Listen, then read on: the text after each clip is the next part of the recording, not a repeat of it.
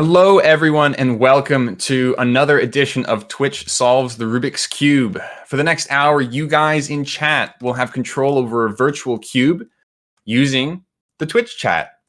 Your goal is to solve the cube collectively. And in these difficult times, we think that this is just another way that we can all get together and do something together while maintaining our social distance properly. This time, I have a very, very special guest. I'm joined by Kristoff, CEO of Rubik's Limited. Hello, Kristoff. Hello, everyone. Great to meet you and great to see you all. So we're going to go through a couple of Twitch solves with you guys. But before we get started, I wanted to give you guys a very quick rundown of the rules about how this is going to work, what types of moves you're allowed to do, and just the basic process of doing this. So there are 9 moves that are allowed on this cube. You can do R moves, you can do L moves, you can do U moves, D moves, F moves, and B moves. Each one of these is allowed, as well as the 3 slices, the M slice, the E slice, and the S slice. So far, we've never seen an E or an S in one of these solves. In addition to this, you can do any of the primes or the 2s. So for example, an R would look like that, an R prime would look like that, and an R2 would look like that. You can do any of these types of moves on the cube.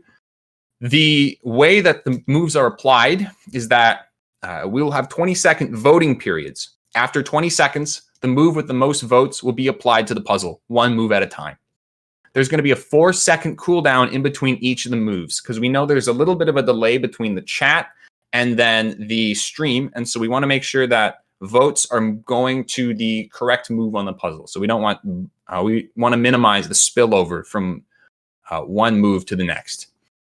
So make sure that you guys are getting your votes in on time because there is a little bit of a lag on the stream and there's going to be a cooldown where your vote will not be able to count.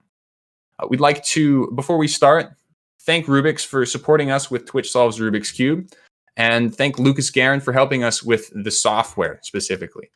And without further ado, we're going to get things started right here. So we're going to transition over. You guys are going to see the puzzle, and we're going to start with the first couple of moves. So good luck, Twitch chat. And so during this whole thing, we're also going to be interviewing Kristoff here. We're going to be talking a little bit about his history as a cuber, as CEO, and then also what Rubik's is involved in and what interesting things they're able to bring to our community and what we can bring to them. So first off, I wanted to hear from you about every one of us down in the chat that's currently trying to solve this thing. We all have a story about cubing, about how we got into it. Sort of, what's your story? How'd you get into this? Well, I mean, I guess I got into it in 2 different ways. First of all, I've been with Rubik's now for a couple of years, and obviously the CEO from the beginning of last year. So in a professional capacity, essentially. But actually, and I'm showing my age now. So I was 10 when the cube came out in 1980, and I actually got a cube when it came out in autumn 1980. Wow. And I have to say, I've always been really interested in puzzles. I mean, I was interested then, and I'm still remain interested now. So like a lot of people in my generation, there wasn't an obvious way to solve it. There was very little available. There was no internet. It seems amazing to think there was literally no internet. I think people need reminding of that sometimes. I mean, right now we have. Yeah, and here we are. And there's hundreds of us speaking and talking to each other. There's many ways to solve the cube, but back then it truly was deemed an impossible feat. So I was one of those many people who were trying to solve it. I do regret slightly. I got all the way pretty much until the very last, I guess, algorithm, as we call them nowadays. Back then, we used to call them sets of moves. It doesn't sound quite as slick. And then finally, and I guess probably in about spring of '81, my German grandma gave me a book and helped me to solve it then. Do you remember your original method at all? or any of the basic steps? I do actually, and because I was coming on this program, I went hunting. Now I'm not normally a kleptomaniac, and I don't really normally keep things, but I've actually found the original book that my auntie gave me from 1981. Wow. It's called Der Würfel. My parents are both German. I grew up in England, but I speak German and went to the German school in England.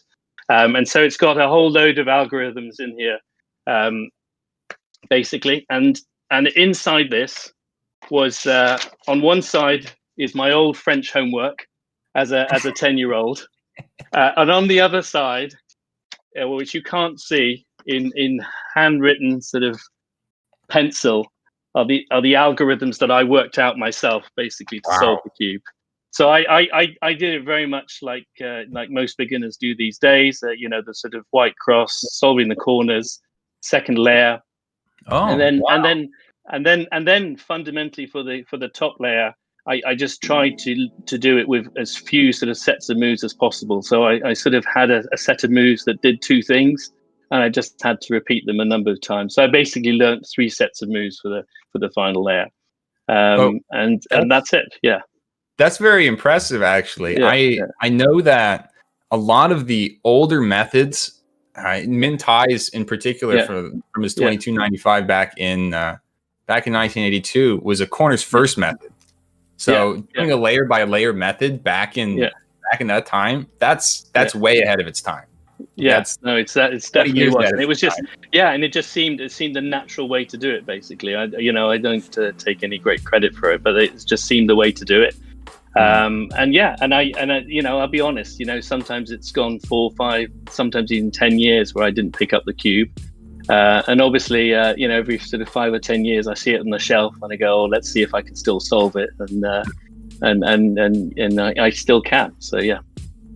Wow. So I have actually been cubing now for 40 years, but I'm absolutely not a cube. I just want to make it really clear, because my times are atrocious, but I have been solving the Rubik's Cube for just almost 40 years now.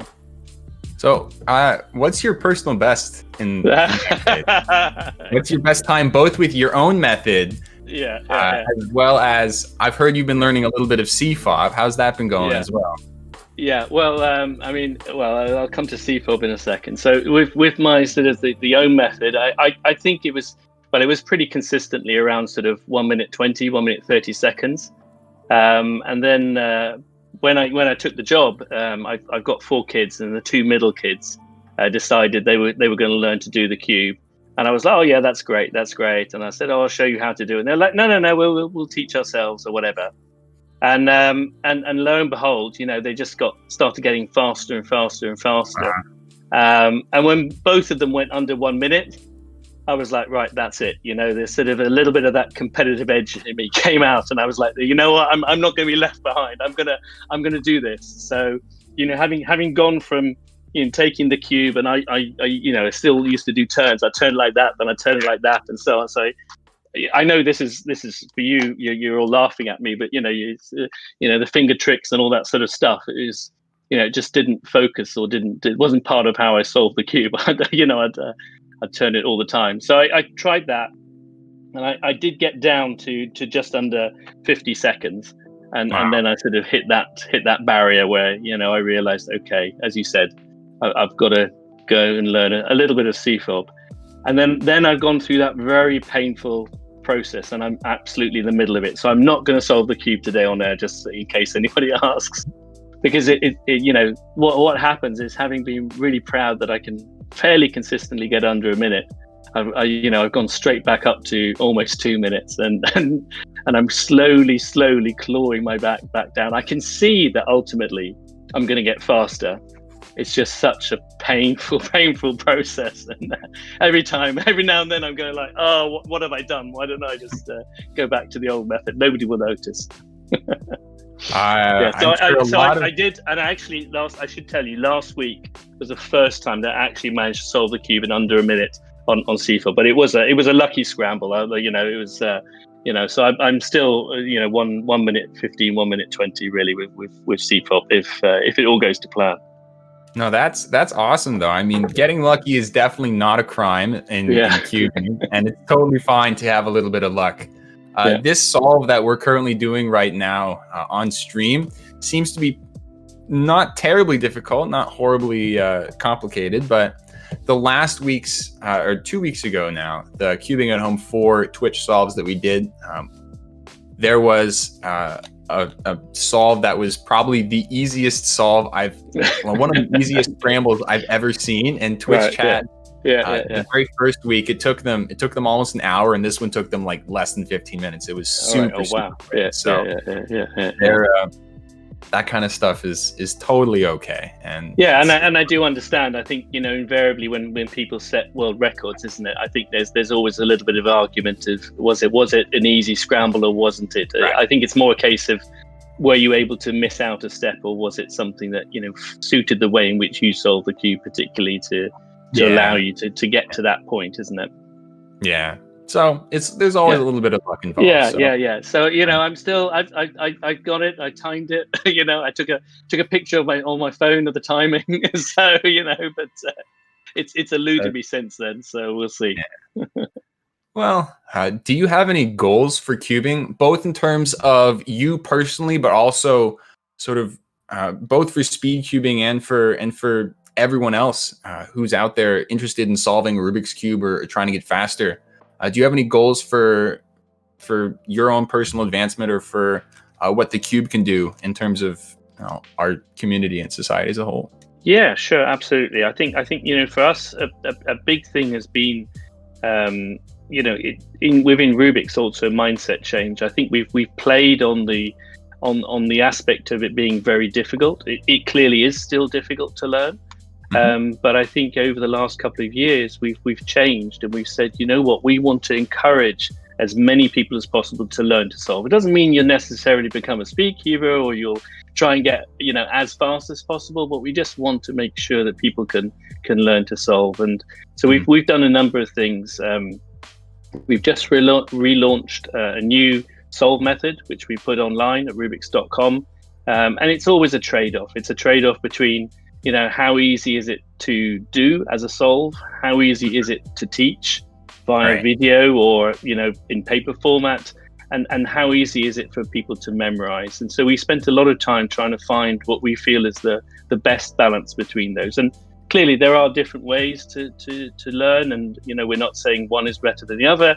It's just that our experience is that this combination is the one that seems to have the highest likelihood of people actually learning to solve, or at least getting some of the way through that. And in addition, really, one of the big things that we've been doing over the last 10 years, it's actually 10 years ago that we started it. Wow. In the US, we started You Can Do the Rubik's Cube campaign. And so we work with 10,000 teachers every year, and we teach 500,000 kids how to do the cube. And it's something we're very, very proud of. And I know that there are a number of people who've got into cubing or speed cubing, through that. Well, I didn't know it was you, but but there you are, you see. And it's amazing. I mention it to some people, and I get that nodding head from you as well, like from you. And it's amazing. Yeah. So did your teacher bring it to your school as well back then, or how did you get into it? So actually, when I moved to Maryland, I used to live in Michigan, and I moved out to just outside of Washington, D.C. when I was in high school. I sort of had a cube, and I knew how to solve it, but I put it away. But there was a very, very large Rubik's Cube club at my school. Yeah. And we did You Can Do the Rubik's Cube, and we have a pretty big rivalry. We're from Maryland. There's a state just across the Potomac River in Virginia, and there's a high school there, Thomas Jefferson, that we were very big rivals with.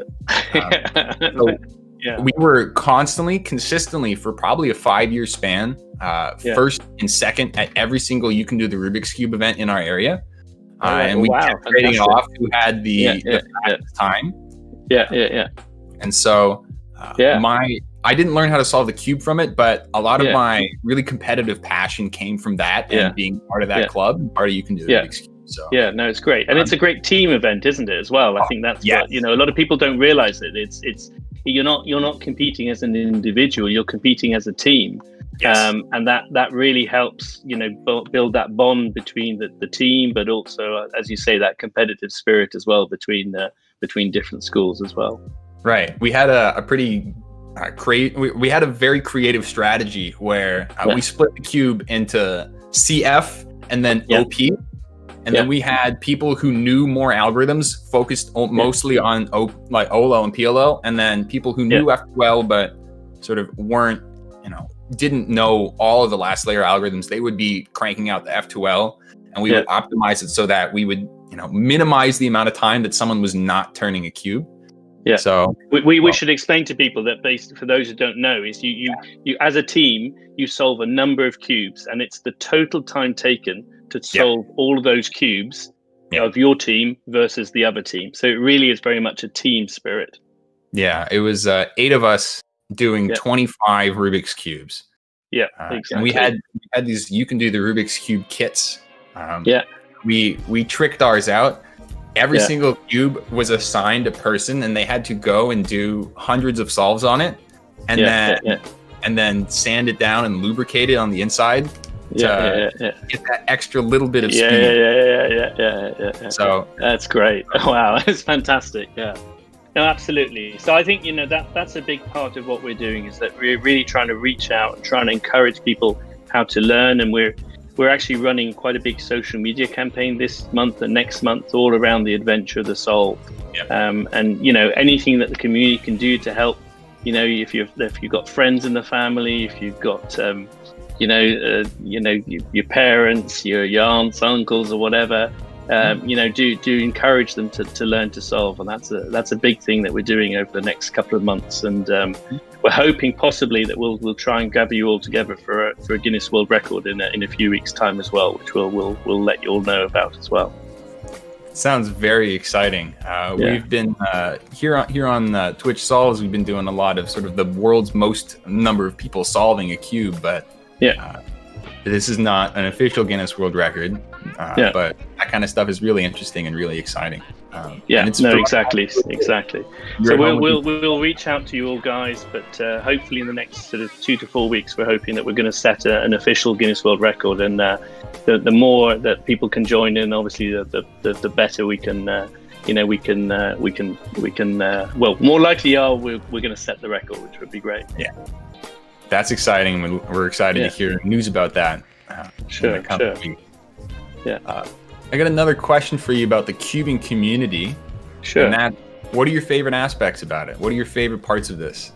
So what I think what struck me, and I guess as a young person who could solve the cube, it's always fun. It's a fun thing to do, and people go, wow, how do you do it? But I think what really struck me, and I got a real sense of that when I was at the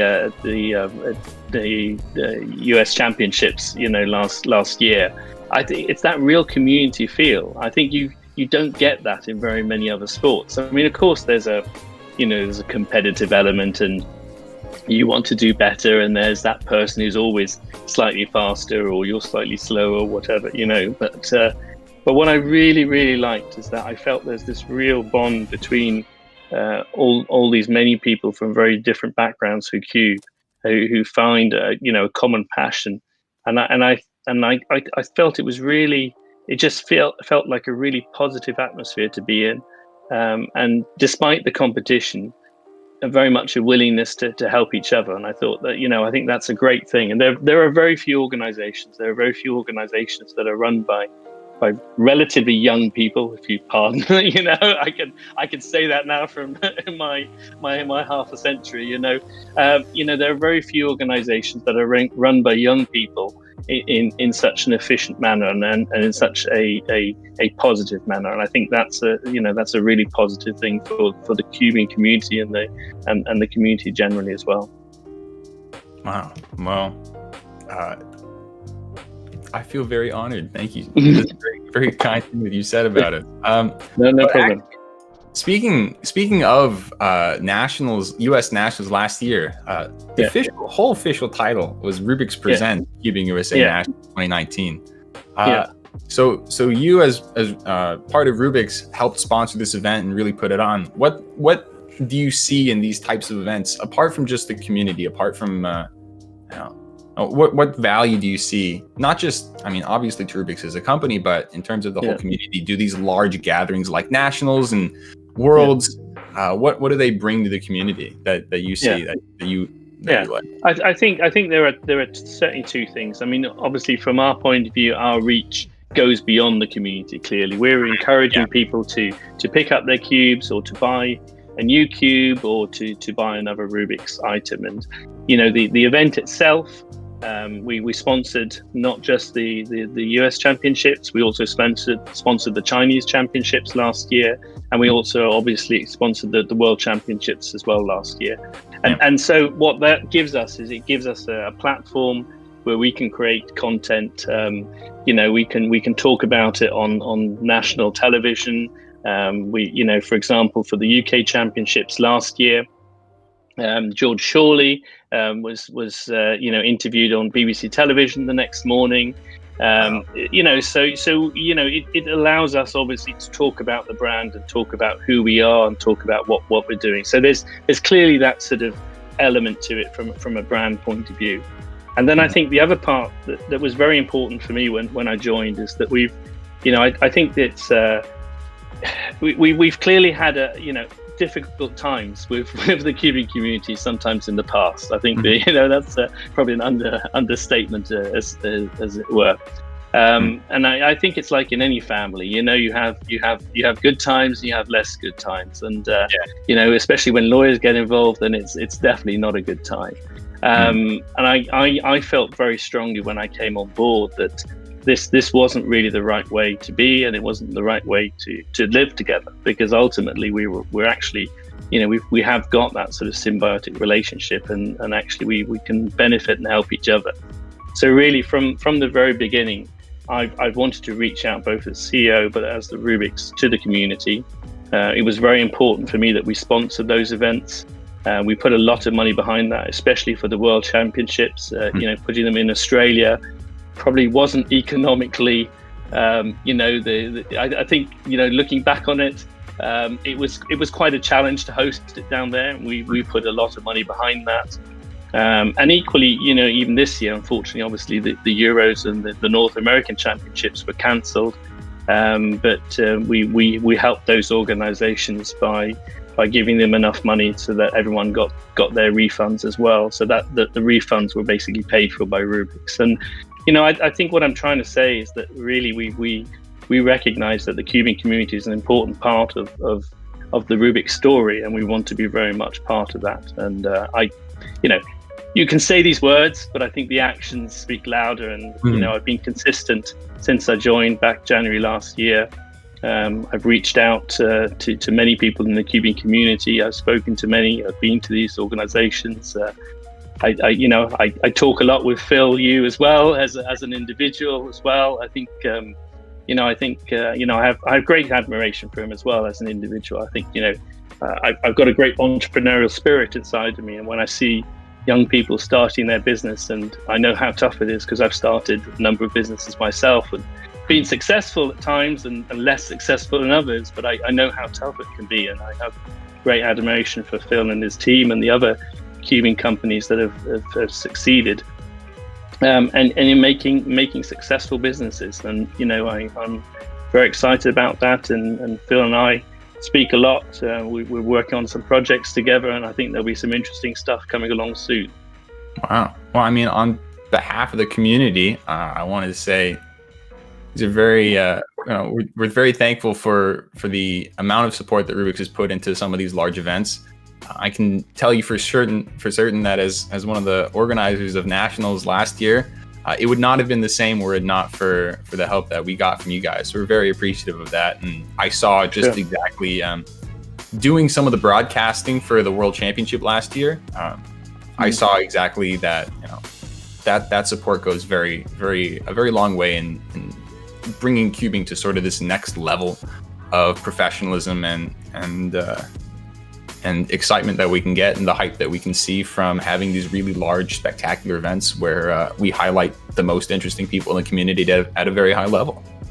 So yeah, no, exactly, absolutely, and I think it's important. I think it's a natural progression. It'll always be a social thing. It'll always be a community-based thing, but increasingly there's a sports element in it as well, and I think it's a positive thing to embrace.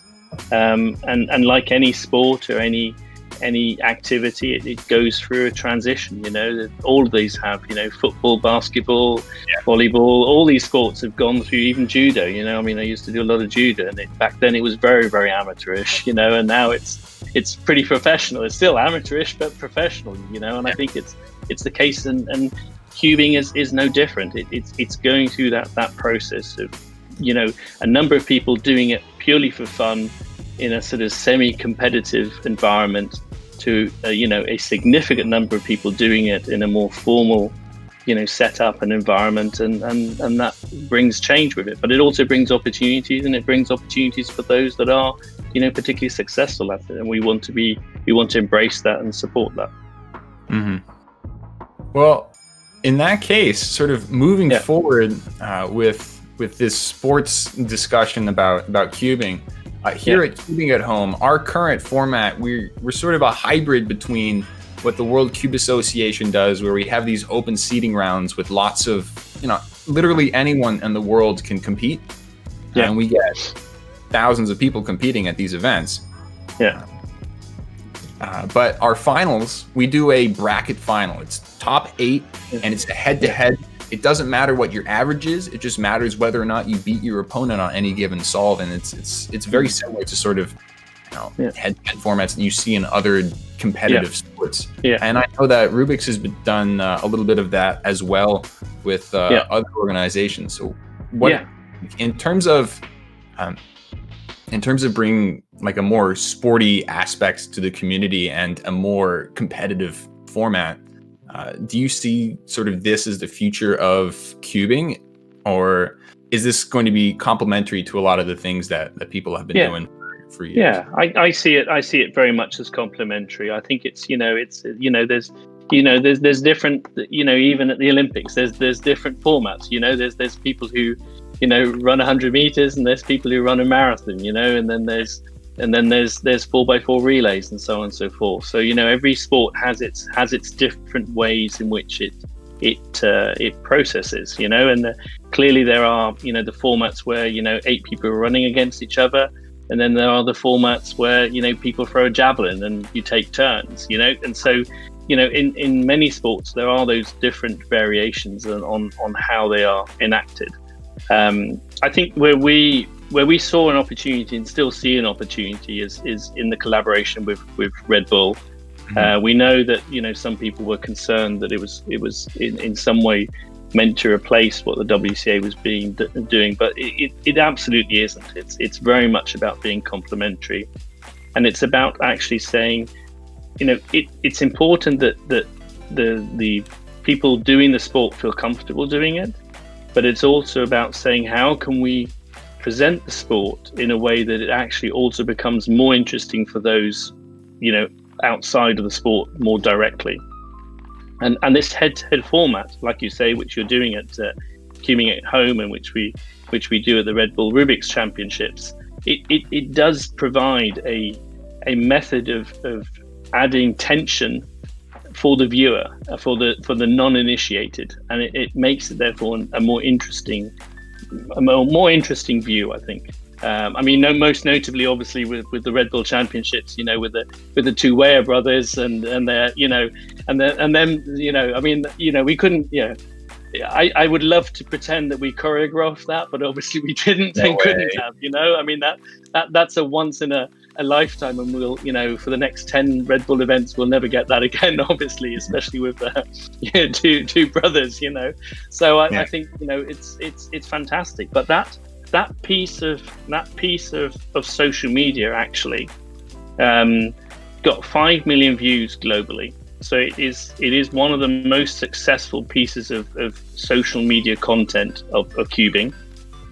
It was the highest viewed Twitch stream that Red Bull have ever done, and Red Bull do a lot of Twitch streaming.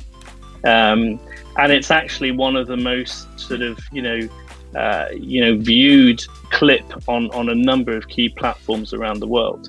And so what that does is it obviously highlights a certain aspect of what people may or may not be aware of. It introduces more people who would, or more people who wouldn't necessarily know that cubing or speed cubing is a sport. And it brings more people into it. And it clearly means that for the next time we can build on that. So I think this format of head-to-head, I think it sits very comfortably alongside what the WCA do. I think the WCA have a great set of rules. I don't advocate any changes to that in any shape or form. That's clearly their remit and their decision to decide what route they want to go down.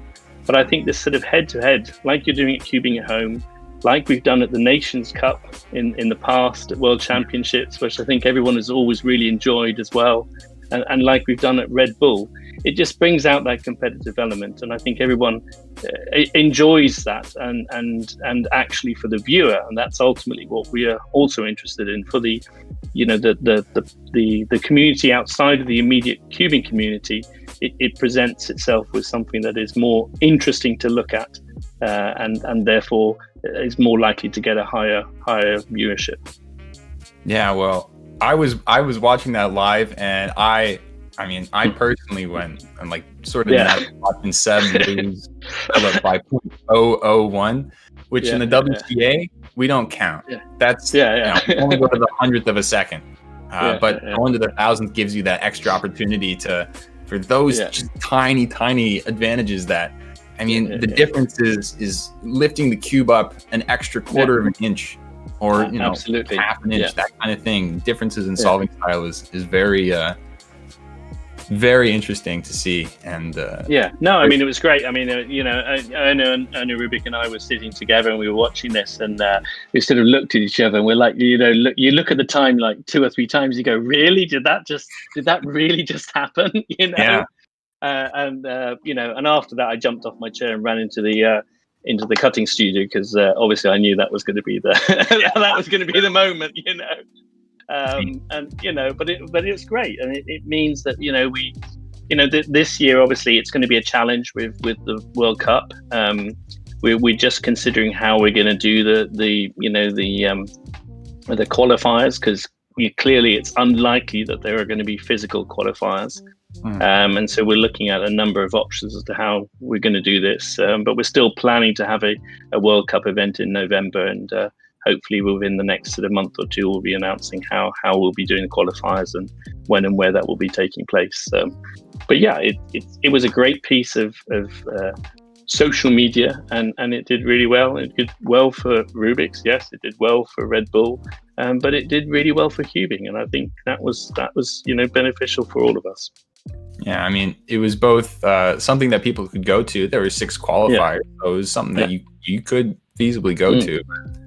Also, for us on the East Coast, it was sort of a 10 a.m., 11 a.m. sort of matinee, really exciting final. But it was live content that people can truly enjoy and look back on and watch it again and again and see those crazy exciting moments. Yeah, absolutely. And that's also why we chose Red Bull as a partner. Red Bull are clearly well known for their ability to put on a show, both whether it's, in particularly in sports, but also in terms of how they set the whole arena up and so on. And, for me, it was really important to, it was great where we were in Boston for those that were physically there or saw it, and it looked good, but I really wanted it to be in an esports arena, and that's what we had it in Moscow. It was in one of those proper professional esports arena, and again, you get a sense as a viewer of how it looks, and you get sucked in, and that's part of it is to encourage people to join in, and hopefully we encourage some people to pick up the cube and some more people to get faster. Yeah. Well, I'm just as someone who enjoys this type of really competitive environment, it's just a lot of fun for me to just talk about. Talk about Red Bull, talk about head-to-head formats, and some of the crazy stuff that happens in them. So it's very exciting for me. But Looking at the cube right now, we actually finished our first solve here, and we're moving on to our second. We're still sticking with white cross, and we've been doing CFOP. And okay, how many moves did they take this time? Because I think the one I saw a couple of weeks ago was, I think that was the first one you were mentioning, was about 120 moves or something, wasn't it? So yeah, and then yeah. So the last time we did this, so the very first time was 120 moves. The second time, the first solve took 55 moves. And then I accidentally mentioned to chat that for them at the time, the scramble was at the top of the screen. And chat immediately went and just undid the exact move that was used to scramble it a couple of times. So they had a little bit of fun there. So we're actually hiding the scramble from the chat this time so that they can't see it, so that we get an actual cube solve instead of a reverse computer scramble. Yeah. But each one of those took 20 moves. So this time I think it was about 60. So about a standard CFOP solve length, although it was there was a nice last layer. The last layer was a little bit more efficient. But we're starting off on our second solve here. And hopefully we'll be able to finish this one. If people are very efficient, we can definitely get it in time. But cool. Yeah. We actually have a question for you about all that we do here at Cubing at Home. You've mentioned that you've seen a couple of the Twitch solves and a little bit of the stuff that we do, but I mean, what do you think about Cubing at Home just in general? I think it's fantastic. I love the fact, I mean, don't get me wrong. I think it's, it's awful, this pandemic, and my heart goes out to everyone who suffers and who's been affected one way or other, whether it's, the job's lost or loved ones are ill or died and so on. So, it's absolutely a horrendous time. But I think it is really, really fascinating that there are a number of big changes that are happening. One of the big changes that, I feel very strongly about is people working from home. I've always questioned that long commute to work, which I know might not be relevant for a lot of you, but it's coming, and, you spend an hour and a half, 2 hours a day, sometimes even more, just to get to a place of work and then, and then back, So I think that's been the change. But I think this Cubing at Home fits in the bill of, is something great that's come out of that. I think it's a great way to connect. I mean, we talked earlier about being part of a community. Clearly, face-to-face contact. We are humans. We crave and we need that face-to-face contact to keep alive and to keep us human. But I think this ability to connect and to interact with each other. And to solve together, I think it's great. It's got some real legs, and I can see this continuing for way beyond the pandemic. I think it's a great thing that you've set up, and I think again it fits in with what I was saying before. It's about you guys have done this all yourselves, and you've got a good following, and again you've done it.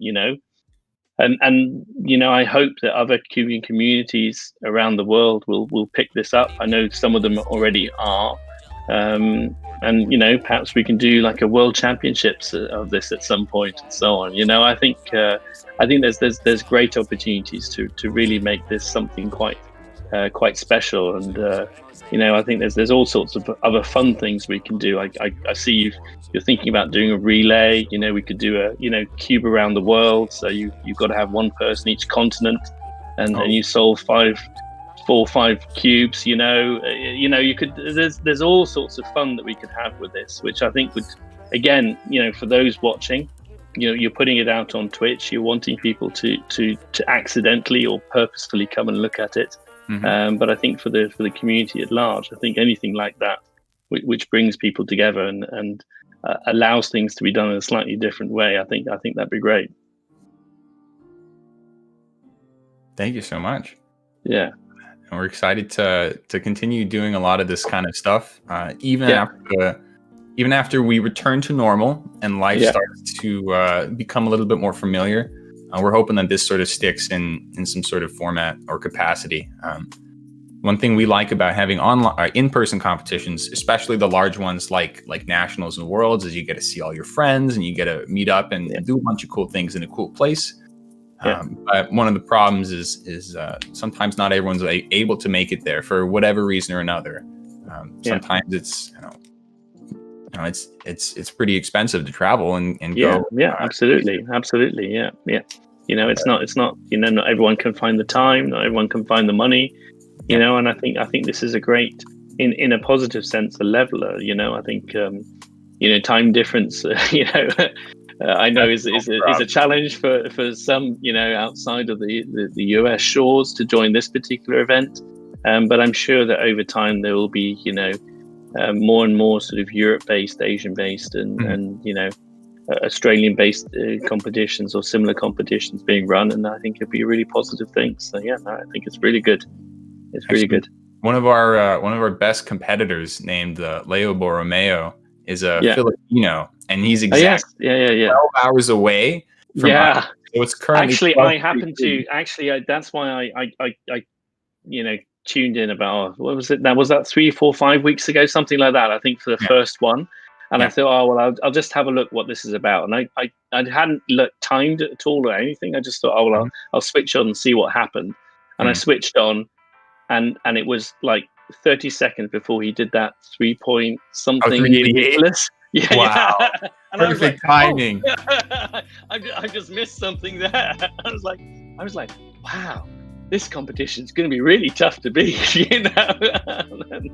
Then I saw the other times, and I thought, okay, it's all right. It's Oh, but still, it was amazing. And having one on stream was. We were delighted, but incredibly surprised. So No, obviously it's a real shame that it doesn't it doesn't count, as it were. But it was great to see, and he's got a great dog and a great following, hasn't he? So I do like his poodles quite a bit. Yeah, I like his poodle actually. So, one other thing that I wanted to ask you about. Obviously, within the cubing community, there are always puzzles coming out that people look forward to solving and trying and being able to use as some of their things they compete with at the highest level.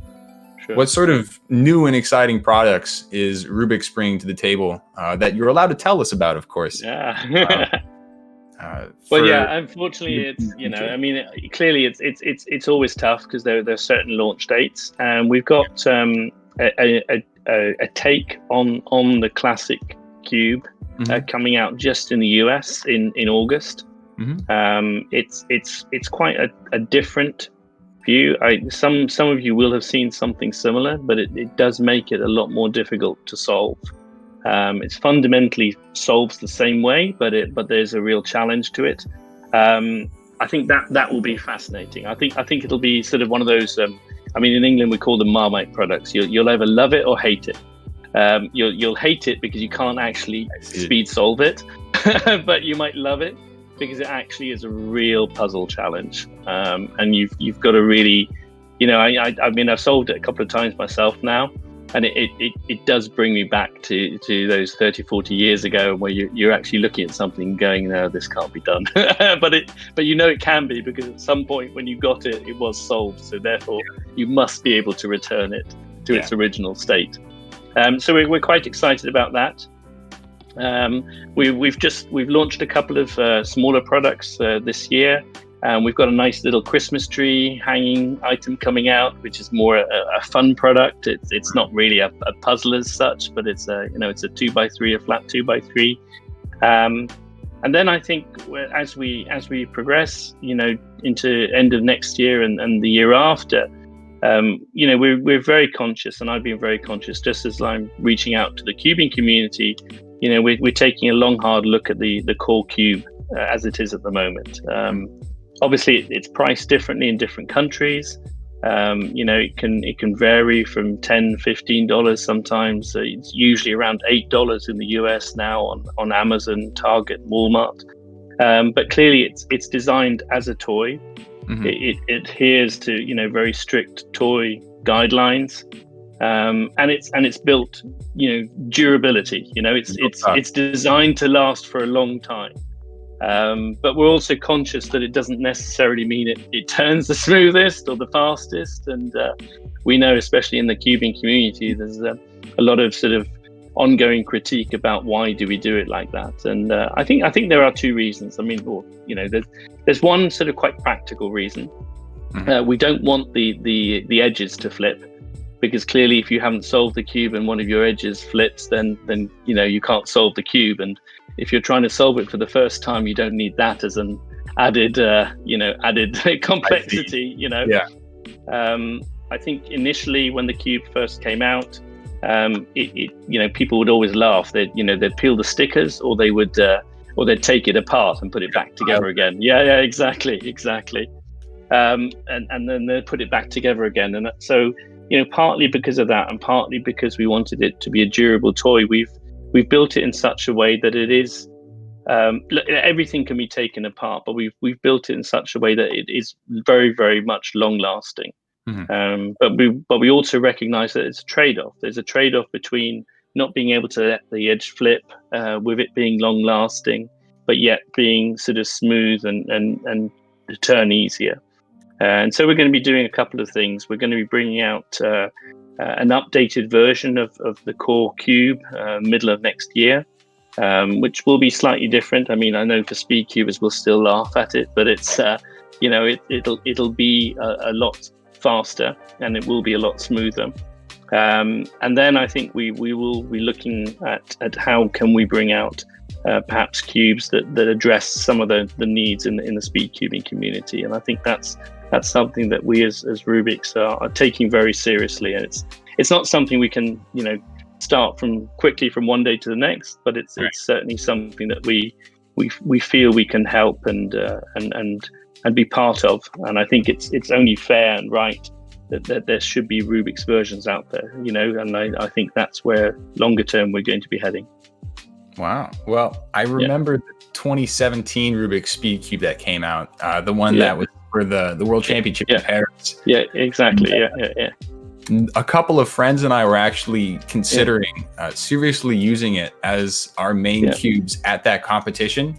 We had gotten it, and like less than 24 hours later, we'd set up and we were prepared to use it at the highest level, literally at the World Championships.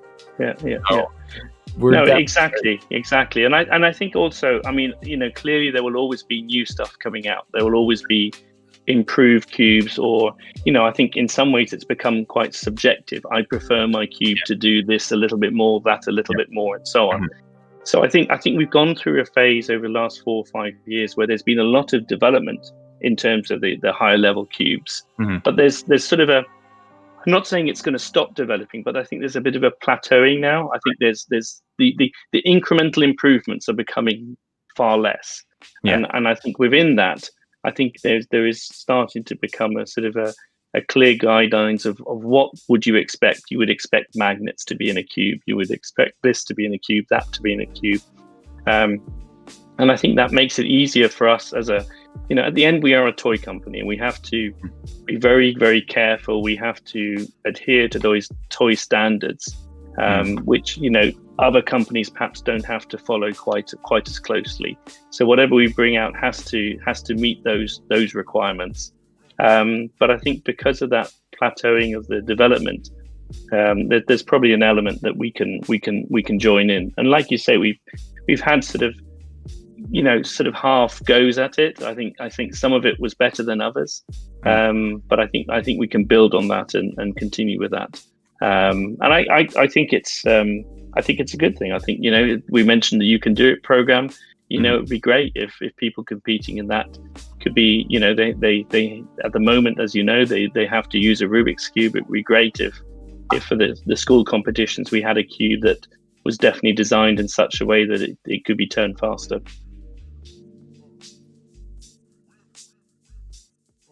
I've lost the connection with you, so I don't know if you're still there.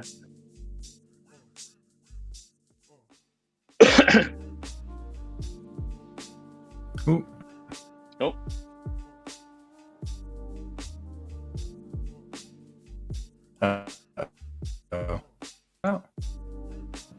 I can sort of hear you intermittently.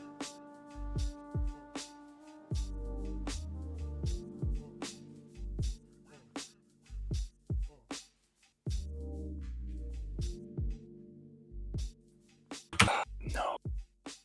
Hello? Can you hear me? Oh, yeah, I can hear you again. There you are. Yes. All right. Good. All right. Okay. We went to the other side of the moon and back. Yeah. Yes. That's the one problem about doing stuff online is that the internet connection is not always 100% guaranteed. Yeah. Well, you see, I wish I was going up in that SpaceX rocket, but hey. That's very exciting. I hope that things go well for that as well. Absolutely. One final question that I wanted to ask before we start wrapping things up, because I see we're almost done with our second solve here. Do you have a favorite cuber that you like watching solve? Or alternatively, another question, do you have a favorite solve that you've ever seen and that you have like ingrained in your brain? This is a question from chat, by the way. So yeah, no, that's fine. That's fine. I think I mean, obviously, I do watch. I've watched some of those faster solves. Mm-hmm. I do like the way, I can't solve the way, but I do like the way Patrick Ponce solves the cube. I don't know. When I look at what he does, I think it's really interesting. I think I'm no way am I color neutral or anything silly like that. But I know you are as well. But but it's I just like the way he looks at the algorithms and so on. So but I it also pains me when I watch them because I think that's so far away. It's probably going to be the next lifetime. I don't think so. I've got full confidence in you. Patrick. Well, there you are. I'm glad. Thank you for the vote. Thank you very much. Patrick's actually going to be on our stream for 3x3 this afternoon. So. All right. Oh, fantastic. Well, I wish him best of luck. Yeah, we really like him. He's got his solving style. The way that I like to think about it is, I would call it intelligent. He's very smart. He knows his stuff. Yeah. And you give him cases, last layer cases in particular, where where if you know the algorithm, if you see the trick, it's fairly straightforward, or it's significantly simpler than your standard solution. He has a lot of those in his back pocket that he can pull out. Absolutely. Yeah. Even when the solve for someone like me, I average 8 seconds. If I look at it and I'm terrified, Patrick has something. He's like, just do this and you'll be fine. So, that kind of stuff, we're really excited to see Patrick doing. And we're really excited to have him on later as well. Yeah, no, absolutely. And we're looking forward to it. I mean, I think, he's he might potentially be coming to the UK actually in the autumn. But I think he's thinking of studying perhaps in the UK, but he lives in New Jersey, and we're if all things go well, we're hoping that the Rubik's Cube exhibition will be opening at the Liberty Science Center in October. It was actually supposed to be opening in May, but obviously it's been delayed because of what's happened. But we're hoping that it's going to open in October, so just across from Manhattan, and that's going to be fantastic. And if all goes well, then Erna Rubik will be coming, and they're going to extend the exhibition as well. So I think that's going to be an exciting time, and a great outreach for a lot of schools around there as well. Yeah, that's because of the 40th anniversary, right? It's been exactly. So it's 40 years since the Cube was launched, and actually, if it does open around October, it'll be actually 40 years exactly since it was launched in America. So it'll tie in really nicely actually with a number of other projects and things that we've got going as well. So I mean, it was the Liberty Science Center's most seen exhibition that they've ever had actually. They literally had millions coming through that, so they're really excited about it, and they're hoping that will also drive a lot of publicity as well, and they're great with their outreach to the local schools as well. So I think it's going to be great. We're hoping it's going to be October if all goes well. Well, definitely fingers crossed for that. Yeah. I mean, I remember seeing the event back in 2014 when That's it was, it. Yeah, it was exactly. first released then. Yeah, We had US Nationals there that year at the Yeah. Liberty Science Yeah. Center. It was really cool to just be able to run upstairs and see I don't know, an exhibit about, the thing that you spend all of your life doing. Or spare time doing. Exactly. So the hope there will be that it will be there for 7 or 8 months, and obviously we'll once that's confirmed, we'll reach out with Cubing USA, and if we can coordinate that again, have have the championships there, that'd be great. Wow. It has been an absolute honor to have you for this entire past hour. No problem. How are they getting on with the scramble? I haven't been able to see it up till now, but that was the one good thing when we lost connection. I can actually now see it in my top right-hand corner. So yeah, they're getting close. Yeah. There is one last algorithm they're about halfway through right now. Right. The last algorithm was a V-perm, which is one of the worst possible cases you can get. And you're almost guaranteed a slightly slower solve when you get that. But they're almost done with it right now. They actually successfully were able, in their algorithm, you have to do a rotation. And in this solve, they were able to successfully do the rotation. So it was very, very impressive that they've been able to do this. And so far, all of their solves have been using 2-look last layer. So they're not using 2-look OLO and 2-look PLO, which I was honestly thinking that they were going to do because that's easier to coordinate. But they are. Do you think they're getting better every time you're running this? There's a bit more coordination, or from the last time that we did this, I know they're super coordinated because they were able to. The first time we showed them the scramble and they reversed it, we're like, okay, we're going to outsmart them. We're going to show them the scramble just for a little bit so they can set up their cube and follow along, and then we're going to hide it. And wrote down the scramble and then completely reversed it. So they're getting coordinated, and they're very, very intelligent. That is quite good. And I wouldn't expect anything less from the cubing community. No, exactly. But it's good, great. And how many people have you had online today?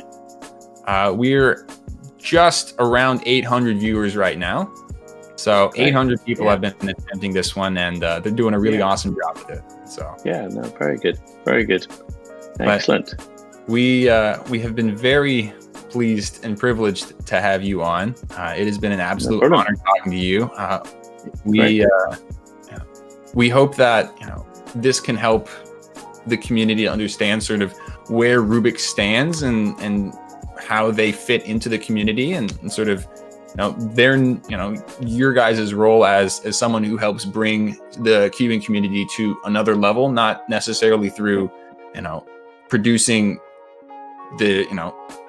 puzzles all the time, but supporting us in ways that let us reach a bigger audience, get people excited about cubing, and help connect us to people. And we're really appreciative of that. And we're excited to see new products and new adventures that Rubik's and the community are going to be going on.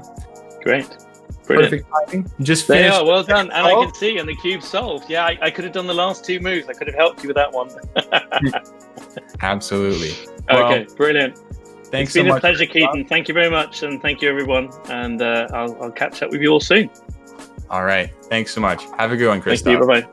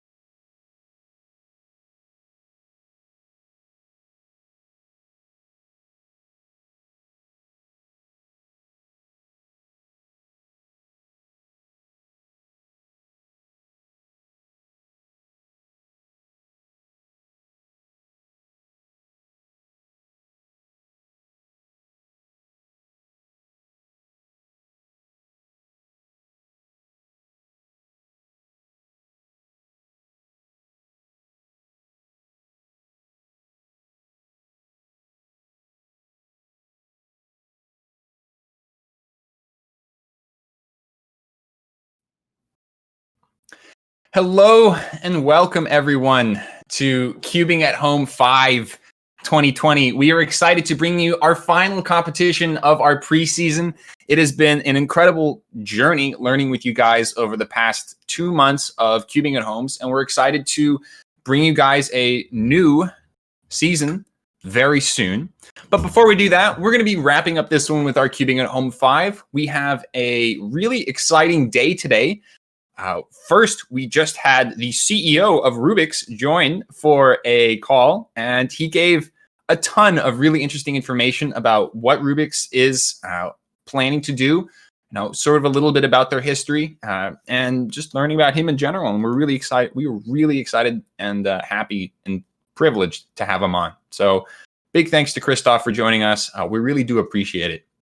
However, at this time, we are going to be moving to our competition. So this event is going to be our last one, and because of that, we're doing a really exciting giveaway for you guys in the form of a bracket challenge. If you have not gone and checked that out, please do so. You can win a $1,000 Cubicle gift card if you correctly predict who's going to make it to 3x3 finals and who's going to win each different round. So you need to be able to correctly predict every single seed in the bracket and then who's going to advance. And if you do that, you get $1,000 in Cubicle gift cards. And even if nobody perfectly gets it, which it might happen, to be honest, each person who gets closest will get a $100 Cubicle gift card. So you still get a great prize if you're the best one. So make sure you go do that bracket challenge. That is on the Cubing at Home 5 page. So please go check that out. In addition, we've got a bunch of exciting events today. We have 2x2, 3x3, 4x4, Kilink, Blindfolded, and Skube. And in addition, if you haven't done so already and you want to try and get some 5-blind solves done, please go ahead and do that. The scrambles have been open for those. So we have a bunch of different events. I'm going to show you how to scramble an N by N, a Kilink, and then a Skube. Exclamation point challenge in the chat, by the way, is how you can find the bracket. So exclamation point challenge, you'll be able to get it there. So to scramble a 3x3 or any N by N puzzle, you need white on top and green on front. You're going to have F moves in front, B moves in back, R moves on the right, L moves on the left, U moves up top, and D moves on the down layer. So if you were here for cubing for Twitch solves, you should be familiar with this notation already. For Skube, remember you want to hold the corner in the front. That is the white, red, and green corner. And then you've got 4 moves on Skube. You've got U moves. Yes. You've got R moves, L moves, and then B moves in the back. I feel like a flight attendant. And then finally, we're going to be moving on to Kilink. This one's a little bit different. Kilink, first you want to hold it white top, green front. And then you have 5, 6 different sides that you can possibly do a turn from. There's the U layer, there's the F layer, there's the R layer and the L layer. And then there's the BR and BL. And then in the scramble, you may see flip. So what that means is you take the cube and you do 180-degree turn. The closest that you can get to a flip on a Kilink. So that's what you want to do for Kilink. And then for blindfolded, you do the same type of notation as 3x3. Same with 4x4 and 2x2.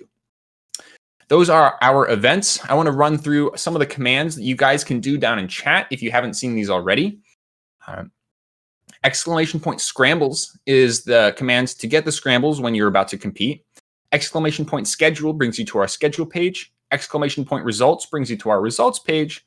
Exclamation point FAQ brings you to our FAQ page. You can access our Discord through exclamation point Discord. That's also the best place to be able to ask any small questions that you may have or participate with a bunch of other cubers in the chat and talk about the stream and people on and your own solves in addition to the Twitch chat. And exclamation point tutorial if you want a video tutorial for all of the things that I just talked about. We also have gift cards that are going to be given away this entire day. So not only do we have this bracket challenge that's really exciting and it's going to give $1,000 to a specific person, we're going to be giving away $500 worth of gift cards on our Twitch stream that are just given to people throughout the day. There's no special entry that you need. You just need to be a participant in the chat and be watching the stream the entire day.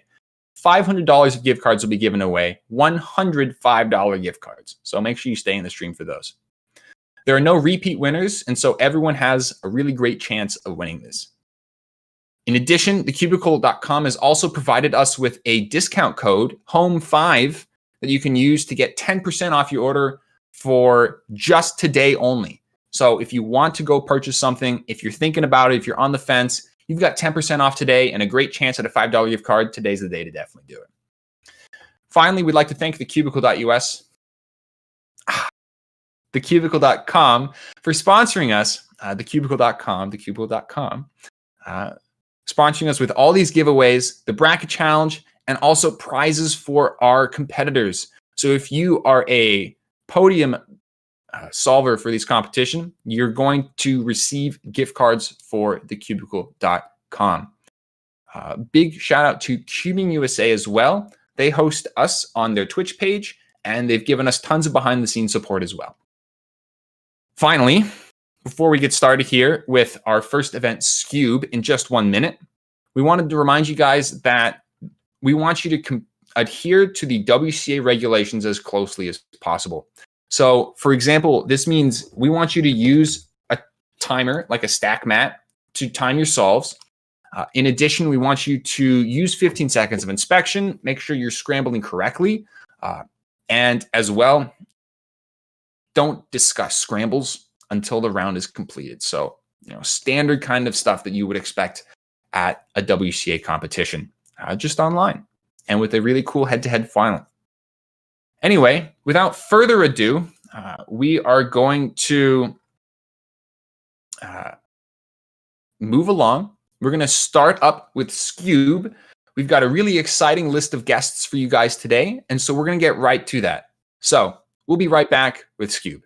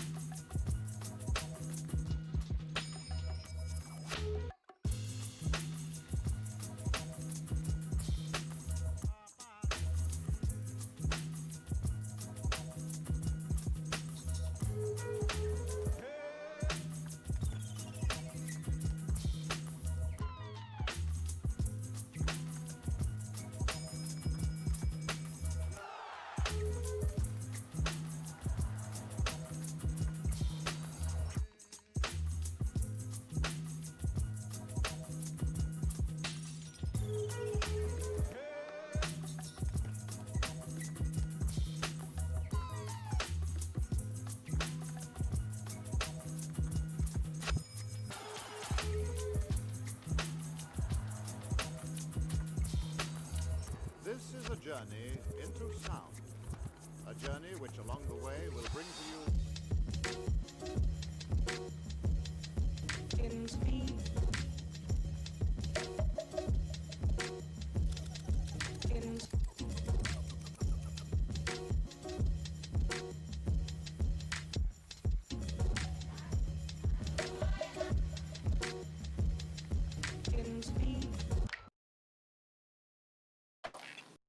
And we're live. I'm Daniel Carman. I'm Daniel Karnock. And we are about to start Skube Finals featuring Carter Kukala and Łukasz Berliga. So welcome to both of you. Thanks to both of you for joining us. Looking forward to some pretty high quality Skube solving. So whenever you're ready, you can get started with the average. Yeah, and you can probably mute us now. Yeah. Okay. Whenever you're ready. So both of these cubers both of these cubers are super talented Skube solvers. Łukasz has world record average. 2.03. Carter is insane. 7th in the world with 238. Wow. And Carter was saying he averages like 2.4 to 2.5 nowadays, which is insane. That's crazy. Yeah. So we He's should averaging that. Yeah. consistently. That's crazy. Yeah. Like it's Skube and Pyraminx are pretty close. And that's surprising because it definitely seems like when Skube was added that it would always be a little behind Pyraminx. But they're quite close now, which is pretty cool. There's something so unique about the way Pyraminx and Skube turning has developed compared to like 2x2 turning. Because like 2x2 turning is extremely straightforward for the most part, but like for Skube and Pyr turning, you really have to like learn these new finger tricks and like also learn how to one look with these finger tricks, which is like something that I've struggled with and you are very proficient at. Yeah, that's a 313 for Wukash. Ooh, nice. Yeah, so he Maybe was not nice talking to us before. Yeah, he was talking to us before about this, and he was saying how he's having some trouble one-looking, and that's something that he wants to work on now. So you might see a pause after his first layer on a lot of these solves, but we'll see. Right, that's usually the gist for world-class solves. It's usually one of two kinds of solves. It's usually either they make the layer and they one-looked it and they go straight into the alg, or they make the layer. An 826 for Carter. And Wukash got a 274 on the second solve. Ooh, nice. So Wukash is definitely taking a bit of an early lead here. Yeah. Seems like Carter just kind of messed up on that one. No worries. I think Hopefully he can come Carter back. can. Yeah. Yeah. Doesn't seem like any blocks on this scramble, and Wukash is having a difficult time. That's a 4, I'm guessing. Oh wow, Carter did well on that one. All right, none of them said it, and we couldn't see it. Yeah. Carter had a nice Can you solve. let them know? Yeah. But looks like Wukash had a 3-point something. It did look like a 3 to me. Yeah, I think it was a 365, I'm guessing.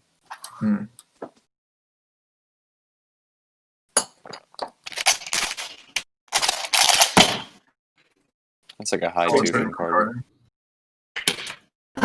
A 2-something, 212. 272. 272, okay. I think. Yeah. I think it was a 2. It didn't look like a 212, but Yeah, I don't think we've seen any low 2s yet. yeah.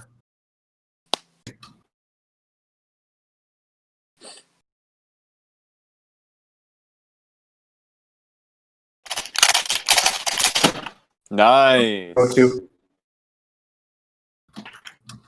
He lagged a bit on my end. Wukash is happy with that one. That was a 288. Nice. So he's got a pretty solid average there. Definitely sub 3, which is good. Yeah. And we're waiting on one more solve for Carter. Wukash, what was your average? It's 292. Nice. Solid average. Yep, I'm happy about this. Ooh, some slight lockups from Carter. Cool. Let's see what his average was. What was that average, Carter? 6'6". 266? Yeah. Nice. Starting off with an 8 too, and ending up with a 2.6. Yeah. Solid, He saved it. 82. yeah. Nice. So great job to both of you. Pretty solid averages. And thanks to both of you for being on stream. We're going to now pass it over to the analysts, Phil and Stanley. But yeah, stay tuned for that. Thanks, guys. Thanks. See you. Yeah.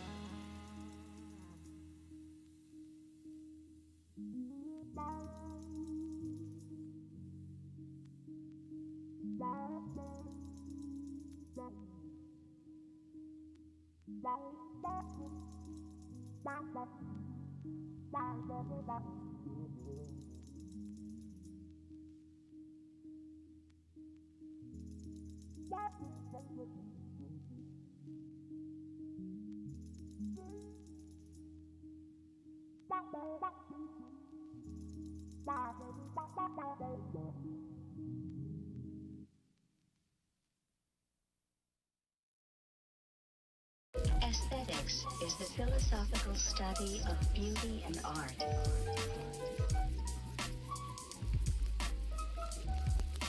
Although it may appear that art implies the idea of beauty,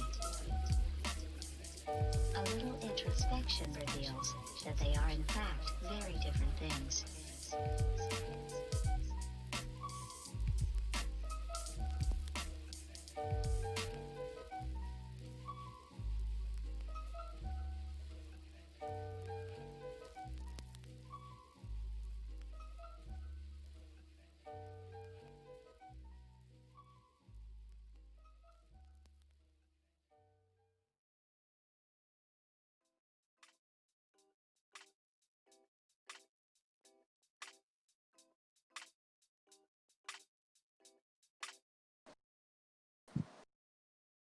Hey everyone, it's Phil and Stanley. We are here with Carter and Łukasz.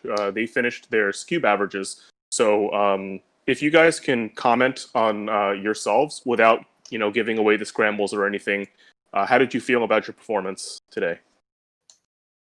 Me, I thought it went terrible, honestly. Like, started off with an 8, so I guess that kind of didn't help with the rest of the average. Then I got kind of had lockups near the end, but it didn't end up being too bad. But Yeah, so I was expecting something around 3.0 or 2.9, and there is 2.92 average. Also, I wasn't sure if I'm gonna get really sub-3 average because my hands are cold. I stupidly decided to wash them before the event. Well, so it's not yeah. a bad idea to wash your hands now, so yeah.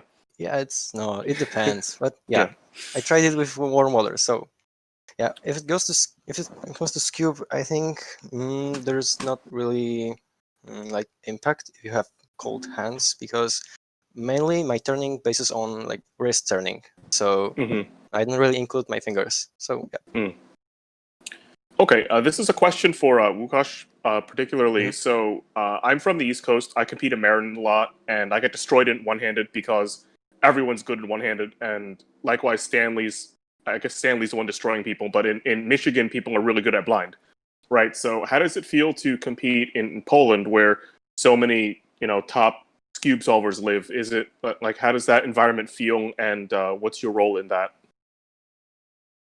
I mean, in like 2017 or 2016, I don't really remember, it started to get like a bit nervous because till then there was me, Michał Żywulski, and Jonathan Kłosko, which were like mostly in the top 3, but then like Michał Krasowski came up, so he's also really fast skipper. He has 223 average.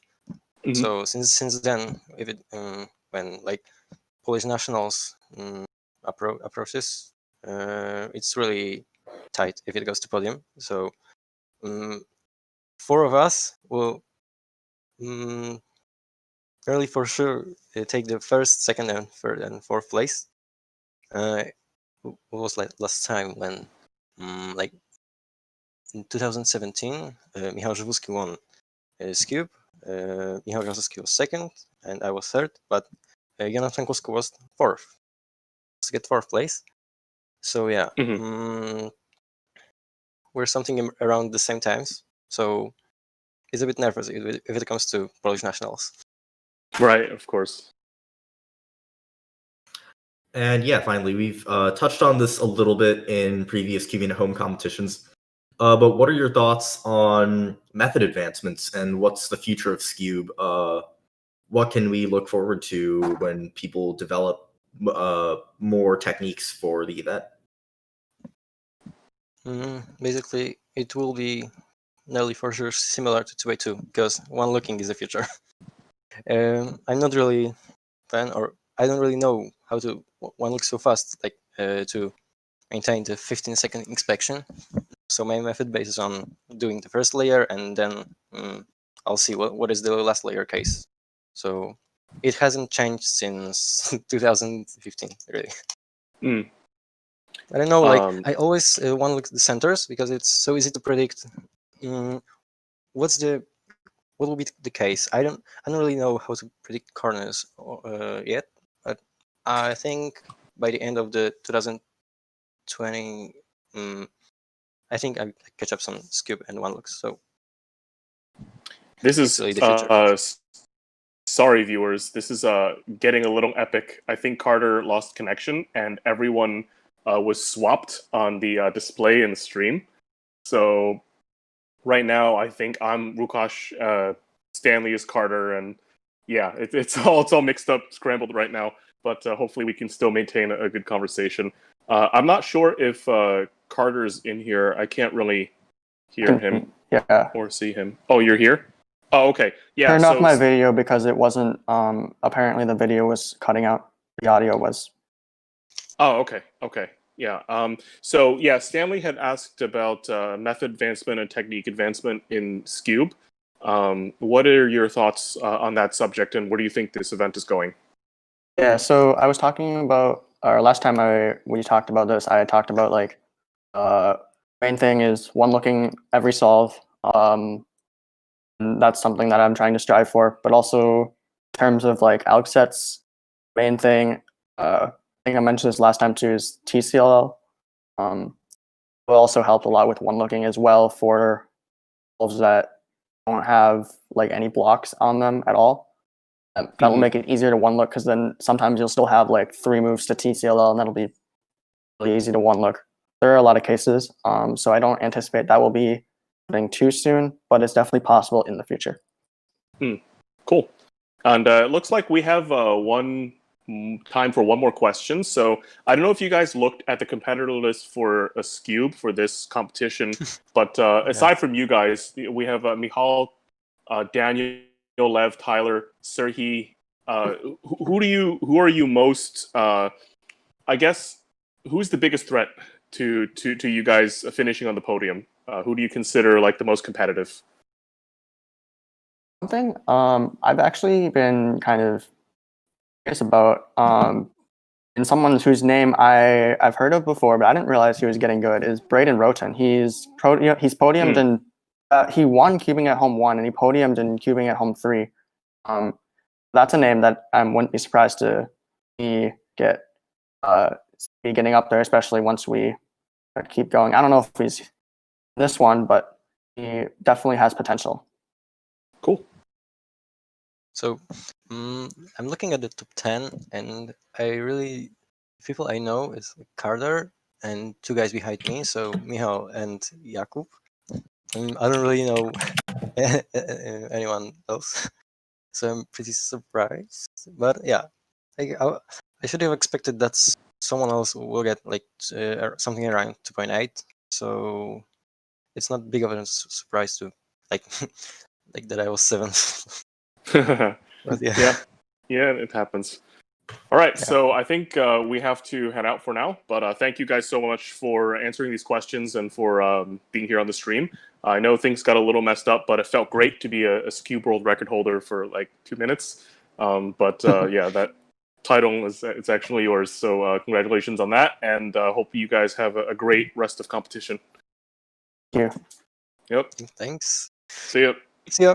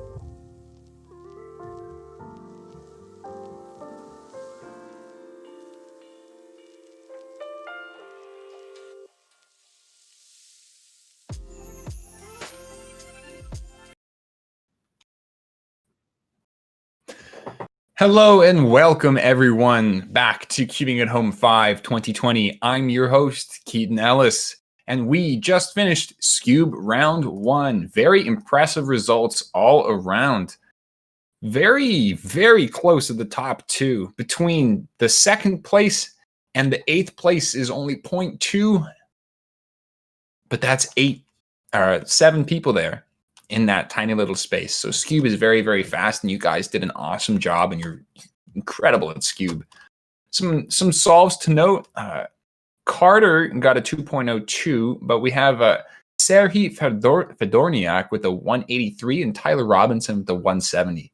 Both of those guys have historically had pretty good Skube averages in competition as well. So it's really cool to see a couple of good solves coming out from them. But next up, we're going to be moving on to 5 blind. So for those of you who don't know, 5 blind normally doesn't take 20 minutes. We're not asking people to do 3 solves in that time.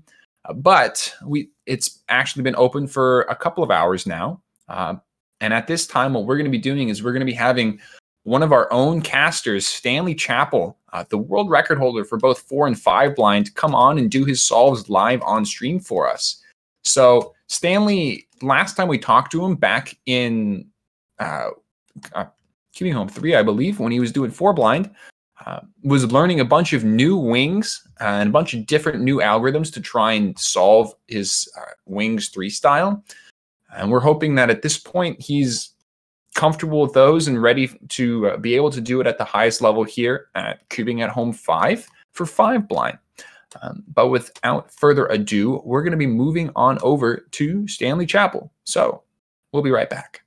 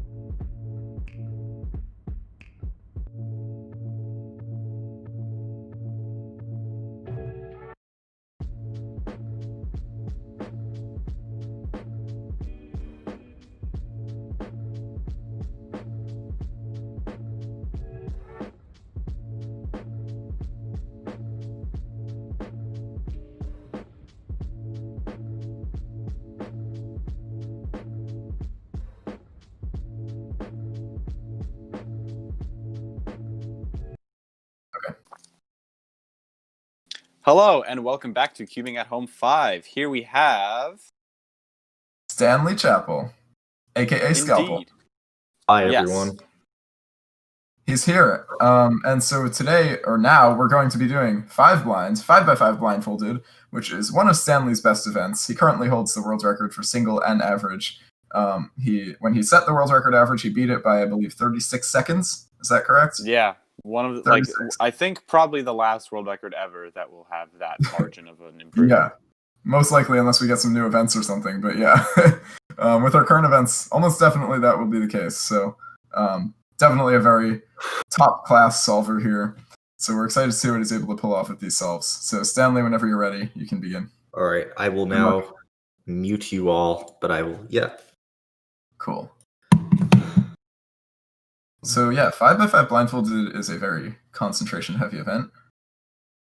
Yeah. His current world record single is 2 minutes 21 seconds, and his average is 2 minutes 27 seconds. For reference, this includes the time it takes to memorize it. So if you're a relatively normal cuber out there, and maybe you can solve a 5x5 in about 2.5 minutes. Stanley can memorize and solve it blindfolded in that time. So we'll see. We'll see what he's able to pull off. It's kind of crazy. Like, yeah. It's sort of unfair. He's at the level where I remember when these times were worlds there still are world class, like really good 4-blind times. So yeah, he's just very very next level stuff here. So quite exciting. He says his memo takes. Yeah, sorry, go ahead. No, I was just looking at the world record progression at 5x5 blindfolded, and man, like, it's improved. Actually, the mean world record has gone down like crazy since 5 years ago. It was at 7 minutes. But also at the time, means weren't official, so that's true. Yeah, but 4 years ago, the single was in like the mid 4s. Yeah, that's insane. So yeah. I remember when sub 5 was the big deal, and now he's getting, he's edging in on sub 2 almost. So, dude, it's insane. He's recently been getting sub 1s on 4-blind on his own streams. Yeah, like I think, and memo at 1 minute. Oh, nice. Yeah. He got a 54 while I was watching a stream, and I was like, I missed it. I was like, wait, what? Yeah, that's crazy. Yeah, he was telling us before that, when he was in his prime, he was averaging around 50 for memo. For 5 blinds, but he said he's expecting, like, he would be happy with a 110 at this point. He's got a bit of a pause here, so hopefully he can recall. But Stanley's pretty good with pauses, though. Yeah, he seems to be coming back. I got this. See, he knows we're worrying about him.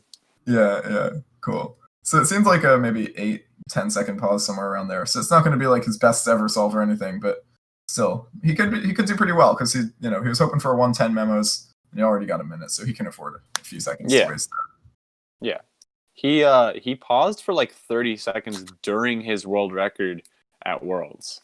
Yes. So he's okay. He'll be fine. Yeah. To be fair, that's not world record anymore. That's true. But still.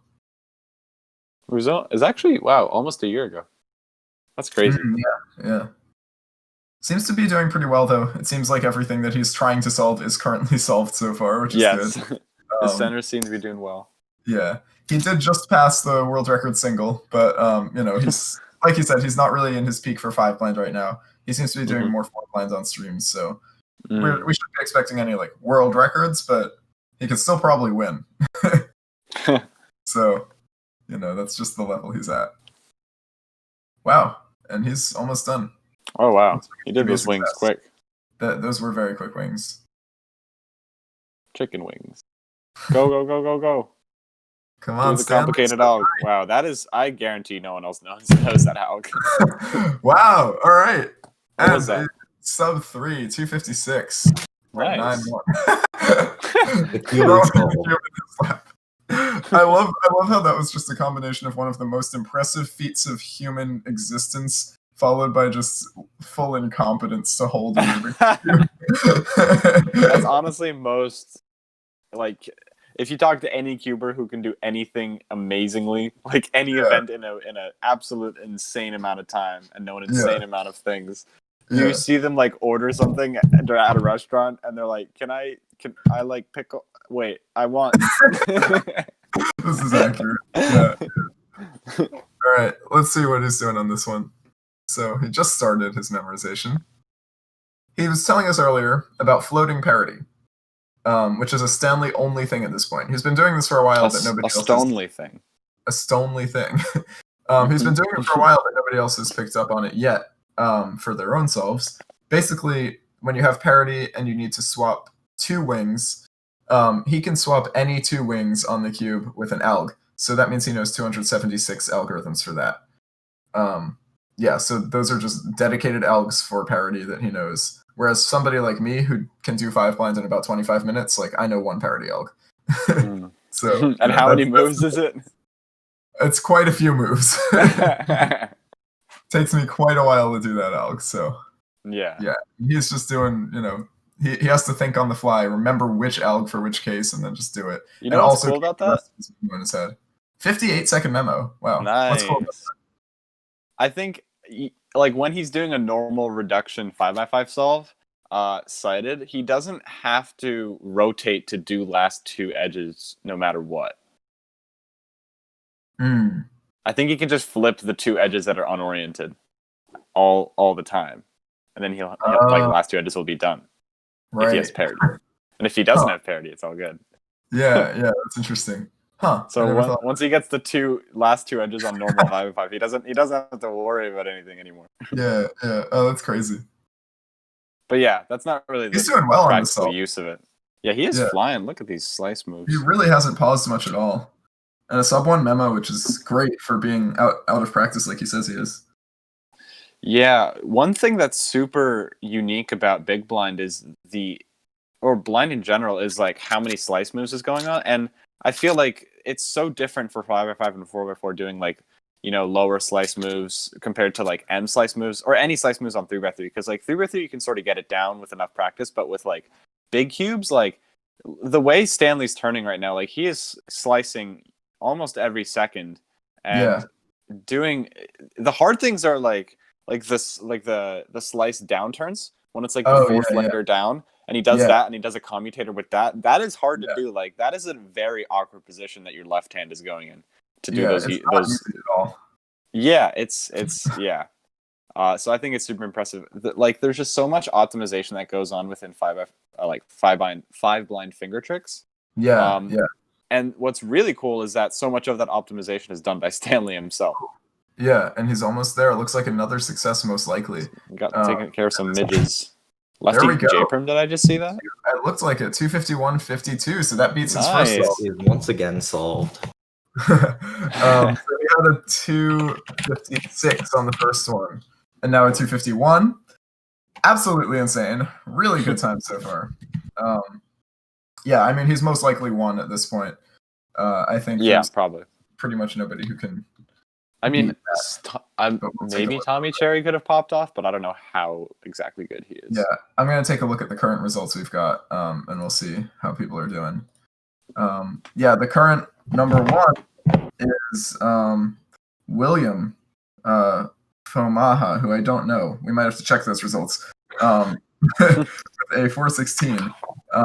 Second is Manuel Gutmann with a 421. There's nothing else. I don't see Tommy Cherry on here yet, so maybe he hasn't put his results in. But yeah, I'm sure he'll get something good, or he might DNF, but that's okay. Yeah. I mean, I'm pretty dang sure Stanley's gonna win this. Yeah. That'll do it. And like maybe he'll get a mean. That would be pretty cool. Stanley Because barely he basically did a turn and he was world champion at Worlds. Like Yeah. double.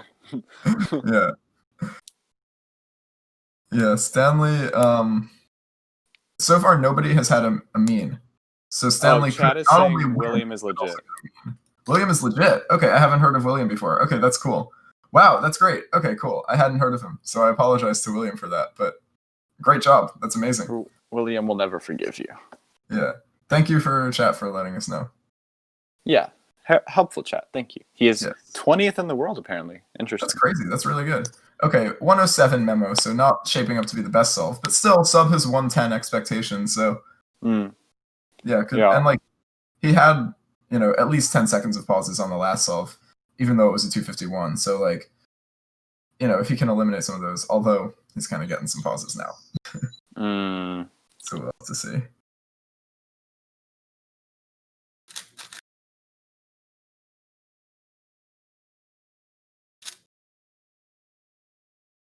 Yeah, this ain't happening. 141 for Stanley Chapel. Oh wait, is that solved? Oh, it's not. Man, if you squint hard enough, it might look solved. Yeah, if you squint hard enough, that is it's kind of solved. If anyone in the chat said something along the lines of mean plus, it's all your fault, obviously. I mean, to be fair, Derpy and I kind of said it. I said it. Sorry about that. Mean polls. Yeah. But congrats. That is almost definitely winning. Yeah. So congrats on that. Great times. I think we're going to now pass it off to our analysts. who's normally you, but this time around it's going to be Phil and Keaton. Yeah, but thanks, Stanley.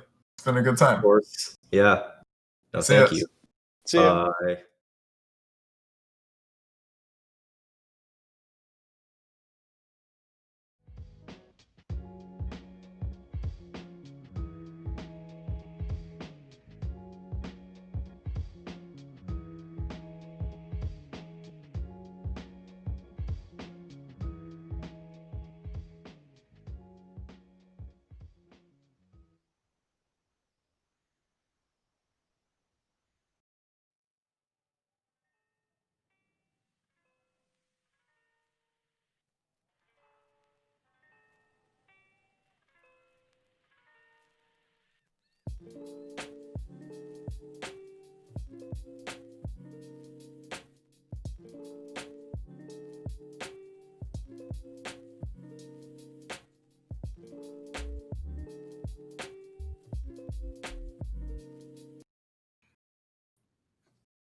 Hello, everyone. I'm here with Keaton and Stanley. We all actually work here, but Stanley was the one who was doing the solves on stream. He did 3 5-blind attempts, 2 successes and 1 failure. So walk us through these solves, and how did you feel in going through that? So overall, I wasn't terribly practiced. I'm pretty out of shape 5-blind wise. So I wasn't expecting too much, but even still, this is like extremely disappointing. Like I was expecting probably like 240 at the worst. But in any case, with streamers and things, can't ask for too much, and like 2 successes is pretty good anyway. Overall, memo is sticking pretty well. Just took a bit longer to find. My tracing is usually like the first thing to go when I don't practice for a long period of time. So overall, the qualities of my solves were exactly as expected. They were just like about 10 seconds slower than I would have wanted. Speaking of memo, was there anything in your memo that was particularly interesting? Because I know people like to visualize things, right?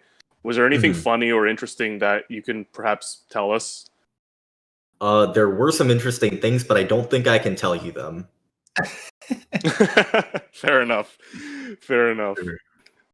One thing that we also wanted to ask you about, Stanley, was related to the last time you were on stream for 4-blind. You were doing a bunch of updating to your 4-blind algorithms to get your wings up to shape.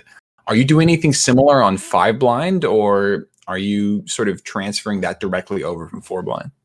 Overall, 4-blind transfers work very well. Obviously, there are some differences that you need to make to accommodate the puzzle's differing structure. Even though they're both n by n's, they're actually extremely different to turn for 4-blind to 5-blind. The middle slice is a much bigger barrier to fast turning than you might expect.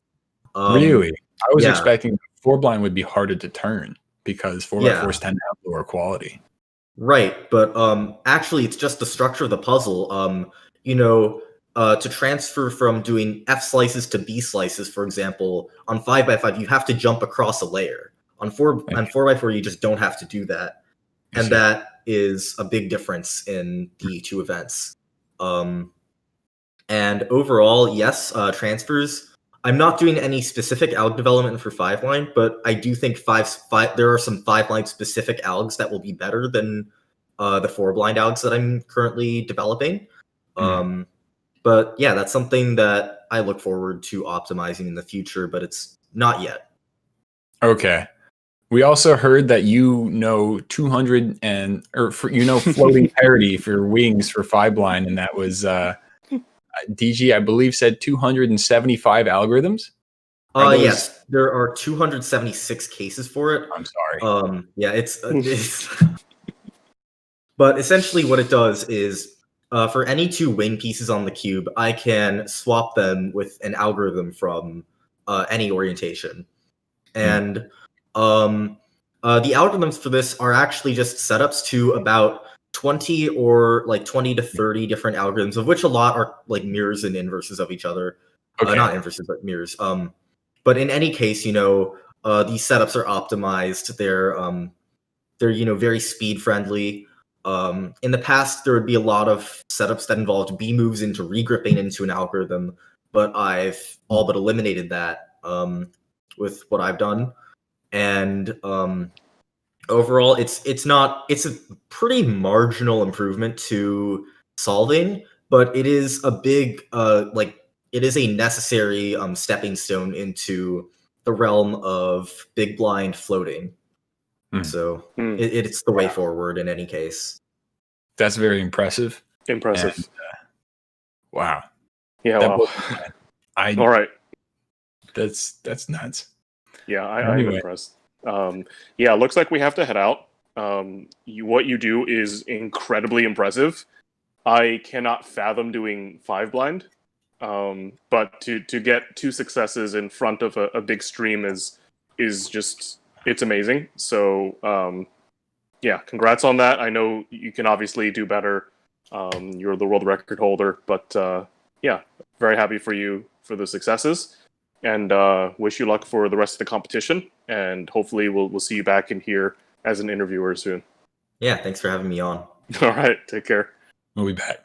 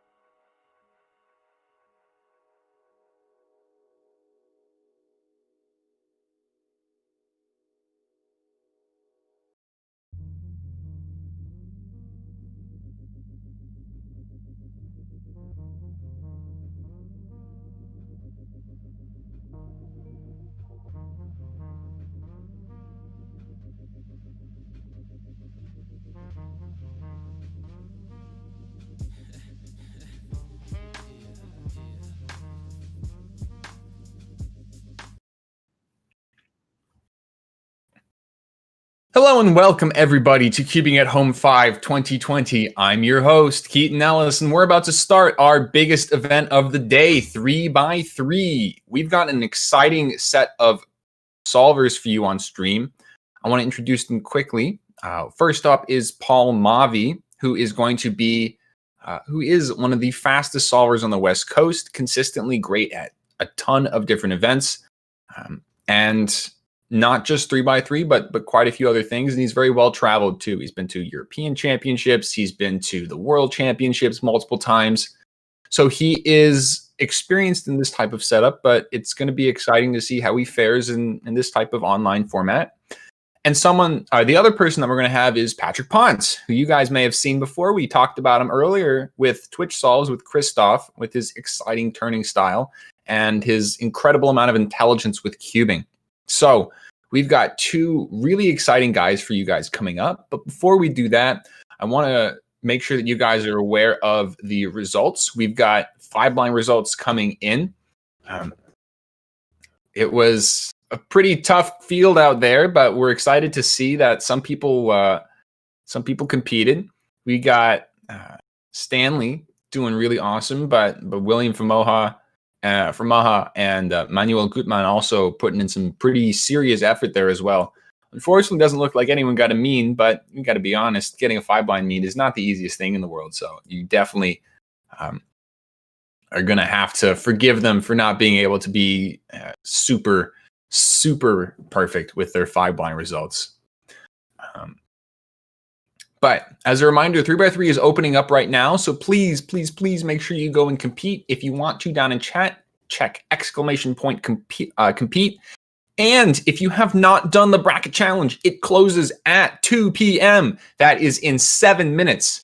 If you have not done it, type !challenge down in chat. You have 7 minutes to fill out your bracket and get a chance at winning $1,000 if you have a perfect bracket. So you need to make sure that you go in there exclamation point challenge. Get yourself a form filled out with your name and hope for the best. We know that it's pretty hectic and it's a little bit random, but make sure that you guys are doing your best.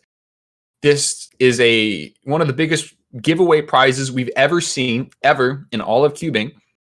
There have been huge prizes at World Championships, but this is a giveaway, and it's dependent on your brain and ability to predict people. So make sure that you guys go in there and get that done.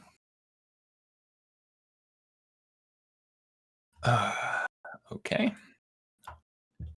As always, big shout out to the cubicle.com as well as Cubing USA. The cubicle.com has been helping us. We've been doing giveaways this whole day. $500 are going to be given away just to anyone who's on stream. $1,000 for the bracket challenge and prize support for all of our podium winners this competition. And a ton of help with us behind the scenes as well. There's no way we could do it without them. Also, Cubing USA, we are on their channel right now. You are here at twitch.tv/CubingUSA. We are here.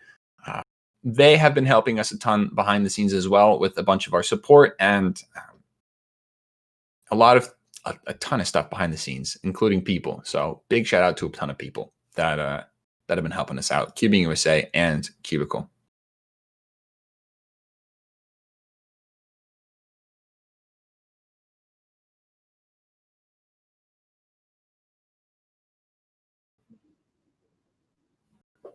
All right.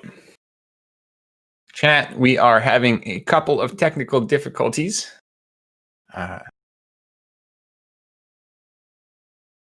So, unfortunately,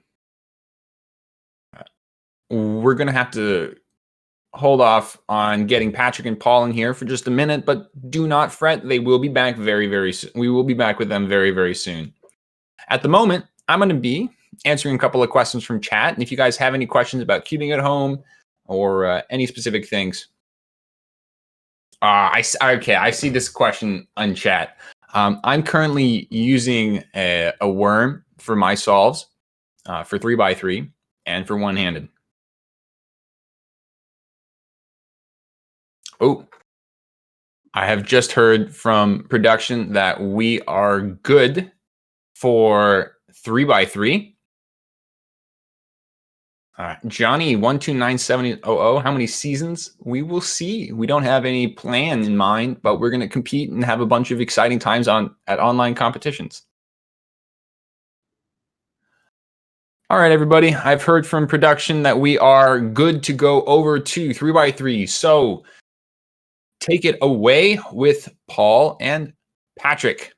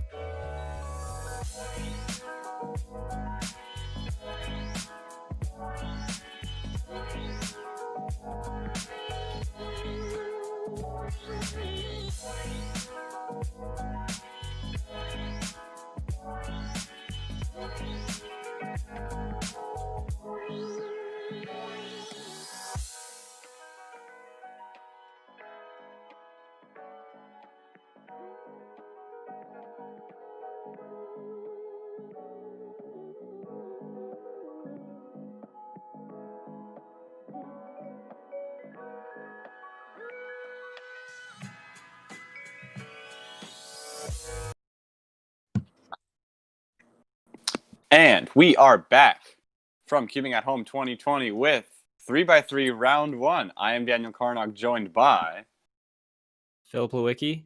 Very excited to watch Patrick Ponce and Paul Mavi here. Two fantastic solvers. Yeah, we'll get right into it. Yeah, guys, so you can start your average, and just like a reminder to take out your headphones and mute your audio. All right. Wait, where? I'm done. Where are the scrums? Does someone have the scramble link?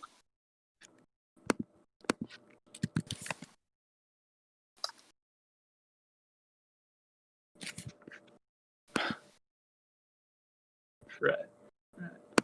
Go to compete. Okay. What is considered good for Kilink? I think like low 10.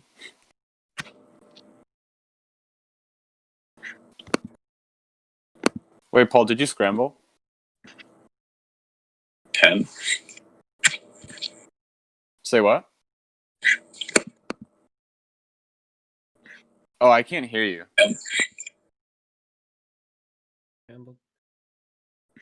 Yeah, we still can't hear you.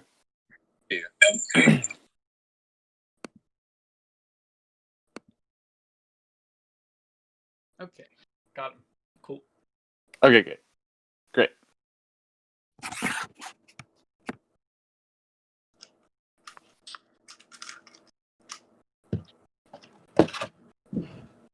It doesn't matter too much if we can't hear you, Paul. It matters more for the next segment. But right now, as long as you can hear us, that matters more. But yeah, if you guys are both ready, you guys can start right now and go at your own pace.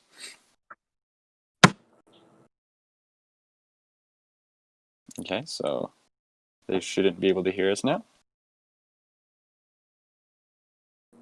So we actually have two competitors from the opposite side of the country. We've got Patrick from New Jersey and Paul from California. Patrick's F2L looking real smooth there on the orange cross. 6.9. Yeah, no inspection, 689. That was a fantastic solve. Love to see it. Green cross from Paul. Yeah, but it just looks like Patrick. Can you show the time, Paul? Right now. He has a 978. Oh, okay. He has a display. Yeah.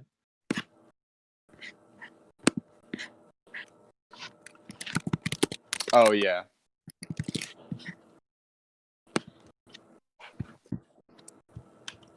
Paul only does green cross. Is that true? I don't know I don't think that's true. Seems possible. I do vaguely remember that. Oh wow.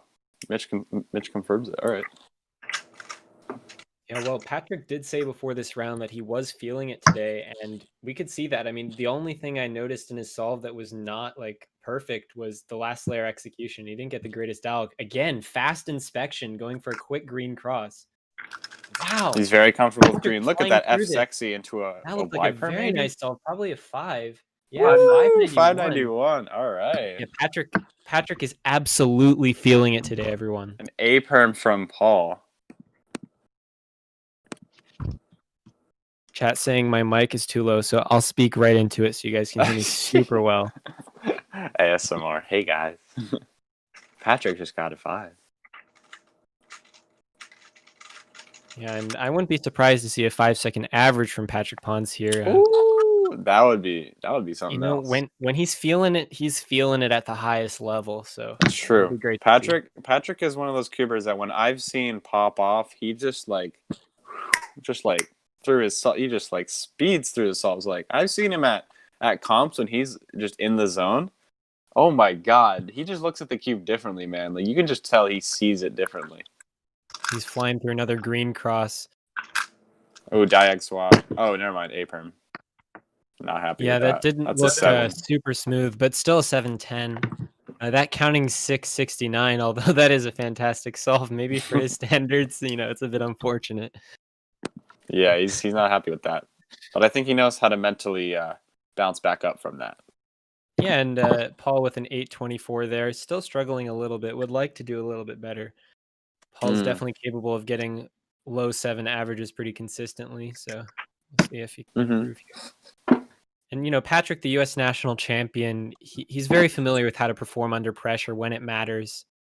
And oh yeah, he's wearing that American flag today just to remind everyone of his championship prowess.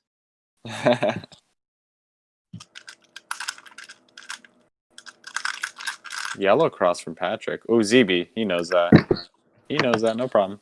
654. Yeah, 654. Honestly, that F2L wasn't looking so smooth. A few lockups, and the ZBLL kind of saved him there. Yeah, really. Without the ZBLL, it probably would have been a high 7. So it's good to see.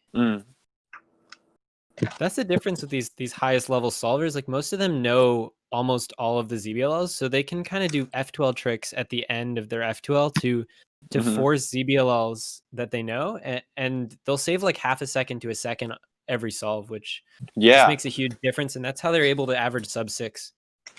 Yeah, like such a big part of like consistently averaging sub 7 and just getting 6 after 6 after 6 is just like knowing full U, T, and L set. Like that's like the basic bread and butter for last layer like advanced stuff when you're getting that speed. And it's like really hard. I wouldn't say it's really hard. It's just really tedious. Learning that many algs.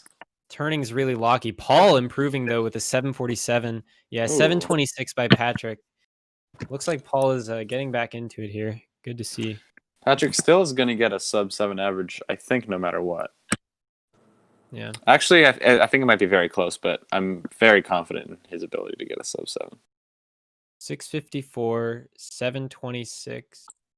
Or no, 710. Oh yeah, definitely sub 7. Yeah, he's done. Let me calculate his average. Oh, what was his? Wait, 640, 654, 660, 654, 680. Okay, that makes. Oh yeah. I forgot. So the counting times are 710, 6. 654, and 669. I think. yeah. So Patrick, solid average. I don't know if Paul has another solve. His video seems frozen. No, he's done. Okay. Oh, okay. Both competitors are done. So I guess we'll move to the interview stage. Yeah. So thank you guys for solving. We will now move to the analyst section. So yeah, stay tuned for that. And yeah, thanks for tuning in.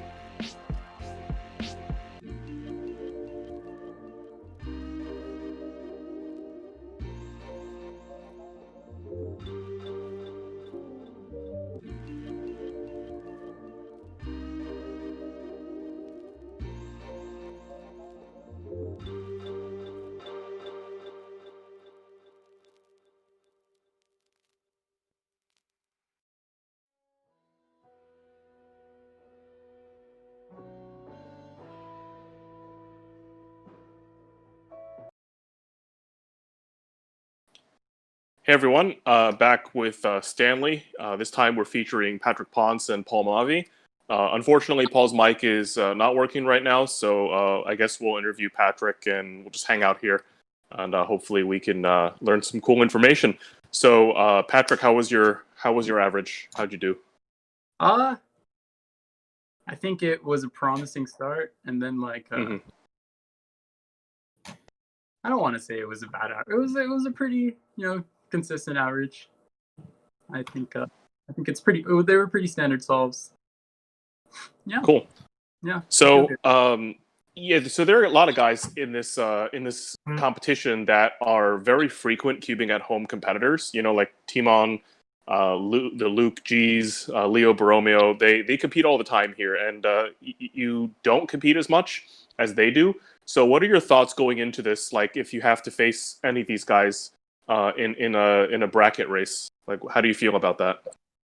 I think they definitely have the advantage there, because whenever you compete and whatever the competition is, if someone has more experience in that environment, that usually gives them an upper hand. Mm-hmm. But we're still solving cubes, so I think it'll be pretty fair, right?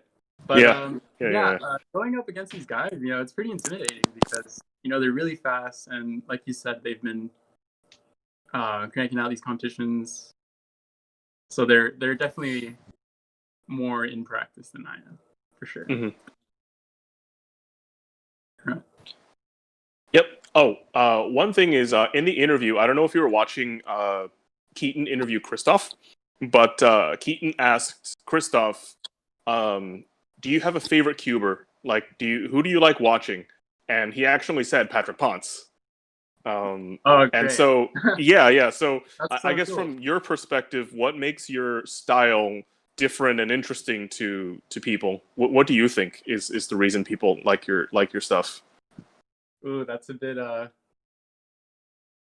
don't know. I don't really self-analyze. So I don't know. You're a coach, though. From what I'm told,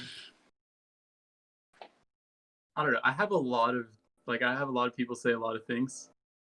I think the biggest thing that people enjoy seeing is my turning. Mm-hmm. Been described as slippery or just weird. I don't know, flowy, whatever. But the most common thing I get is slippery. It's like the cube just magically gets solved. Is what I get a lot. Sure. I think also people come to me asking about weird last layer stuff all the time, because I've been in a lot of situations where I was just messing around with the cube, and then I find these weird last layer stuff, and then I share it to the community, and they're like, "What? You can do that?"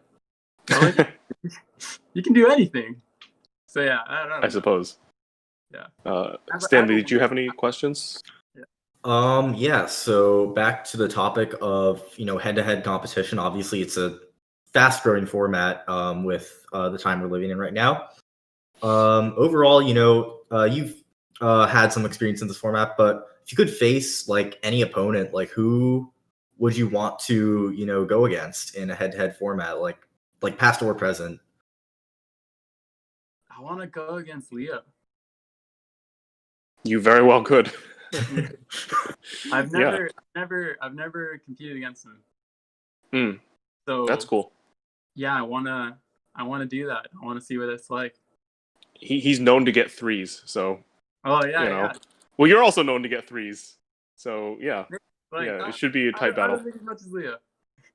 Yeah, cool. Okay, I think we got to head out for now, but thank you guys so much for competing on stream. It was really cool to have you, and hopefully you guys do really well, make it to the next round, and then can get a shot at the finals. So good luck, have fun, and take care, and hopefully Paul can join in next time when the mic gets fixed. All right, see you later.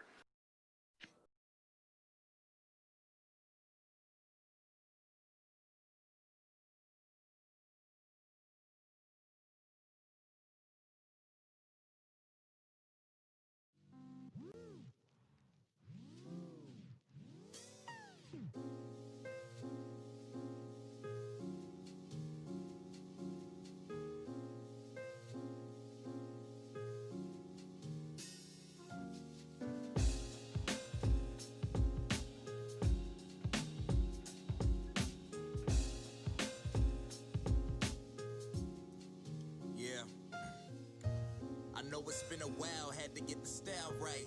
Went into overdrive, flying through them red lights. Been about this life like I'm writing my story, picking up where I left off like the people before me. The cycle never ends, my journey about to begin. They already know my name, but I'm only settling in. A breath of fresh air is all that I need. Trying to unlock potential, I'm on the search for the keys. Inner peace is what keeps my chakra flowing. Meditate in the avatar state and seize the moment. Slay omens, we only bring good vibes. When you lost in the dark, good music guides. Reach inside, bring your whole soul alive. Fuel the fire, make some noise if you inspired. Yeah, I hope you know the sky's never been the limit. Remember that the greatest ain't always the first to finish. Close my eyes and imagine where I wanna be. Never too busy to come home and rock it locally. Getting high off these bars, check the potency. Spreading love is what hip-hop's supposed to be. Close my eyes and imagine where I wanna be. Never too busy to come home and rock it locally. Getting high off these bars, check the potency. Spreading love is what hip-hop's supposed to be. New beginnings, I'm taking this life in stride. Surrounded by love, damn it's good to be alive. Reviving fallen souls that wanna listen to me. Follow your dreams, become what you wanted to be. That's what I'm doing. Hello and welcome, everyone. I'm your host, Keaton Ellis. And with me now, we have a very special guest. His name is... Kit Clement. That's me, Kit Clement. Kit, we've asked to join us today to talk a little bit about the bracket challenge that you guys just completed. Part of it is going to be us talking a little bit about what you guys did, but we also brought Kit on because he's very knowledgeable in statistics, and he used some of his statistics knowledge to create his bracket for this. And we're interested in talking to him about it and see what was good, what people were thinking about. And so without further ado, Kit, you want to introduce yourself a little bit? Sure. I mean, I'm Kit. I'm the senior delegate of North America, which means a lot right now. So take that for whatever that's worth. I do a podcast, as you can see by my nice little shill graphic right here. And it's a fun listen if you want to come by and hear me talk and have completely incorrect predictions about things. So I'm here today to give you some more incorrect predictions. Oh man, I actually forgot about your bad prediction of the day segment on your own personal podcast, where you predicted that the 18 single would not be broken for a while for FMC. Oh yeah, and then it was broken before we even released the episode. so that was fun. So in that case, we're really excited to have Kit here. He's going to help us, put a little bit of math behind his predictions and have him explain what his bracket was. And then we've got a couple of interesting little statistics about what you guys in chat did. So Kit, tell us about your bracket. Yeah, I mean, I'm not going to wow you with any really cool statistics, but I just computed some fun little averages and counting statistics that kind of guided me in terms of, what people's experience were with cubing at home. So should I bring those up right now? Yeah, go for it. All right. So here's my big board that I used for picking my bracket. So you can see right now we're, I believe, sorted by the average ranking that people had in the qualifying rounds for the finals. So Leo is stellar in cubing at home 2 through 4. Also, this doesn't include cubing at home 1 because I could not find the ranks or anything for that anywhere. That one was done all on Excel spreadsheets. Yeah, that's what I figured. Whereas, so so I couldn't find anything on that one. So this doesn't include cubing at home 1, even though I probably could have dug through some Twitch clips and reconstructed it, which I had to do for cubing at home 3 a little bit, which was really painful. But anyways, regardless, Leo is definitely one of the top competitors in this competition for sure. So he leads in a lot of categories. For his average of averages for the qualifying rounds is by far the best. He's got the most bracket wins, tied for making the most brackets. And I also included a top 12 statistic just to kind of capture people who maybe have been on the fringes but haven't quite qualified. Maybe, or did qualify it sometimes. So I don't know, it's just kind of like a bunch of things I was looking at. There's also something interesting too, is if we go ahead and sort by the averages, we have a lot of new competitors to cubing at home this time around that are potentially going to make a splash in the bracket. Paul Mavi is one. We just saw Paul compete a little while ago. Brenton Angelo Luong, another young Philippines competitor, I believe. Yes. So a lot of those two especially are probably among the most likely to make a splash for the first bracket in their first competition. I will say I didn't go for any new competitors though this time around, just because it's hard to know what these kind of competitors will do. You can see like Max, for example, great WCA average, not great cubing at home averages. I see. So I didn't really want to make a splash with any new competitors this time around. Just wanted to go with more proven commodities. Yeah. But yeah, we can also take a look at some of these. Let me sort back by let's go by average comp average so far. Big three right now: Leo and Asher. That is a huge surprise to me. Honestly, even as a Northwest competitor, that Asher's been doing like so awesome at these comps. But that's great. He's actually been doing pretty well under the bracket pressure as well. So he's a pretty good pick. Yeah, that's what I saw too. Couple good bracket wins that he's had in this competition for sure. But yeah, to me, it's kind of like the big six that you really kind of have to include in my opinion are the maybe these are kind of your big seven, I'd say here, like Leo through Luke, and then the 8 seed is really a wild card. Like there's a lot that you can really pick after you kind of have those core 7 in. I will say I left out one of these 7 though in my bracket. Oh, so got to go a little bit spicy here. Let's be real. These brackets are going to be ridiculously hard to try to predict. There's so many things that can happen, especially like you Leo is almost surely going to be in it, but are you going to pick the right seed for Leo? That's the hardest part about the bracket challenge, in my opinion. Right. It's not figuring out who's going to get in. It's whether or not Leo is going to be like a 3 seed or a 1 seed. I mean, Timon has been as low as a 4 seed and has met Leo in the semifinals, not the finals. So that's really tough. So you dropped one of the top 7 in your own book as your spicy take. Yes. Do you have any spicy inclusions? Anyone who's not on the radar, the top radar, but maybe sort of a tier below that you might have let in? So it's not gonna be terribly spicy, but let's go ahead and move to my bracket. So here's what I had for my bracket for this prediction. So Leo I had as my top seed. Just because of his just by far super consistent performance in these qualifying rounds. That I figured he was probably the safest bet to take the top seed, where Timon would be number 2. They're really the big 2 right now in this competition, and from what I can see. My third seed, I put. I wanted to do a first round battle of the Lukes again. The Luke G's. Yeah. So that was, and I had to. When I have to spell out their last name, like come on, I need 2 letters of their last name to clarify. Jeez. Anyways, wow. G's and more. Patrick was a hard one for. Oh, sorry. Patrick was a hard one for me to place, just because this is his first cubing at home. I don't know if he did cubing at home 1, but it's his first. I believe he did. Yeah, it's his first one in the head-to-head bracket format too. Gotcha. So. Okay. Yeah. So he was a tough one to place for me. I ended up putting him 4, thinking he'd have a good day today.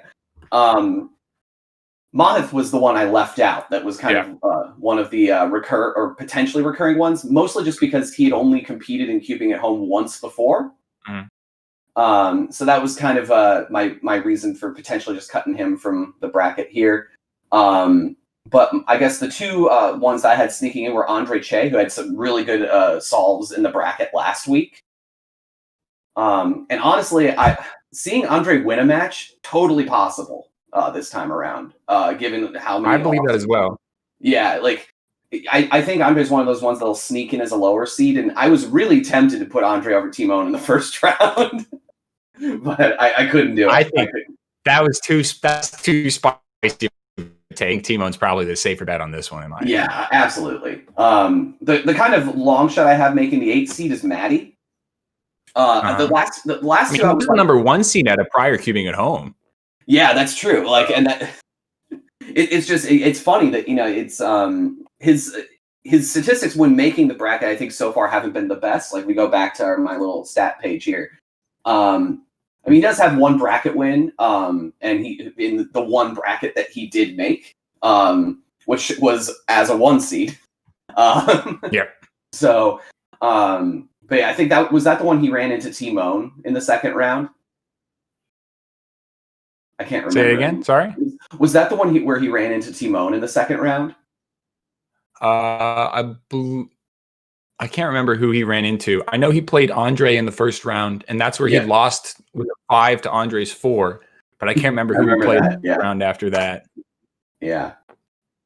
Yeah. So I don't know. It's going to be a really tough challenge to do here to fill out these brackets. But in the end, playing it out, my pick for champion is T-Moan. I think that he just came off that best of 100 with Felix, so I think he's got the head-to-head thing down now. Yeah, I mean, he's won the last 2 cubing at homes as well, so he's no stranger to that sort of high-pressure environment. Yeah, totally. So that was kind of where I was going for my my eventual winner. But it's going to be crazy. It's going to be all over the place. We'll see what happens. Yeah, it is a little bit of shooting in the dark, but I think your bracket here is about as good as we could get in terms of looking at some statistics, seeing, Maddie as a number 1 pick from before looks awesome on paper. And you just mentioned that, in this case, he's made 1 bracket. He's been really close and he's been on the bubble for another couple, but yeah. And he also competed. Oh, sorry, go on. Yeah, I meant like overall, he's probably a decent shot, but probably not a number 1 pick like he was in a prior cubing at home.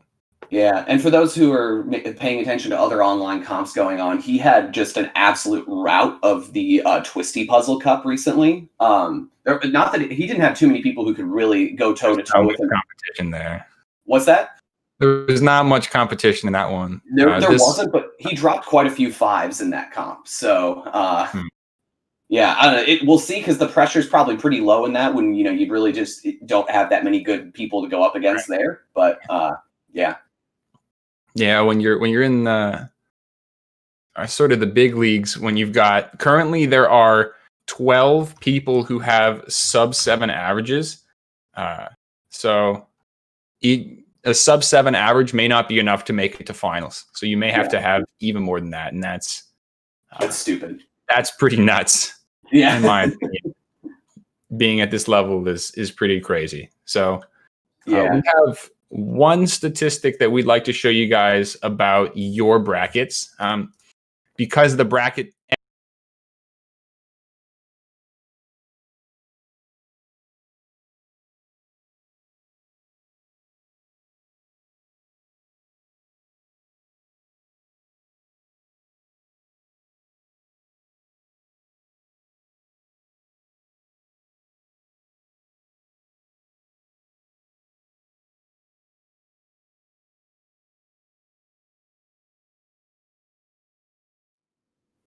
Uh-oh.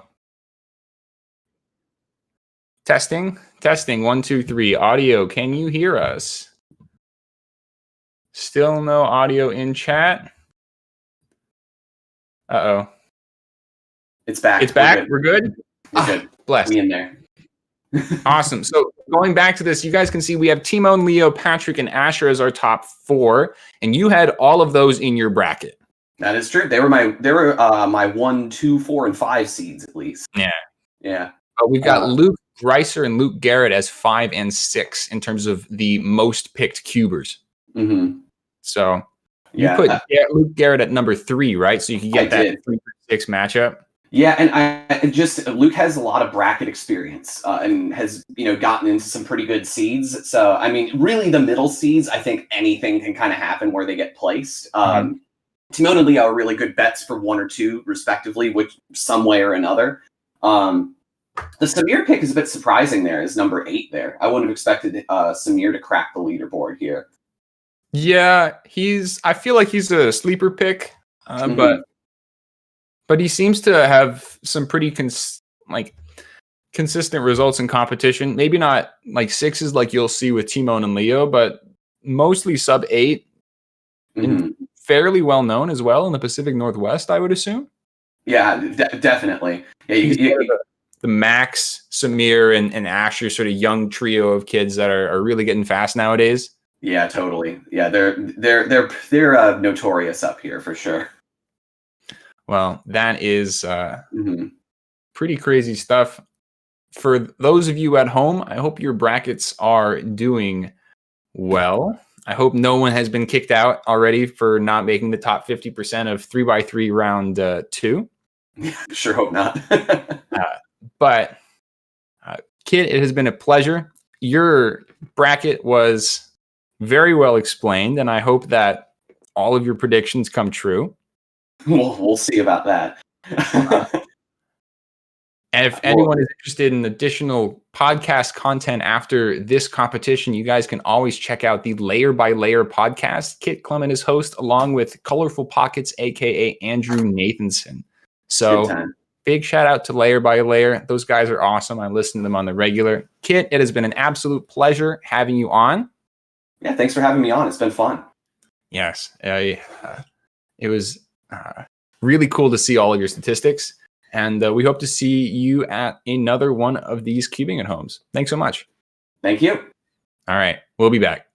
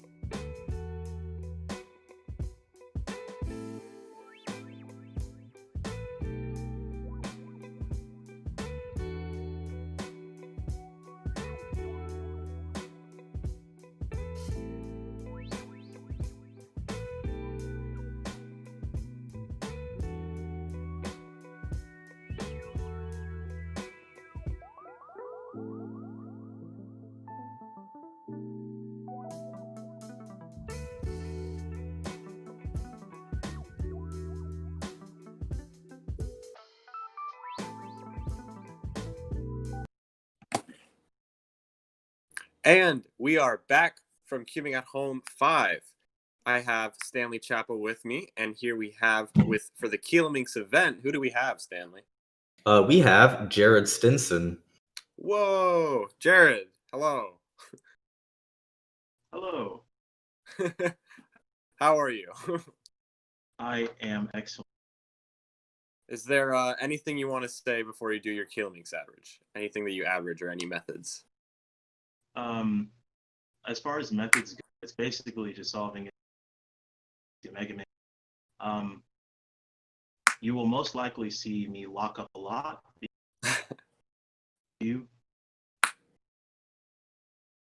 I average. All right.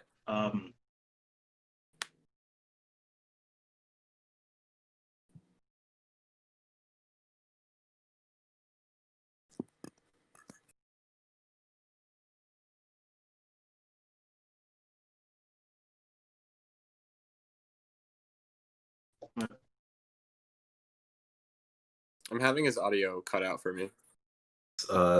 Video is frozen as well for me. Okay. All right. Well, I didn't get some of that, but You can start your average whenever you want, Jared, and just go, like a regular average of 5. So whenever you're ready. Okay, cool. Yeah. Yeah, there was some audio problems, but yeah, no worries. As long as we can see his solves. And an interesting thing about Kilinks compared to Megaminx is that there are random state scrambles for it, which is very interesting. It's not something that you see a whole lot with dodecahedral puzzles, but it's very cool that they exist. Yeah, for sure. Yeah, it just goes to developed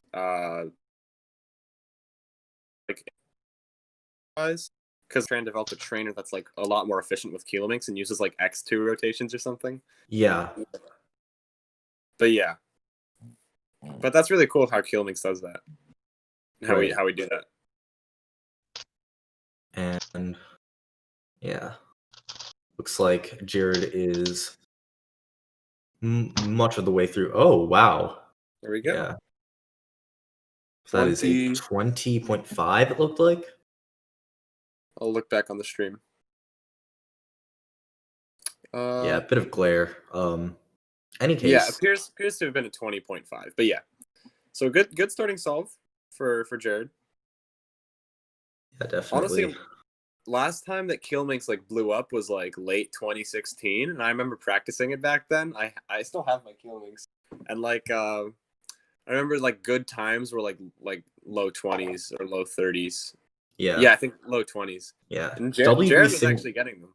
Yeah, WB single as listed on speed solving right now is a 10-second solve, and the big averages are 1050 something, but yeah, it is below 11 seconds.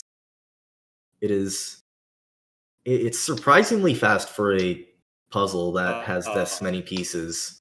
You can do lots of cool things with it.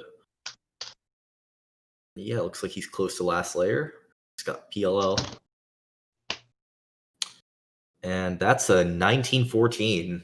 1974. Oh, 1974. Okay. Any case, very nice sub 20. Nice. Yeah. Yeah.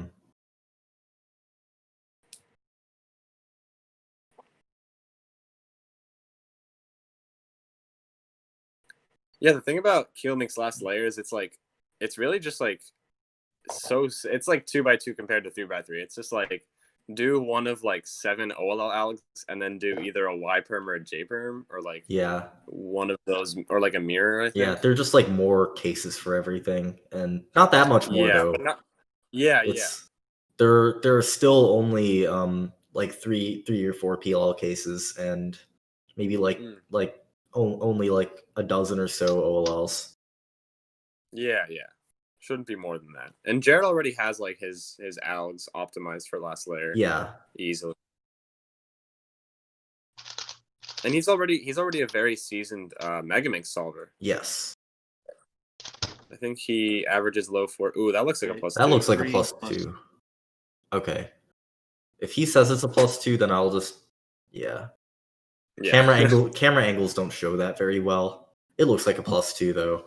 So I mean, I'm pretty sure it's going to be his worst time anyway. Yeah, this is true. I think he's still pushing for that sub 20 average. I think if he just gets like 2 more 19s, he'll get it. Definitely, yeah. And honestly, that would definitely win the comp. I'm pretty sure. Yeah. I don't know who is really like competing in Kilminx and who's like gonna win or gonna podium. Yeah, I haven't seen who's competing in the event. But Jared is one of the best solvers in the world, so yeah, it's going to take a significant amount of effort to beat his times. Oh yeah, Kilminx, Kibiminx, sorry.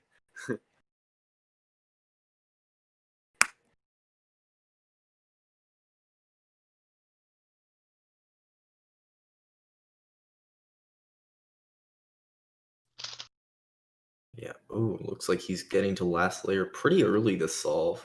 Oh, nice. Not the best AUF, but it's a 25. Unfortunate. No sub 20 average for Jared, but still probably going to be a low 20. Yeah. Low-ish.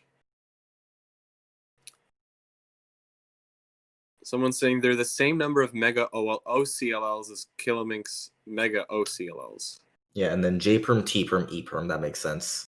Okay. Yeah, I was just sort of thinking about it in my head. Like, there's because yeah, for PL you have solve 2 headlights, no headlights, and the 3 cycles.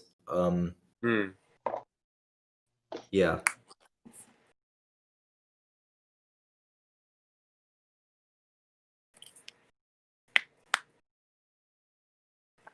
So, like, unlike 2x2, usually people are not color neutral on this. Right. For the same reason most people are not color neutral on Megaminx. Yeah, it's hard to find pieces as it is, let alone if you're like color neutral and don't know which pieces you have to find beforehand. Yeah. I imagine Rob Yao definitely does Kibiminx like color neutral just for fun. Yeah. Oh, seems to have trouble. Yeah, that's the bad PLL case. That looks like a 28. Ooh. Yeah. All right, that's a 24, 25-ish average. Yeah, he's not happy with that. Yeah. All right. So yeah, any final words of that average before we move over to the next section? It was bad. It was bad. 3 very resonant words. But yeah, thank you for being on stream, Jared. Those were some amazing solves, and I hope you podium. So thank you. Let's move it over to the analyst section, and yeah, I'll see y'all soon.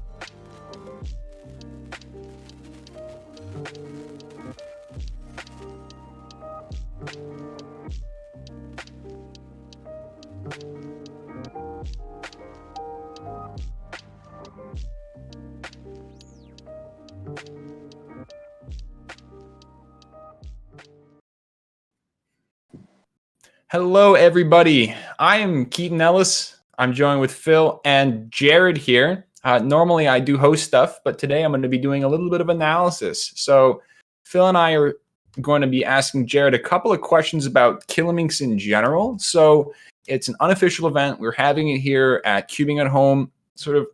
We had just basic questions. What type of method are you using to solve it? And then tell us a little bit about the hardware as well. What type of Kiliminx are you using? How much is the hardware change? Is that a really limiting factor? As far as method goes, it's pretty much the typical Megaminx method. I think it's called Westland. Okay. Except it's just corners. Hardware is pretty bad, honestly. It's easily the most limiting factor. If you looked at the average, you see like there was a lot of lockups, and it wasn't even me being. It was just the hardware. Magnets aren't in yet. No. Okay. Interesting. Speaking of hardware, there's actually a little inconsistency in how these puzzles are made, right? Because some of these puzzles don't have those center tiles filled in with color, while other puzzles seem to have the centers filled in with color. So what do you consider like the actual puzzle? No color. No color. No color, right? That's what I thought. And it's- then yeah. the other guys were like, yeah, we have to have the color. It looks better. I'm like, no, you've changed the puzzle. No, Yeah, but then that's a 2x2 with interesting. centers. Yeah. Yeah, exactly. So, when you're doing times on this puzzle, what do you consider a good time for yourself, and what do you think people are capable of if they like practice like crazy and they got really into it? Well, I've been averaging around the past few days. But if hardware improves, like magnets, if someone actually just Florian cuts, then I'd say low teens is easily achievable. Low teens for Low teens. Wow. Do you think the solving method will change at all? Is it essentially going to be the same thing? Do you imagine one look last layer being a thing as well, for example? Funnily enough, 3 years ago on Facebook, someone, like a lot of this algorithm set called KCLL. I remember that. KCLL, which is one look last layer. Wow. KCLL, one look last layer for Kilinks. Interesting. Yeah, another thing is I see the Kilinks event being talked about a lot in the context of people wanting more unofficial events becoming actual WCA puzzles. What are your thoughts on this? Do you have a strong opinion either way? Where do you want this puzzle to go in the future?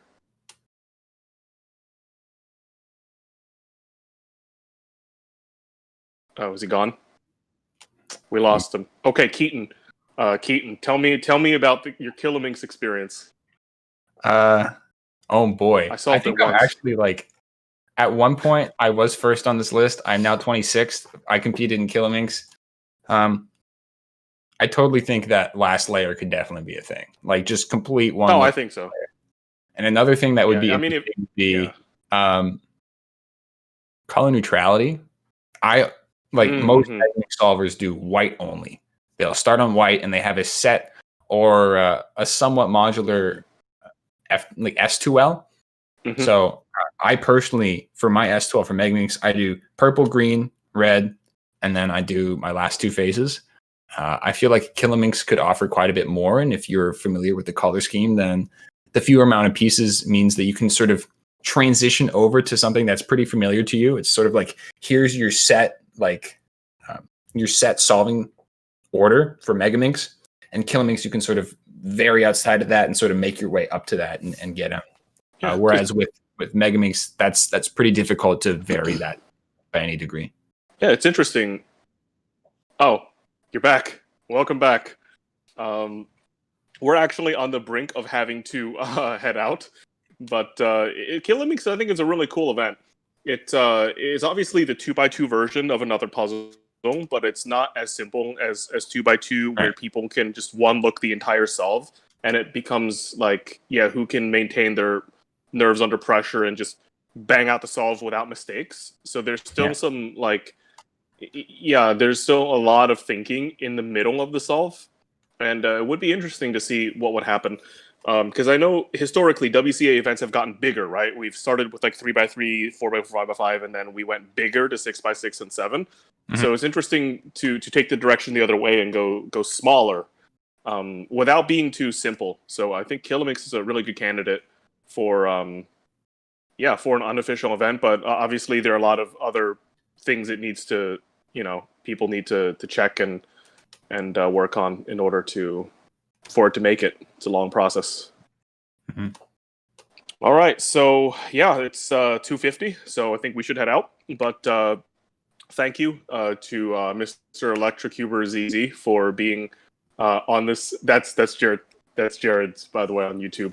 Thank you for being on the stream, for showing off Kilinks. I know the video was a little rough, but hopefully you guys got a glimpse of the method and the event, and see you around. We'll go to the next event very soon, so hopefully we'll get some new cubing in very, very soon. I'll be right back. We'll be right back.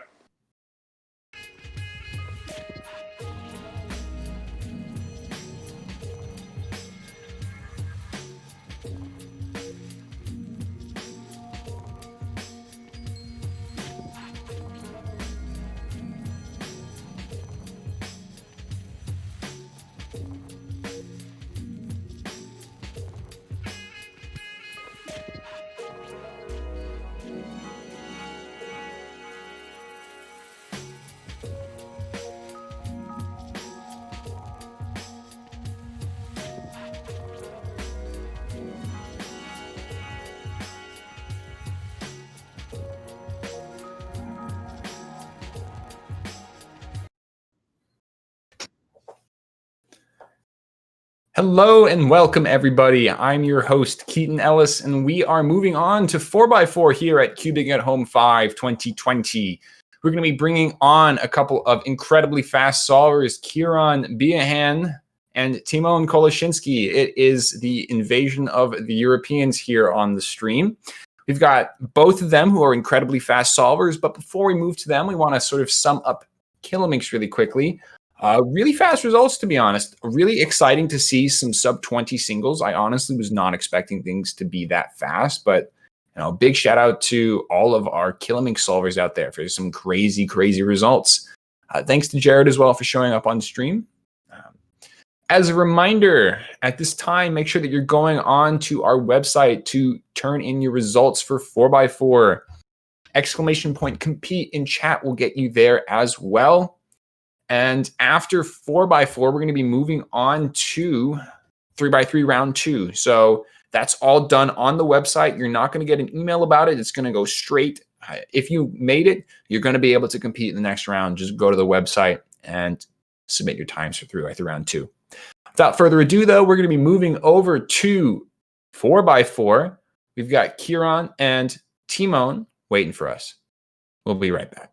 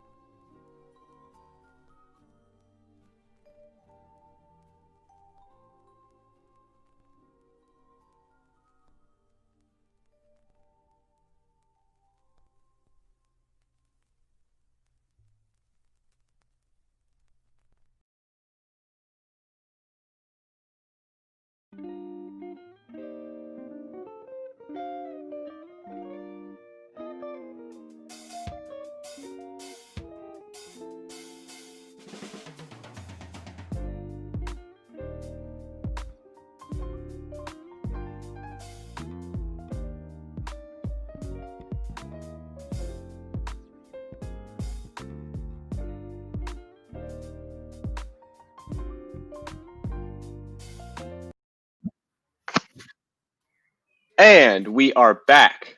Here we have the Quattro by Quattro 4x4 event. I'm joined by Scalpel once again, Stanley Chapo. And who do we have here?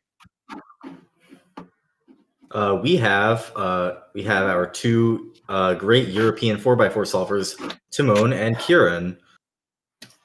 Hello. Hello. So yeah, you guys can get started whenever you want. Hey, good sportsmanship. I'm gonna mute you guys now. Okay. Kieran could not return the good luck, but it's okay. Yeah, he said it. He said it in spirit. Yes. Now we shall let this truck race commence. Let's do it. Hopefully, Timon will not be too devastated that Kieran did not return the compliment. I think he'll be able to manage. I don't even know what he said. No, he was just busy muting his audio, so he didn't hear you say good luck. Nice. Okay. So, yeah, looks like Timon is getting ready, but meanwhile, Kieran is midway through his first solve. He is doing his edges. And ooh. Looks like this is going to be double parity for him. 32. Ouch. That is not looking good for Kieran. He is not going to like that time at all. Absolutely not, yeah. But hey, one bad solve doesn't mean anything. This is true. Unless it's a mean of 3. Which thankfully 4x4 is not. That looks good to me, honestly, on Timon's end. Timon looked mildly satisfied with his solve. And it is 26-58. Nice, nice.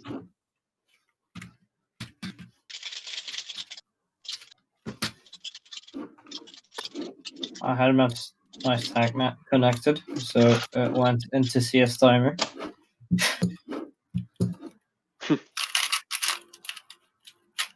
But yep, Kieran getting ready for his second solve.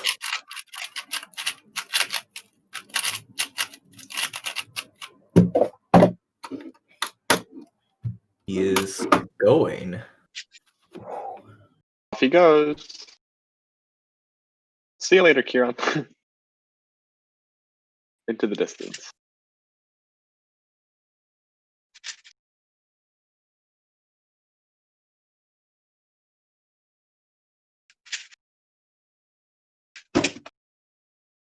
Looks a bit better, but oof, that +2. Maybe that's a +2. Yeah, 20, so that's a 28. Damn, that is unfortunate. Not a +2. Oh, wow, the lighting, the glare from the sun made it look like the yellow side was the white side. Okay, Lighting glitch. 24. Okay, Nice. well, there's a 26-94, and Timon is also finished. 23-71. Oh, very nice. Do you know what keeping at home world records are for 4x4? I think Kieran has it. Yeah, I don't recall, but I will check Can them chat right figure now. that out? Well, there's no rankings yet, right? If chat could help us out with what the fastest 4x4 solve at cubing at home is, not necessarily on stream, but in a cubing at home. 2289, it looks like. Oh, For Kieran? Yeah. What's the average? 25 flat, I think. Okay. Oh yeah, that won the Kieran- first one. Yes. Kieran is going. He had a not nice lockup, but he is continuing just Ooh, fine. still some more not nice lockups. Yeah. But in the meantime, Timon is inspecting, and looks like he's doing some nice ZRUD last layer stuff to get a 24-76. Good stuff.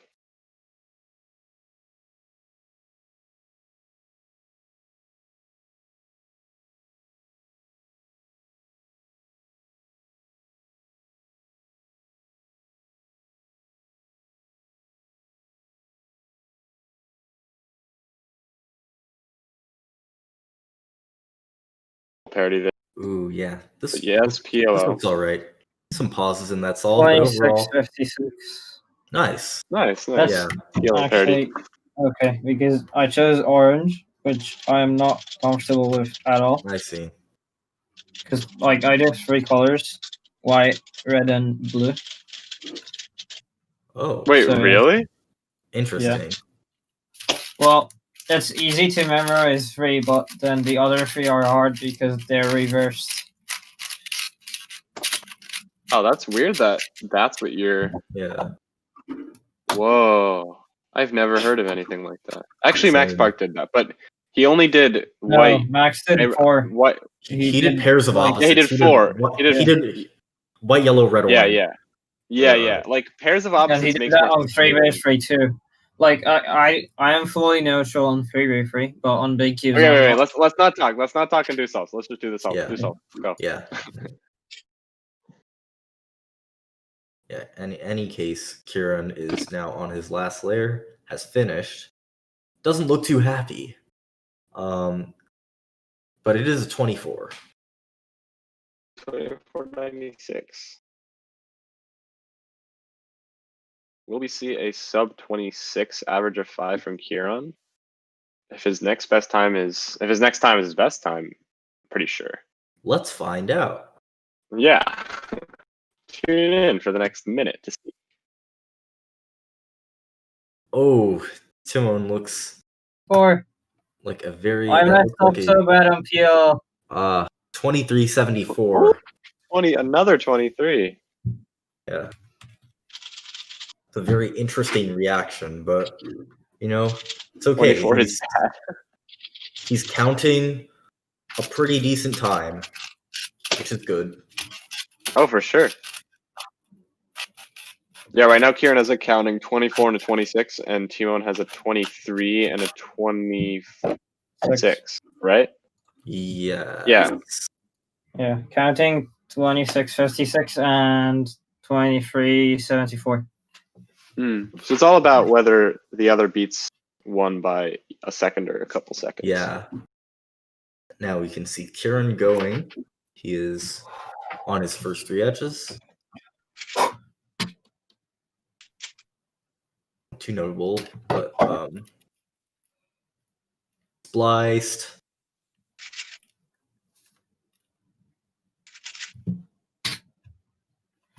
Getting into last layer with some unfortunate things happening.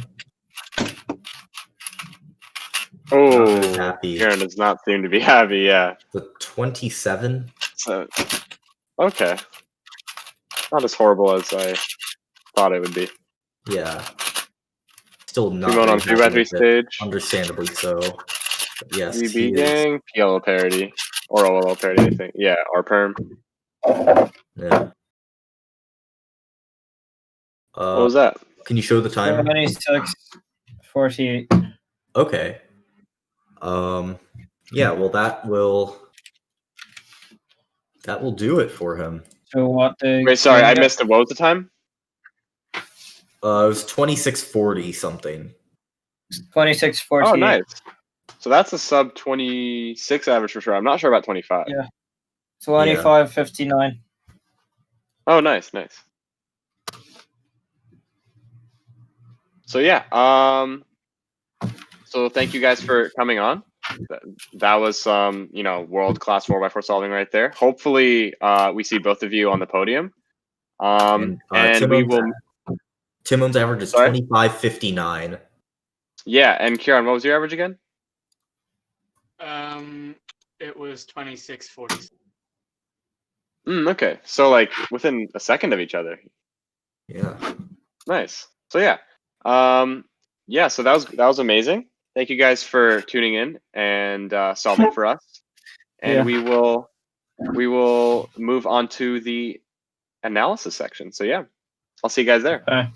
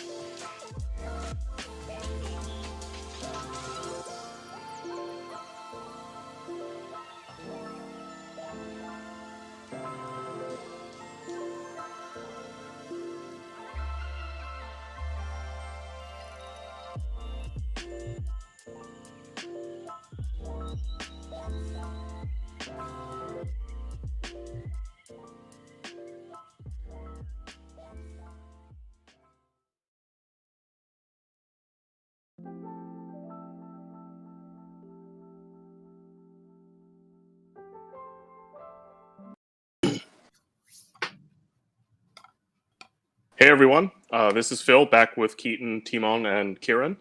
They just did 4x4, and I guess for starters, how did you guys feel about your round? I know there was a little disappointment. Yeah, wasn't great. Wasn't what I wanted. But there's got to be more keeping at home. Hopefully. Yeah, of course. It's a good attitude. How about you, Timon? How's the average? Well, I mean, I'm happy with the result. I didn't get a single over 27, which is pretty good for me. But I mean, I was hoping to get that single world record, and I mean, I really messed up one of the PLs on one of the 23s, so close.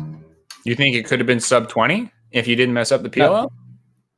No, the keeping at home world record was like 22, right? I suppose. You might know that. That's what chat said. Okay. Oh, okay. Yeah. So fastest solve ever done on cubing at home. Yeah. Very, very What? Yeah. Interesting question is, what is the craziest 4x4 experience you've ever had? Like, has there ever been a solve where everything like worked out, and it was like amazing, or maybe it was about to work out and then something crazy happened? What was? Is there like a 4x4 experience you can speak about? Okay, well, there's two. So I'll start with I think my sub 20 at Sydney was probably like the perfect solve. That's the one that I was thinking about that you were going to say, Kieran, the 19. Yeah, so I've had a couple bad pops. Like I've had explosions in competitions before. The one that I like to remember. Timon, how about you two? Yeah, so officially I don't have any, but I had one today where I had like a really good solve. I got to last layer on the 13th second on the solve, which is crazy. And then I got double party and it was a 20. But then also the other one is where I most likely got a blind scramble and it was to a reduction. Yeah, I remember that one. People were fighting about that online. Yeah. Yeah, I'm sorry. So, how's the hardware working for you? I know there have been a few new 4x4s on the market. Are you guys still using the same thing, or have you switched it up? So I switched to the MGC. I hadn't switched to any of the new Moyu cubes, so I was still using the big Wu tray. So the sort of size adjustment, it's taken me a little bit of time to get used to the smaller size of the MGC, but I think I'm just about starting to get used to it. So. Cool. Yeah, so I've been using the WRM for a long time now, and I still don't have the MDC4, so I don't really have much to say. Cool. Yeah, we'll get you one soon. They made an update on the cube actually, so we will hopefully get both of you guys copies soon. If they haven't sent it to you yet, they did a few quality of life updates, and the cube already pre-update was already fairly impressive. And it's retailing for like $20, so it is kind of interesting to have one of the leading cubes be this cheap. I remember before we had to mod our Shangshao 4x4s. I don't know if you guys ever did that. Yeah, no, I started giving in 2016. So. Oh, okay. You're young. Yeah. So Timon doesn't know, but Kieran definitely remembers those times. Yeah, I remember Ro had a 4x4 where he just sanded random parts down on the internals, and it was so good. It was so good, and I asked him like, "What did you do to this?" And he was like, "Yo, I just sanded random parts. You know, it just felt right." I was like, "Okay." I remember back when I was like 12, I just got my first Shangshao 4x4. I just got sandpaper. It was just there for like 3 hours, just sanding over. No Dremel, just sandpaper. Sandpaper that's tough. There's so many pieces. But if you use a Dremel. If you used a Dremel, there was a very serious risk of overcorrecting, and your cube would be super duper loose. So, I mean, it's good that we're in a much better hardware era. Do you guys think that there are going to be any major changes in 4x4. I mean, most people are using Yao with bigger cubes. We're seeing the shift now, thanks to Kieran, actually, a shift to a lot of Yao and a lot of Yao 5 for some of these bigger cubes. But 4x4 seems to be pretty set in stone. Is there any major stuff that you guys see coming to it? Like, I don't know, tracing like you have with Square One parity, for example? Yeah, so I think it was explained to me 1 or 2 years ago that it is possible to trace and prevent OLL parity. I haven't really seen much development on that since. That is really the only thing that I can think of that would really change the game in 4x4. I don't think there's any new hardware that will come along that will drop the world record 3 seconds. I don't think. Other sort of method that would take over from Yao on 4x4. So the only thing that I could really see would be OLL prevention. OLL parity prevention. Yeah, I mean, I think you never know like when a new method could come along because it's new, so nobody knows it exists or like is a possibility. But for now, I don't think there's any methods out there that could be much better than Yao. And I got interested in all parity avoidance a bit, and I don't think it could be color neutral while doing it. And being color neutral, I think, saves more time on average than saving all parity. That makes sense. Yeah, that's actually very interesting because my main my assumption would be that OLO parity, if you never get it ever, just like with Square One parity, even though it's harder to look ahead into all your stuff. He's timing his OLL parity. Trying to do it real fast.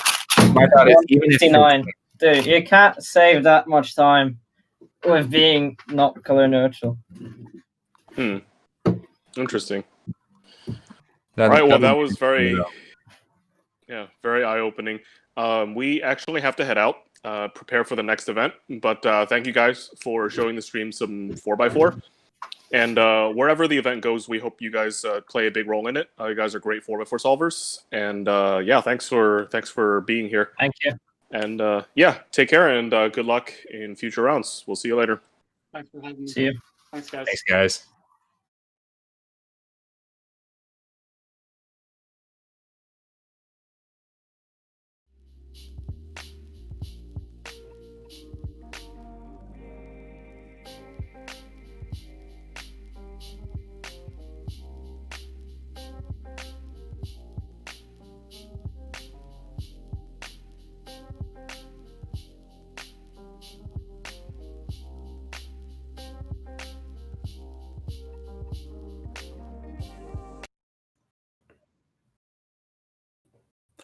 Hello and welcome to 3x3 Round 2 of Cubing at Home 5 2020. I'm your host, Keaton Ellis, and today we are going to be doing 3x3 Round 2. Our guests are going to be Luke G and Luke G, but in the meantime, before we do that, go check out 4x4 results really quickly. Timon looks to be in a solid first place right now. Oh, actually, there is an interesting name that is currently taking first place. We'll make sure that that is a legitimate result, but very fast 4x4. 25 average is going to be taking it for the W here. And wow, incredible results all around. Remember, 3x3 rounds 2 is the very start of our bracket challenge. If you got the top 8 correct after this round, you are going to be sitting pretty for our 3x3 finals and for the bracket challenge. So good luck to everyone out there. At this time, we're going to be moving it over to the casters to highlight Luke G and Luke G. Take it away, you guys.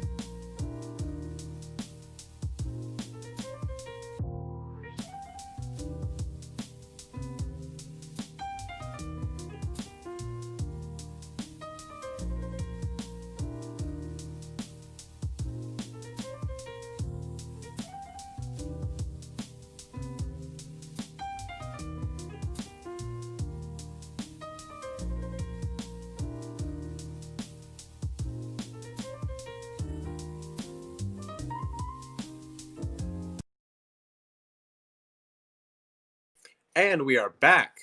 We now have the legendary duo. You've seen them before. You'll see them again. It's Luke G versus Luke G. I have Stanley once again. What are we about to see, Stanley? We're about to see two people both named Luke fighting in solving a cube. All right. So you guys can get started if you guys have. I'm sure you guys should have the scrambles.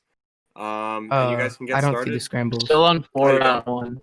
Still on 4 round 1. Oh, okay. That is an issue. Can we get scrambles?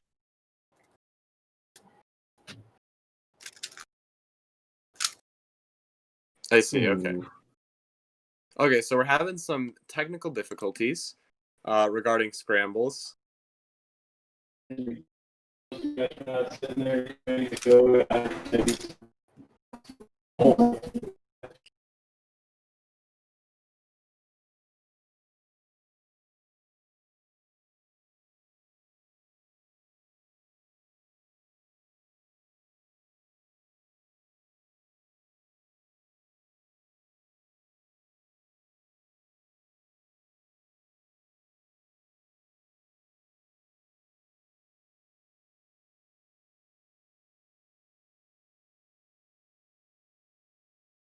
And we are back. So we should have the 3x3 scrambles now. Both Luke's, one of them has scrambled it. Okay, now both of them have scrambled. And you guys feel free to start and mute and all that stuff. And yeah. Yeah. They should know the drill. They've been here before. They definitely have. If they haven't, that's an issue. We got a third Luke G in that case. Yeah. Got to figure this out. We got an imposter. But yes. Ooh, we got Luke. Not going for the ZB, but Greiser, pretty good start, and then no 657. ZB, but yeah, 657 is not bad. Meanwhile, Luke Garrett will finish his solve with a time that is almost certainly not 657. It is 791. And you are exactly correct. It is definitely not 657. Yes. I'm really hoping that both these competitors are in finals, so that we can see, hopefully, yet another Luke G standoff. Yes, I do as well. That will be quite the showdown once again. But yeah, like the cutoff for top 8 was insane for the first round. It was like high 6. Yeah. Which is absurd. Like, no, it is quite something. You were saying earlier how like this competition is not easy to win. Yeah, like the bracket competition. Yeah. Like having 27 for me. Yeah. Okay, cool. And then yeah, Greiser's finishing up the 637. Greiser's got it. Like the 8 most likely people to make finals making finals is actually an incredibly unlikely scenario. So yeah, like having an underdog is to be expected. And that's true. We had quite a few in the past cubing at homes. Absolutely. Yeah. So it'll be interesting to see how these two fare among the crowd. Although it looks like Luke Greiser is showing that he will, at the very least, make finals, if not get a very high seed. 6.67. Okay. 667 is quite good. Greiser with all a right. 585. That is his third solve, I believe, and yes, that should like, as long as he like gets a safe solve, that he should be really clocked in for finals. Fun fact: No 585 problem. is his former PR 3x3 single. Oh wow! I've been around him when he's gotten PRs. He's very ecstatic. Okay, well, Luke Garrett is inspecting for solve 4, and not looking like the absolute best start. He's on last layer pretty fast. That was very nice. 605. Good stuff. Oh, GB perm. Not a great That's a low execution, 8. but yeah, that's looking to be. I'm gonna guess it's an 837. Oh, it's only an 803. Okay. Yeah, now we'll just see this last solve from both of our competitors. Should be a good one.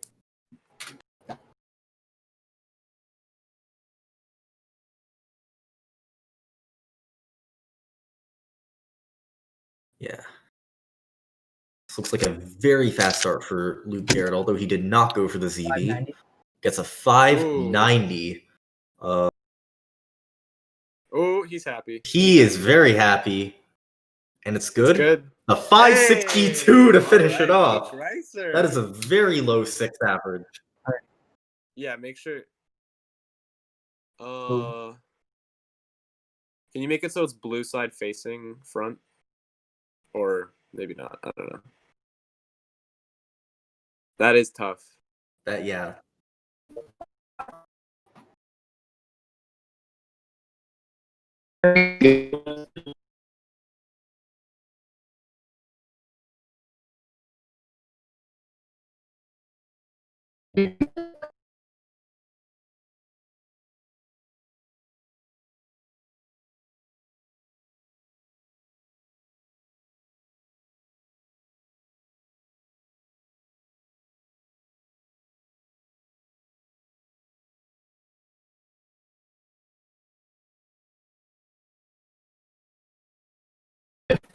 So that will be a 562 for Luke.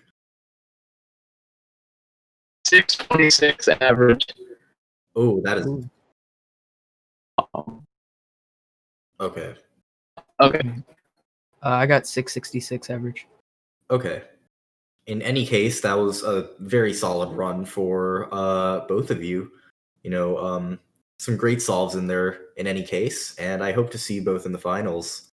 And yeah, while we await that penalty decision, you know, it's an amazing average for you, Luke Greiser, if that is considered to be no penalty. But in any case, you know, okay, yeah, finals will still be a great battle.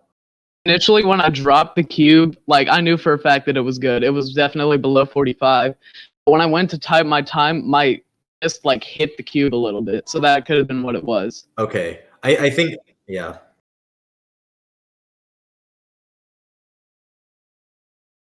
In any case, thank you both for being on here, and we'll see you with the analysts just a little bit.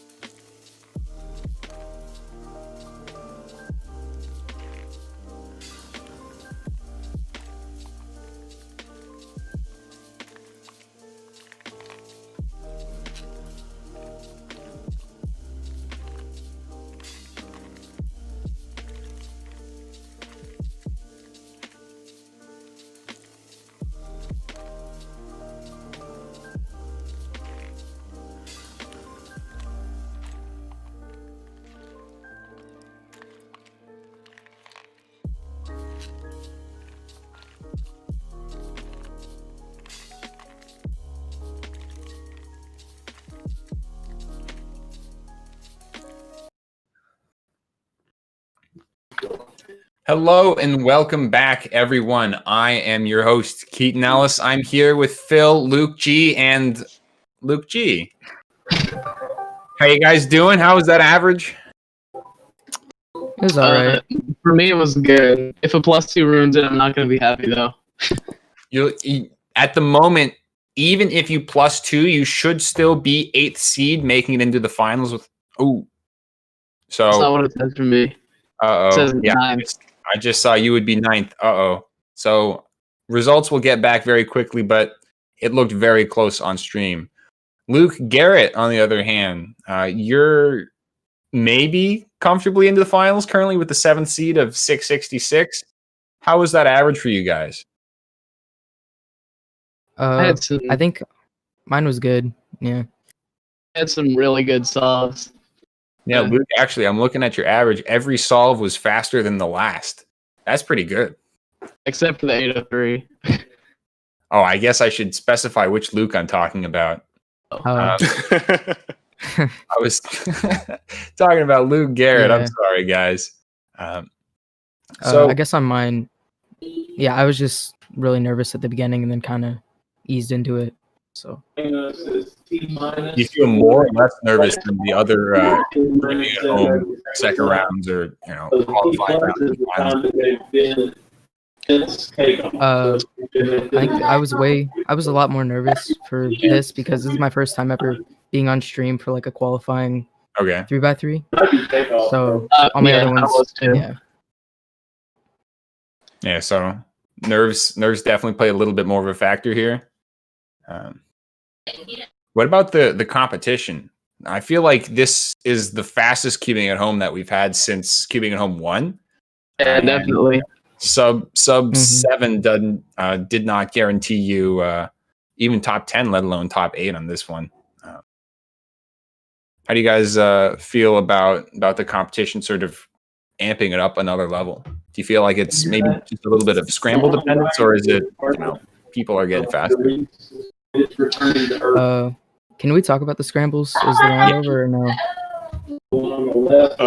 We should perhaps be cautious and not talk too much about the scrambles. Yeah. Oh, yeah. Oh, it is over? Okay, yeah, talk about the scrambles. 30. Feel free to talk about the scrambles. Yeah, the scrambles, they were all really nice, and especially for me being color neutral. So I think, I don't know, just seeing these really fast times, I don't think the competition has really gotten that much better since the first cubing at homes. I just think the scrambles were a lot better this time. Yeah, I noticed the scrambles were really easy. And like, if you know me, I just do white and yellow, and then they were just, I feel like they were really easy no matter what color you do. Yeah.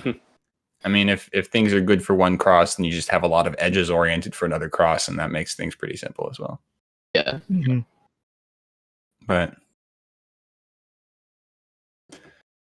oh my goodness, this is so fast. Yeah, the cutoff for finals was 6.66.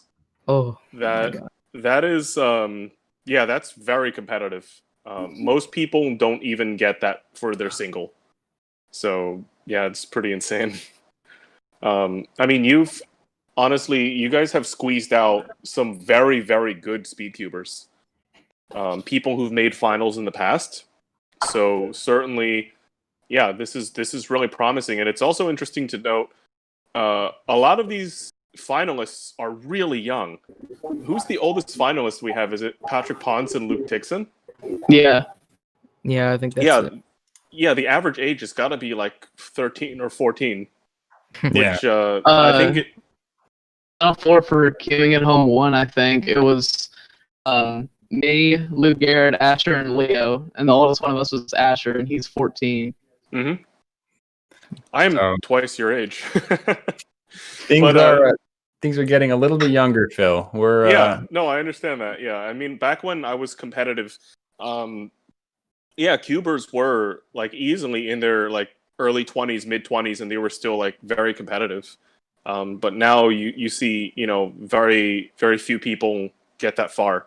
I know Felix is still, physically he's okay and he's cubing, and Rose seems to be able to solve 50 plus cubes blindfolded. So yeah, people are still doing it, but the average age is definitely, it's going down. So, so you guys are in that young crowd. In the next few years, what do you hope to accomplish in cubing?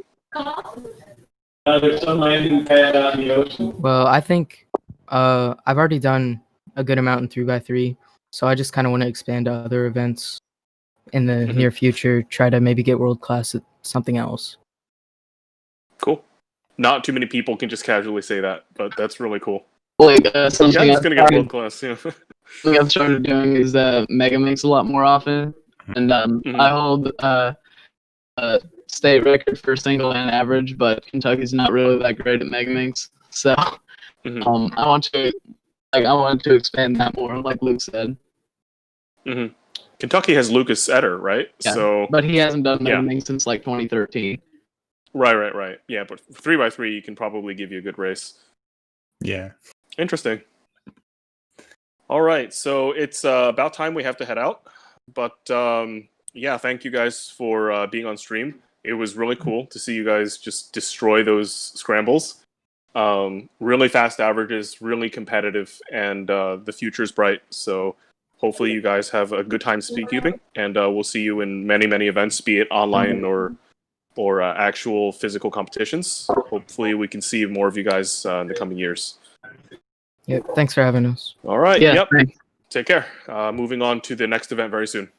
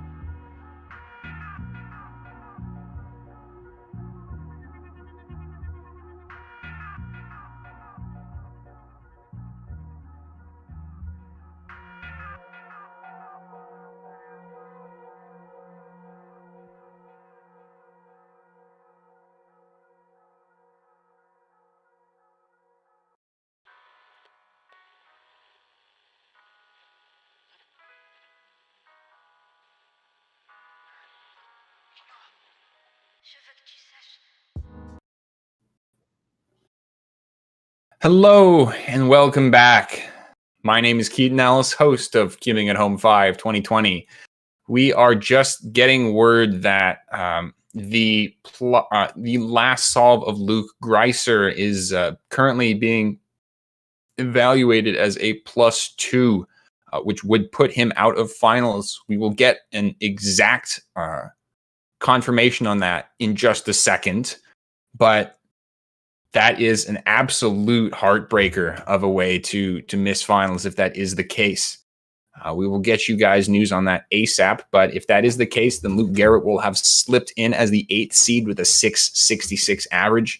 We are still making sure that all these videos are legitimate and not competitors at this incredibly fast level with these amazing scrambles did this well, but there's no reason to not really doubt any of that. So we will get you that information very quickly. But for now, we're going to be moving on to our next event, which is 3x3 blindfolded. Make sure that you guys, if you are going to be watching the stream, if it's going to be distracting for you, make sure you mute it. But blindfolded is going to be coming up next. We have a very special guest, Tommy Cherry, who's going to be coming on stream. Tommy has been very well known for his feat solving, his blind solving, and overall being a well-rounded cuber from the Florida area. However, unfortunately, Tommy was not able to attend our competition physically because, well, no one's attending it physically. Tommy could not guarantee that he was going to be available at this specific time, so he pre-recorded his solves for us. We've never seen them. We've not looked at them yet, but we're going to be casting over those. And then instead of interviewing him, we're going to have a very special interview for you guys with Timon Koloshinsky and Leo Borromeo, the two winners of the the third and fourth and the first and second Cubing at Homes, respectively. We have microphones working for both competitors, and both of them are in the finals for this competition as well. So we're excited to talk to them and see how they're doing in preparation for this upcoming finals. So without further ado, we're going to be starting with 3x3 blindfolded finals. Take it away, you guys.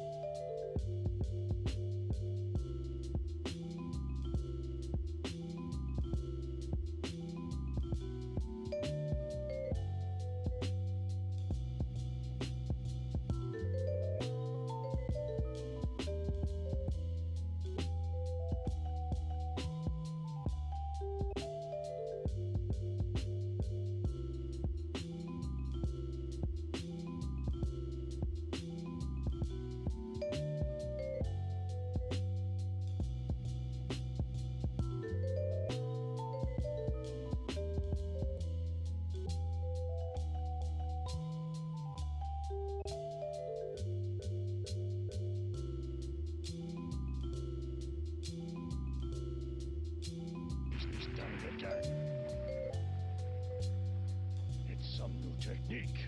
Must be, but when did he learn to do that?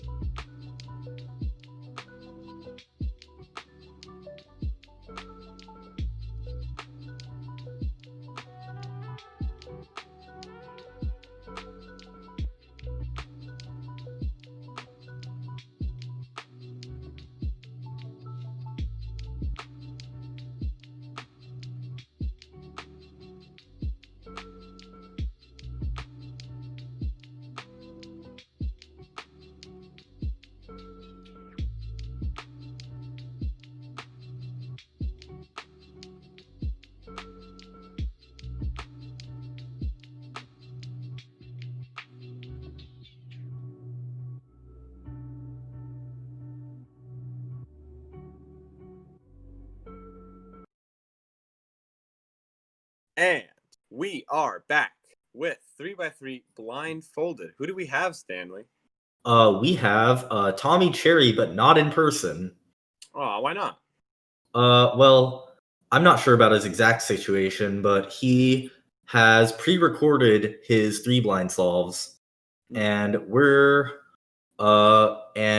now let's, I guess, just get started and watch this video of Tommy doing some 3 blind. That'll be fun. Let's do it.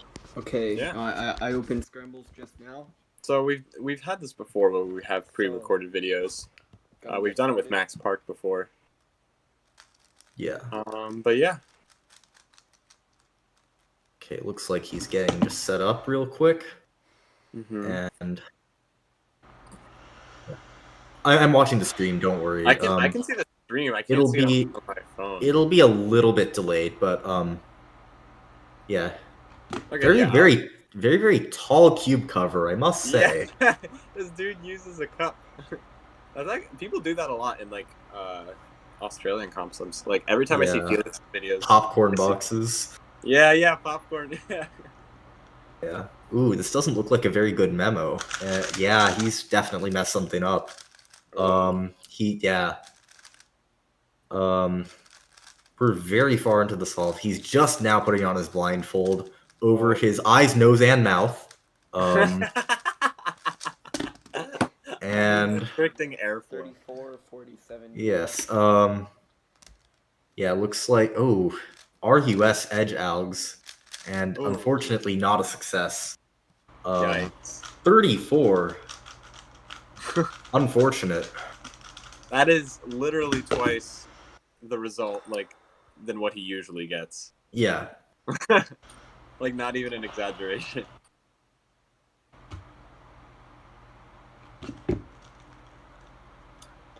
Alright, it's lagging for me, but I don't know if you can see it. It's a little bit behind, but I can see it, and yeah, he's starting his second solve. This one looks to be going quite a bit more smoothly for him. That was pretty fast memo. Blindfold only over the eyes and nose this time. But very nice edge algs. He's not remembering corners, unfortunately. It takes a little bit there. And finishes at least, but with a 22. He's not going to be happy with that. Would you say that podiums at least? Podiums, maybe, probably not. Okay. He's going to need to save this. I'll just say that much. I got an 1828 single. Nice. What have other people been getting? The fastest other solve I've seen is faster 22s.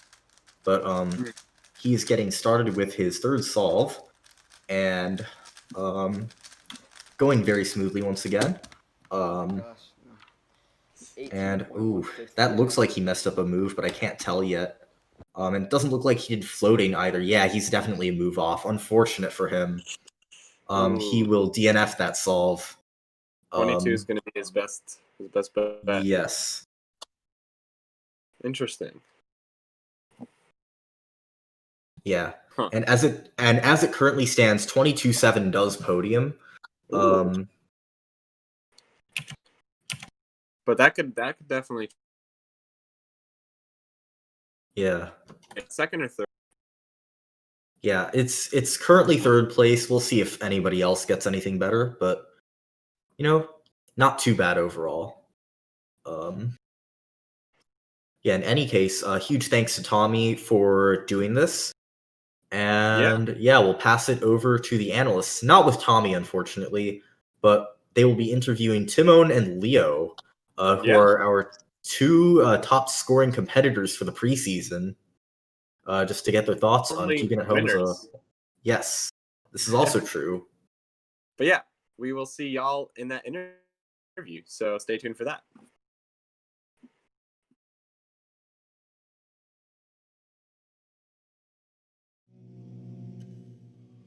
Are you leaving me? We're all leaving. You feel me with you right now.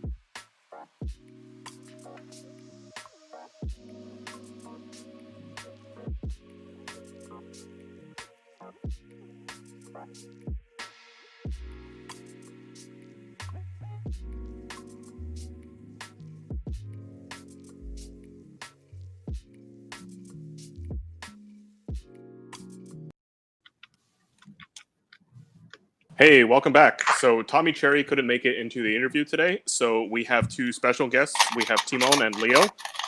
So fun fact, these guys were the only people who actually won cubing at home. It's just been these two competitors, and they're currently ranked at the top of the leaderboard. So these guys have accomplished a ton at cubing at home. So to start off, what's your favorite cubing at home memory? What do you enjoy most? Who's gonna go first? Okay. Yeah. I think I have two. Probably the first one was competing in the bracket final for the first time, because the format is just so much fun. And then of course winning with Leo in the final. That was that was amazing. And then the second one was getting below world record for premix. Oh right, Last that comp. was fun. That was great. You had an amazing fist bump. And Leo, what's your favorite memory in this event here? I think winning keeping at home too, because I did not have that like high expectations, like to get a 3 and a 4, because I was very tired at the time. So you are tired. How does your sleep schedule work for these competitions? Do you sleep before, or you just stay up the whole time? Actually, like I sleep like 2 p.m. and then wake up 4 p.m. then sleep again at 6 p.m. then wake up 9 p.m. then sleep again then wake up 10 p.m. Oh, okay. So it's like polyphasic. Wow. It's interesting. I mean, there's more than one way to sleep, so I guess that if it works for you, I mean, you seem to be winning, so I guess it's working for you. Wow. So, in terms of all of these cubing at home so far, you guys obviously have favorite memories from them. How do you feel in terms of competition pressure-wise? How the finals are compared to something that major championships like Asian Champs or Worlds or other environments like that. I know we've talked to Timon about this a little bit, so Leo, I'd love to get your response on that one. So obviously I've only competed in like one major final. Yeah. And in Asian Champs I didn't expect to like podium in like even the Asian podium. And so I wasn't nervous at all for that. But for keeping at home, I was kind of nervous because I knew I had potential to like podium or win.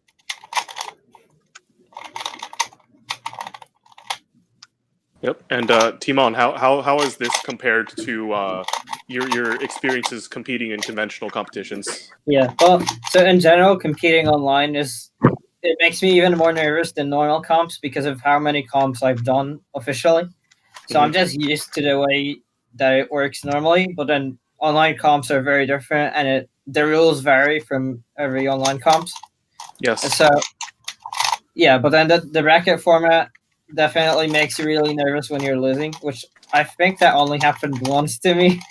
But yeah, when I was down 3-1 with Matty, that I just thought I lost.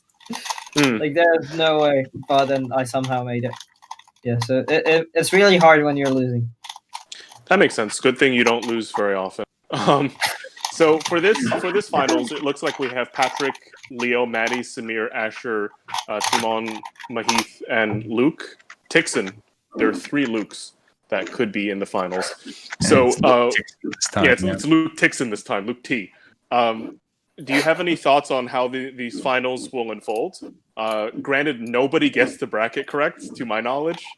So, all right, now it's your turn maybe to venture a guess now that you know these people are kind of in the finals. Like, what do you think will happen? Well, I don't know the seeding. Do you have like a bracket you could send me? Let me see here. I don't control that. But do you know your first round opponent? Yeah, in the first round, Timon is facing off. So Timon is the. I think it's versus Leo. Right? No, it's not. Because 6 and 2. Oh wait. It is. Timon is currently playing Maddie in the first round. 6 and 3. Yep. And it's 2 and 7, right? Yeah, and Leo is playing Nakith. So it is. You guys will probably meet in the semifinals again. So it won't be a Timon Leo final. Yeah, that's that's like the only thing I don't like about the bracket format. Like if you get seeded in an unlucky way, then the two best people don't get to be in the final often. But I mean, on the other side of the bracket, you have Patrick Pond. Are you guys nervous about him at all? I know Timon has beaten him before in a Monkey League match, but that was very close. So you guys feel like even if you make it to the finals, that someone like Patrick is going to give you a run for your money, or do you guys feel confident that you guys can win it? I don't know. I'm more scared about Matty. You're more scared about Maddie. Yeah, but, I mean, I feel like I just came closer to losing with Matty than with Patrick. Huh. Well, the format is shorter for this, so yes, it feels like you're going to lose more imminently versus like a Monkey League style thing. Yeah, it's very interesting. Well, I think it's time to head out. We got to prepare for the next event. I see you're warming up for 2x2, so we should go and do that. But thanks for being here. Finally, good to talk to Leo. Yeah, it's great for you to meet the stream and for the stream to meet you. And good luck in the finals. This will be good luck to you, Leo. One heck of a finals. So yeah, take care. Good luck to you guys. Thanks so much.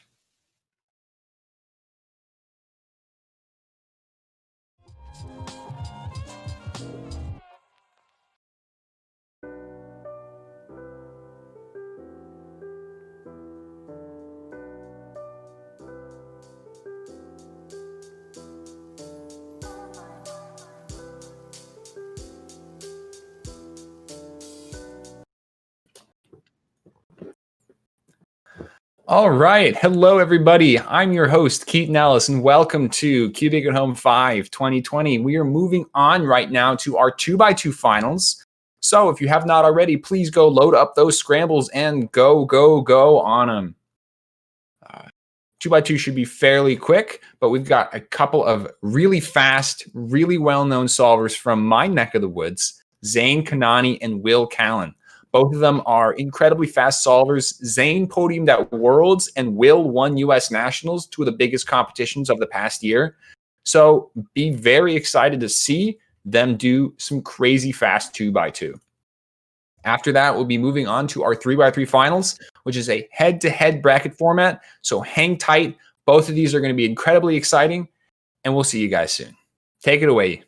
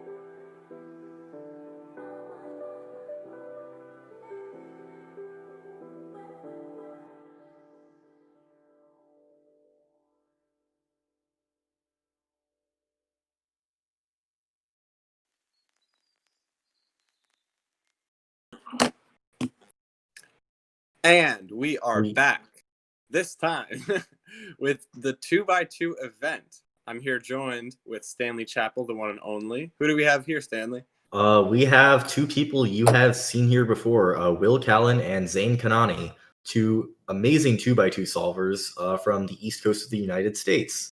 Mm-hmm. So yeah, you guys can, I think you should have access to the scrambles. And yeah, whenever you're ready, just start. I'll mute you guys. Say what? Oh, they're muting us. That's what we okay. said. Yeah, okay. That's good.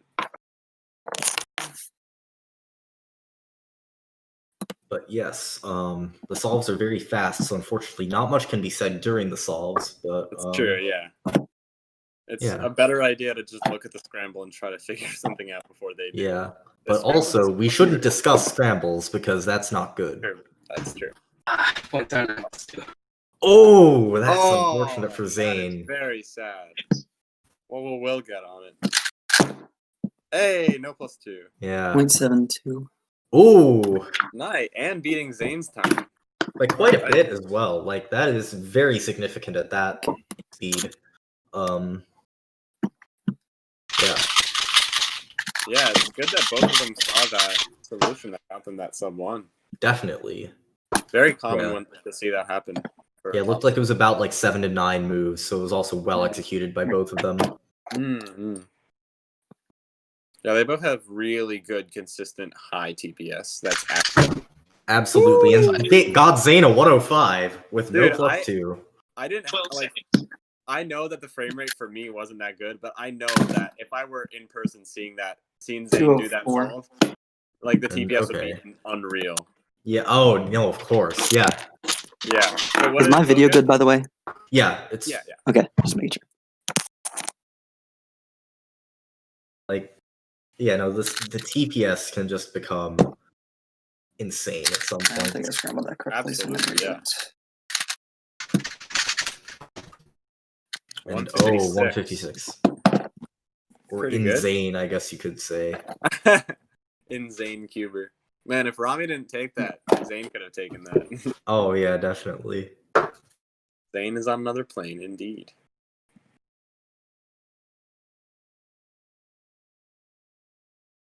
Will's taking a lot of inspection here. And a 0.9! Okay, Zane. 155. And okay, 155 for Will. What did Zane see there? What? Wow. Whoa. We almost had a counting sub-1 at keeping out. Oh yeah, definitely. And like if he didn't +2, he'd have potential for, a sub-1 average. Oh, Like that that's is true. literally not out of the question if that had true. not happened. He just needs a good scramble. Yeah. He got a 165. Not bad, but like it yeah. 12 seconds.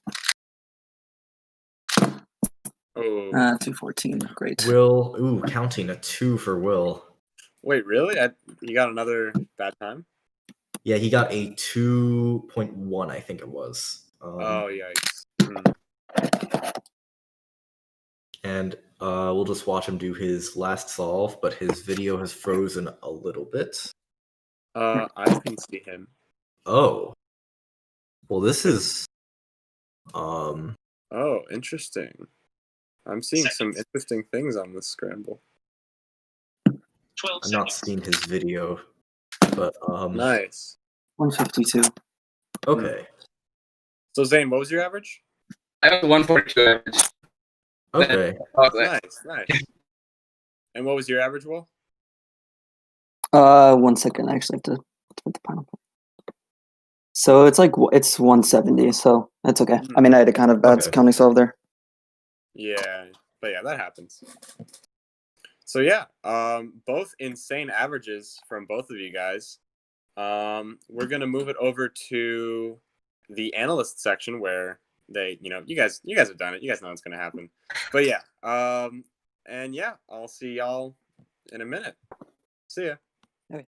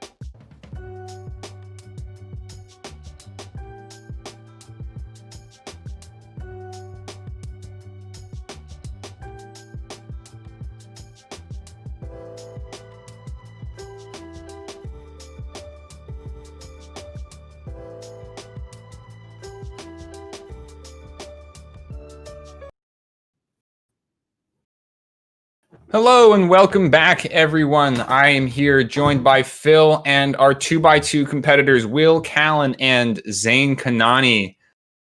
Both of them are from my neck of the woods, and I see them a lot. How are you guys doing? How's quarantine? And another question for you guys. Have you guys been learning anything in quarantine, 2x2 wise? So, Yeah, you can go first. basically, I started like generating some algorithms for a set that would be called TEG, but I've done like 2 sets, but right now the algorithms aren't that great, but could be worth it in some sense.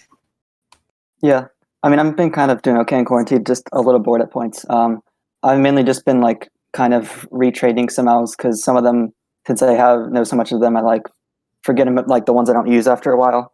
So just kind of practicing the ones that I have. But yeah, TEG, I don't really like that. I've looked at it before, but yeah, the algs are pretty bad so far. For those of us that don't know what TEG is it like TE, but only T cases or what? Well, it's like the equivalent of, for like TCLO, when you have like the 3/4 of a layer and then one's twisted, it's like that for EG, where you just have like a random face on the bottom and you twist one corner, and that's like a case basically. But yeah, I mean, there's way more cases for that, so you kind of got to choose which ones you want to do. But it's a lot to work with, so the algorithms don't seem like they would be that great. Interesting. Yeah, I know TCLL. The only exposure I have is CLS, and the recognition sometimes is awful. I don't know if that's true for 2x2, but it's pretty tricky for me. I don't think it would matter much for 2x2 though, because you're going to look at it anyway. Yeah, that makes sense. I mean, TCLL recognition is pretty easy because I mean it's basically the same thing as doing CLL. But I mean, I think some of the 2x2ers and like I've kind of tried to do. It's kind of also fun to try to do like the pseudo CLL layers sometimes when you have like 2 bars on the bottom that are like different colors or stuff, which is really difficult to recognize. But it's kind of cool to practice that sometimes too. Do you feel like that's going to be sort of a next step where you just do pseudo CLL and at the end you do 2 or 3 moves in order to solve the cube, or is that just sort of a gimmick? Well, I mean, sort of the base is always going to be like CLL and EG. Yeah. We really only do these advanced subsets when it's like the layer on the bottom is already solved for that, or it's like one move. So I think, pseudo CLL, it's definitely going to be necessary. I mean, I've seen a few people do it in competitions, like Rasmus and Martin both did it on one solve and got like a 0.8. So I mean, in like some cases, it will be like the only one that's like 7 or 8 moves or something, like the only way you can find it. Wow, cool. So I noticed you 3 are in the same area. How does it feel to like go into a competition knowing that you have like another guy that can just potentially destroy you? Like, because for me, I used to compete and Ro Hessler was in my area, and like I just go there and I'm like, it's okay, it's Ro Hessler, you know. But like when you have 2 very high level competitors in one area, what's the psychology like? And do you do anything to prepare particularly against each other, or do you focus on your own thing? I mean, for me, I mean, yeah, we're very similar in terms of times. So I just try to treat it. I basically envision as Zane is just, me, and it's like the point where like if one of us does good, then that person wins, and if either of us do bad, then the other person wins. And then sometimes it's a case of who did the worst. Like sometimes we both get like 3 averages or something. But yeah, I mean, yeah, like if we're both performing at like our best level, there's a lot of competitions where we finish in like 0.01 of each other. So I mean, basically, you just kind of gotta think about just yourself. And I mean, like I can like after I do myself, I kind of know like whether or not I'm first or second or something. Cool. Yeah, I wasn't so lucky with Ro. He just beat me. So, Zane, how do you feel about that one? Yeah. Do you feel the same way as Will in terms of you have a good idea even before you're done, whether or not you win? Usually, I try to focus more on just going for like a good average and like try not to think about other people's times while I'm solving. And then after, I like usually ask what. Yeah. That makes sense. Yeah, I mean, I do perform better sometimes when we're in like different heats. I mean, that happened at nationals, and that's why I also like the way they did finals at nationals, where like you were very like separated from everyone else. Because like if you see how other people are doing, like I always try to avoid like looking at him or like his timers or anything, just because I mean it's too much, especially like if you even got a hint that like there's an easy scramble, so then you're just messed up psychologically. Yeah. A non 2x2 question for you guys. So outside of 2x2, what WCA events do you enjoy the most? For me, it's probably like 3x3 and Skube, I would say. Yeah, I mean, I do Skube sometimes, but I'm not like I don't learn enough algs on it to be consistent. But I mean, like sometimes I'll perform well in competition. Like at the one point, I almost held the NAR single, but like that was the time it was beat 4 times on the same day. But I mean, other events I've always liked Megaminx kind of. Even like but a lot of events like I'll practice a lot and then like I write like the few days before the competition I don't, and then I don't perform well. But I always liked Square One and Megaminx. They're both kind of interesting to do. Cool. We have time for another question or two. Here's one. Do you have questions for each other, or do you normally talk a lot and have answered all your questions already?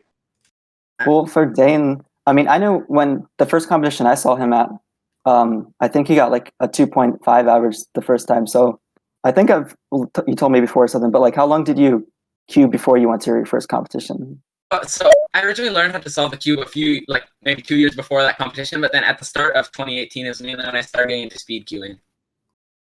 Yeah. I don't really have any questions. Yeah, I mean, you guys probably see each other a ton at competitions, right? So yeah. All right. Well, it seems like that's about all that we have time for at this point. So big thanks to Will and Zane for talking to us and coming on and doing your solves. I really do appreciate it. Yeah, thanks for having us. And for the stream, we'll be right back.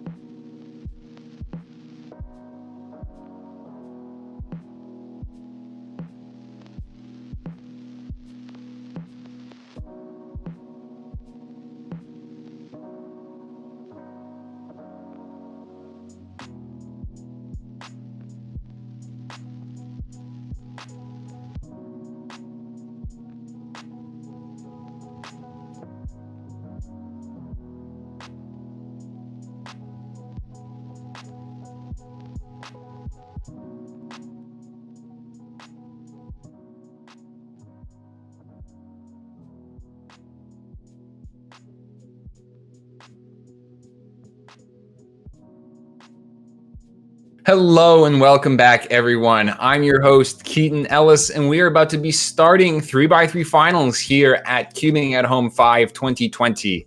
Currently, this is our lineup for the top 8 bracket. We had a slight mix-up with the results. Turns out that Timon is actually 8th seed, tied for average with the 6th and 7th seeds, but is slightly worse on single, which means his first round matchup is going to be Patrick Ponce. So get hyped, everybody. We've got a really crazy matchup in the first round already. Asher Kimagierik and then Samir Agarwal, both two competitors from the northwest of the United States, are going to be rounding out that side of the bracket in 4th and 5th seeds. And then for the bottom half of the bracket, we've got Maddie Hiroto Inaba versus the only Luke in the bracket, Luke Tixon. And for the final, we've got Mahith Bandi and then Leo Borromeo, which means we've got Timon and Leo on different sides of the bracket, but Timon has to go through Patrick Ponce first. And that is a really crazy first round matchup that he's going to be having to go through here. So this is an absolute nutcase of a finals. This is the fastest finals that we have ever had here at a Cubing at Home, with the 8th seed having a 6.65 average. Also the 6th seed having a 6.65 average. And unfortunately, Luke Garrett actually just barely missing out with a 666 average as well. And same with Lucas Shelley, actually. Lucas Shelley and Luke Garrett off by 0.01, each with 666 averages. So I guess that time is just a little bit unlucky. Those of you in chat looking, it doesn't look like anyone has won that $1,000 prize, unfortunately. But there are a couple of changes that may be affecting this. We are currently validating all of the results for these competitors. So this is currently a tentative bracket. There are some changes that may be happening. And then we are making sure that all of our competitors are available and ready. And we will let you guys know whether or not there are any changes. But right now, this is a very exciting final that we have here. We've got some of the fastest competitors. You guys are familiar with them. Most of these guys are incredibly young and really up-and-coming cubers. Some of the other names here, like Luke and Patrick, they're a little bit older than the rest of our competitors, but they have quite a bit of high-level competition experience. They're very fast. They've made finals at nationals, and I mean, Patrick has won at nationals. Patrick has won the most recent nationals and has performed really well at the highest level internationally as well. So these guys are doing some crazy stuff, and we are going to be getting underway with finals in just a couple of minutes. But hold tight with us. We are making sure that all of these results are valid before we go ahead and before we go ahead with our finals. But hang tight. We'll be right back with 3x3 finals.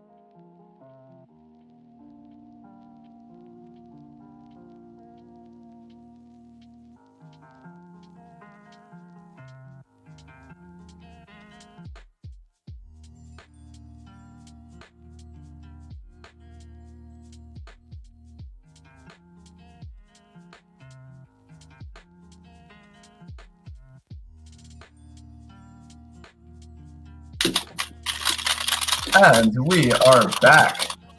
This time with 3x3 finals. So we're here with your first and 8th seeds. Your first seed is Patrick Ponce. 8th seed is Timon Kolashvinsky.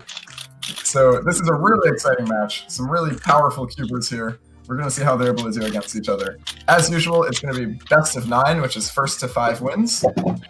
And so whenever you guys are ready, please scramble your cubes and give us a thumbs up. Let's do it. Exciting stuff. Yeah, both of these are 3x3 giants, essentially. Yeah. All right. Looks like they're both ready, so they can start inspecting.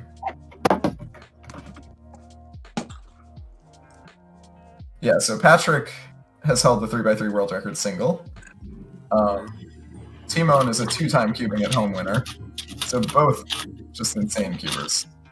Yeah, also Timon has had multiple 3x3 European records, both in single and half. 672. Same thing. 622. Oh, and Patrick wins by 0.5. Wow, yeah, this match right here could honestly be a final match. And that's the crazy thing about how competitive this round was. For reference, I think what yeah. I was just gonna say, like, I think what we're seeing here is like Timon is kind of more on the high 6 side, but Patrick is way more capable of like consistent low 6s. I feel like.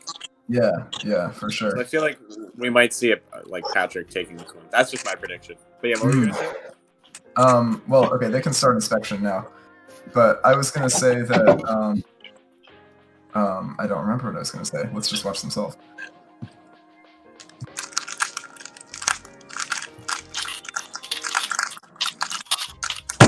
Beautiful.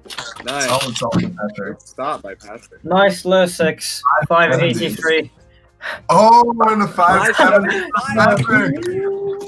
We got wow, three on that. Dude, that scramble was ridiculous. Wow, that's insane. That is insane. Wow, so Patrick is making it 2-0 so far already. All right. Crazy.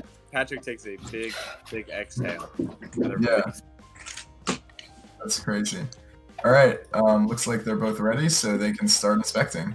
What I was going to say before was that for the final rounds was insanely competitive. The bottom 3 seeds, 6th, 7th, and 8th, all had 6.65 averages. Yeah, I know.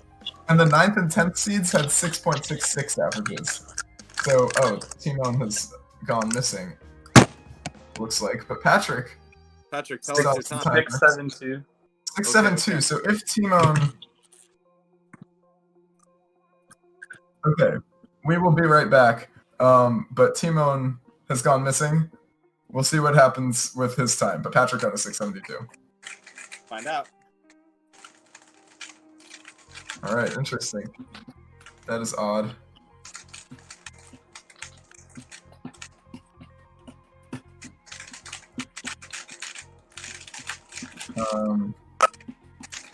Wow. This is a match. What? Why would he do that? What the hell? Cow.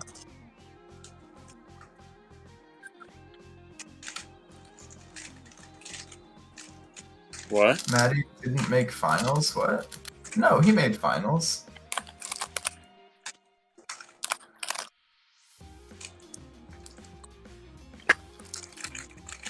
Oh, I see. It's changed. Yeah. Damn. Wait, really? Yeah. Oh, so. shit. Oh, whoa! He turns it in inspection. Did he really? Well, fuck. Okay, so what's gonna happen with this match then? Yeah. Okay. Yeah. Okay.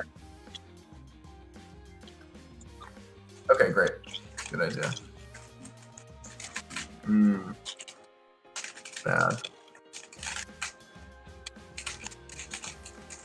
That sucks.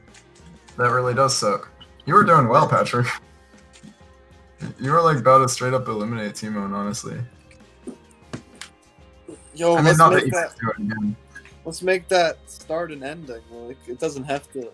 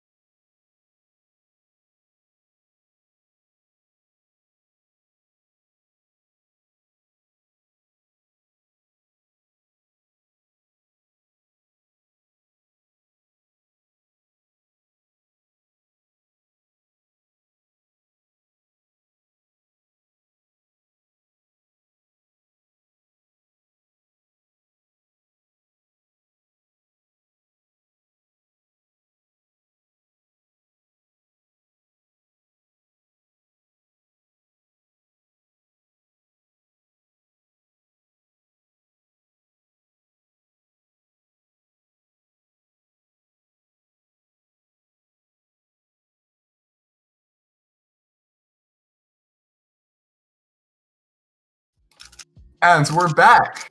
Sorry for the delay, but we have fixed up the bracket. There were some issues with some of the results, but now we have a new finals bracket with a new 8th seed, who is Luke Garrett, who qualified with a 6.66 second average. And your first seed is still Patrick Ponce. So whenever you guys are ready, I believe you both have scrambles, so you can do your first scramble. Luke Garrett is definitely a fan favorite, as one of the 2 Luke G's who we often have on this stream. So it'll be interesting to see how he's able to do against Patrick. Current U.S. national champion, Patrick. All right, and they can start inspecting.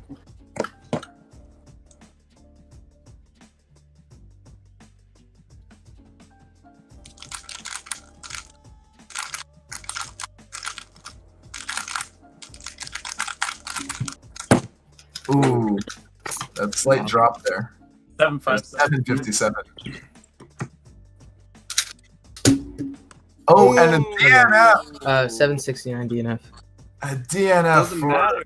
Luke.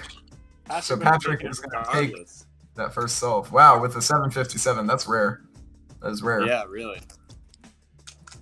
I mean, just 4 solves ago, Timon didn't win with a 5-8. Yeah. But we'll see Timon back again in a later bracket. Yeah, and like two iterations. All right, looks like they're both about ready.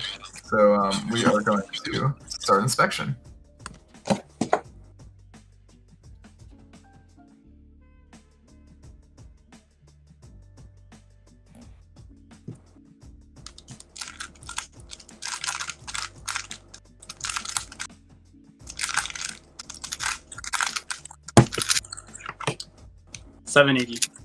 Another 7 for Patrick. Oh, that looks like a PLL. 757. The 757 wins both times.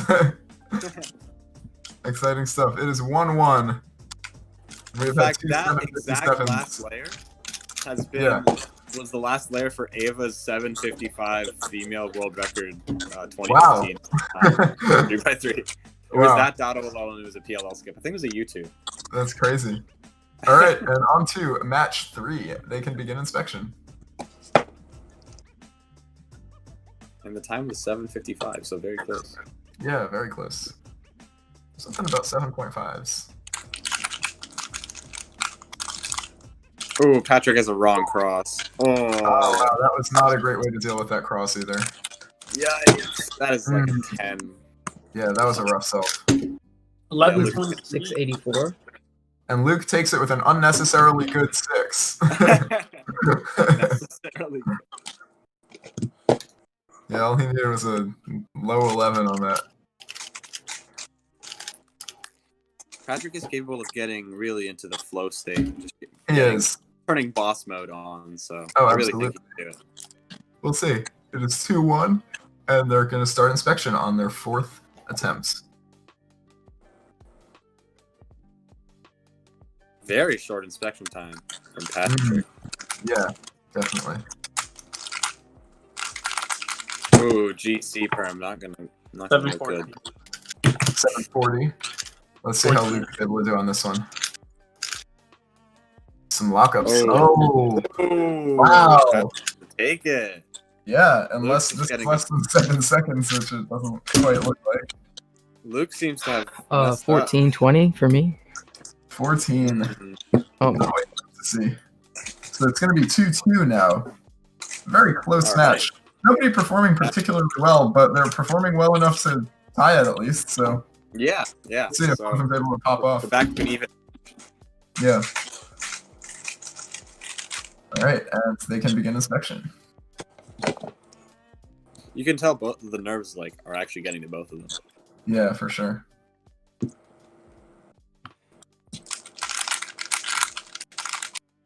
Whoa, great turning from Patrick. Okay, another GC great turning from Patrick on that one. Amazing. That is a 520. 526 for Patrick. 688. A 688 for Luke. Wow, Patrick takes it with a low 5. That was a 1-move cross. A 1-move cross, wow. Oh my god. That's rare. Oh wait. So Patrick's gonna make it 3-2 with that solve. I misscrambled. Hold on. Okay. Luke experiencing a bit of a misscramble. Misscramble error. I feel like we got to come up with like a book code of errors of cubing, where you're like, I messed up this, I messed up that. All right, looks like they're both about ready. Patrick's doing final warm-up turns, and they can start inspection. It's always interesting to see people's different approaches to warming up. Yeah. Patrick going for the deep breaths. F moves on that F2L. Wow. Ooh. 668. 668. Solid for Patrick. Luke having some pauses Ooh, in big F2L. pause for Luke. Yeah, not a good like last layer in 864. general. 8 for Luke. Yeah, Luke barely made it into finals with that little mishap earlier. So, I think it's probably just more exciting that he's here at all. But Patrick does have a 4-2 lead right now. So we'll see. I mean, if Luke can come back, that would just be the icing on the cake at this point. Let's see. Yeah. Looks like they're both ready. And they can start inspecting. Game point right here.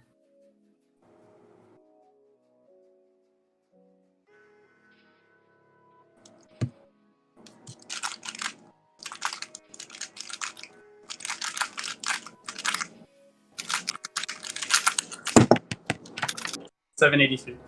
782 for Patrick. Can Luke take this one? 786. Oh, and Patrick wins the match by .04 on the last solve. Wow. Great That's job, insane. Congrats, Patrick. 5-2. 5-2. Solid match. Yeah. Yeah. Great job to both of you. Thank Cool. you. Thanks to both of you for competing. And we are going to turn it over to Phil and Stanley for the next pair in the bracket. But Patrick, we'll see you soon. And Luke, thanks for joining us. See y'all. See you.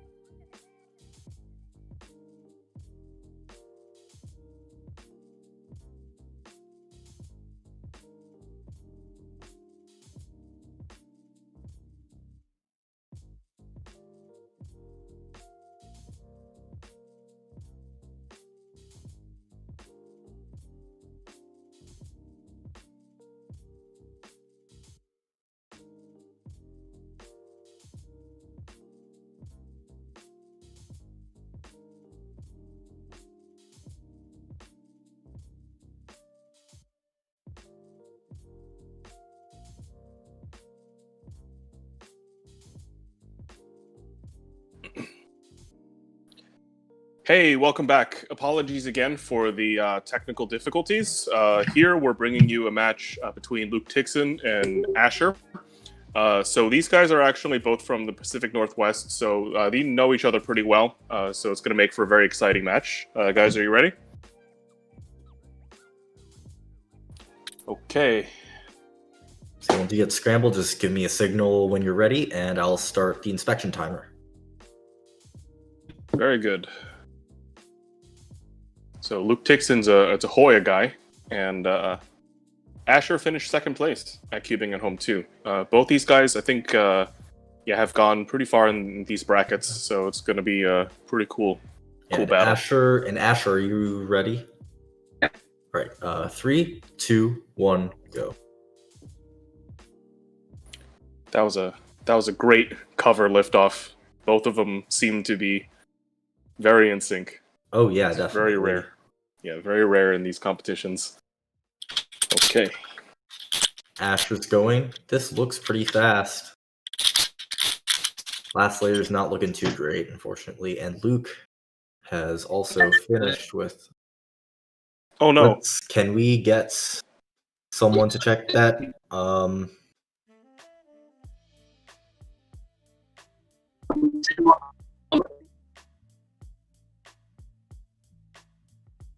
Okay, I think that's okay, right? That looks good. That's fine. Yeah, it's closer to being solved than not. Okay, that's good. Yep. Okay, but in any case, from Luke, that looks like a 6. Yep. Yeah. It's a 6 from Luke. So, yes, he will be taking this one. Sorry, we have to touch the puzzles to check if it's a +2. We have to make do with what we have. Yeah. Don't have no delegate in your house.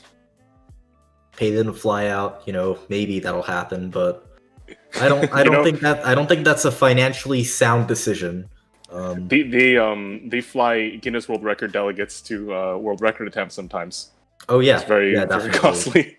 Yeah. But this is keeping at home. If you're ready, just give a thumbs up. 3, 2, 1, go. So in sync with both the thumbs up and the cover lift off. Okay. So what cube does it look like for Asher? Is that a Volk? I'm not sure. Yeah, it looks like some sort of Looks like the original Volk 3. Yeah, I'm not sure though. 792 for Luke, and then 755 for Asher, so that will tie it up here, 1-1. But yeah, I was thinking Asher's cube looks like, either an original Volk or I couldn't see it too closely, but perhaps a worm. Not sure. I think he said Angstrom Volk. His Okay. audio is a little spotty. Yeah. Cool. Yeah, the cube's been definitely aged really well. For sure. So if you just want to give a thumbs up. 3, 2, 1, go.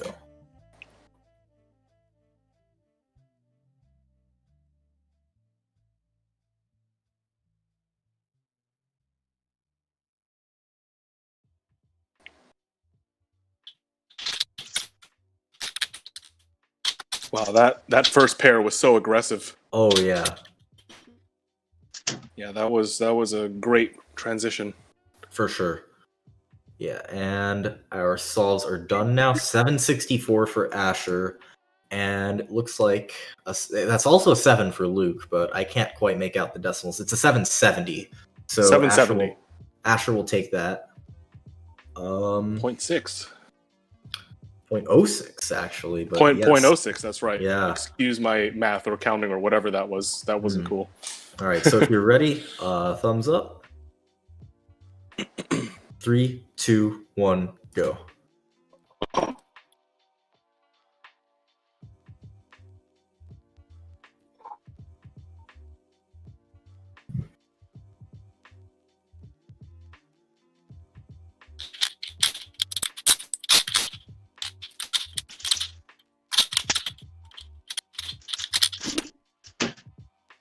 Nice. And looks like we got a 7-8 for Asher, and then 7-4-5. 7-4. Yeah. So we're back even 2-2. once again. Awesome. So Yeah. now this has become a best of 5 match. Yeah. If you're ready, just give me a thumbs up. 3, 2, 1, go.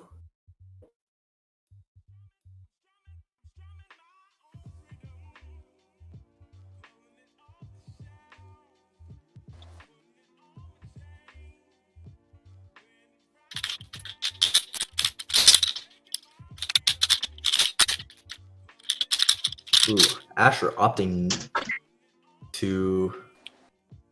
Yeah, ooh. +2? +2 still, Okay. unfortunate. Yep. So it looks Yeah, like Luke Asher will indicates be, the +2. We'll be taking that with a 674, it looks like. Yep, so Luke is in the lead. Yeah. It's so interesting watching Asher solves from the back, because Oh, essentially yeah. we from our angle we're sitting across from him. Yeah. It's really interesting to watch it. Yeah, we don't see the hands.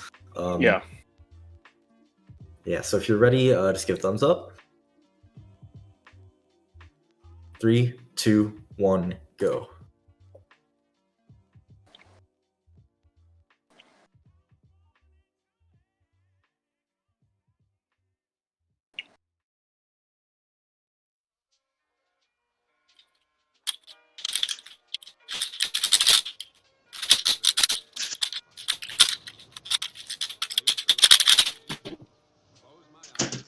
Few lockups, but Luke with a 929.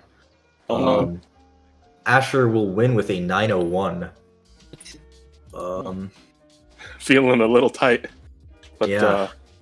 Now it's a best of 3. Yeah. It's a best of 3. It keeps shrinking and shrinking. So who's gonna take this best of 3? Could be anyone. Right. Well, it could only be Asher or Luke, but yeah. That makes sense. Yeah. Yeah, one of the 3 Lukes we have. Yeah. Does Lucas Shelley count as a Luke? I don't think so. But Luke, if you're ready, just give a thumbs up. All right, 3, 2, 1, go. Yeah. Question of the day: is Lucas Shelley secretly a Luke?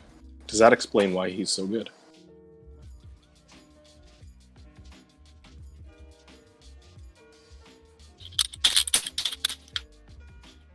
Ooh.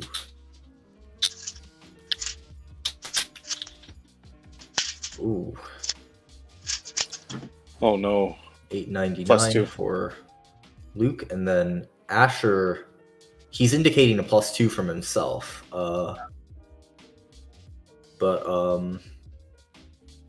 Yeah. What's the time?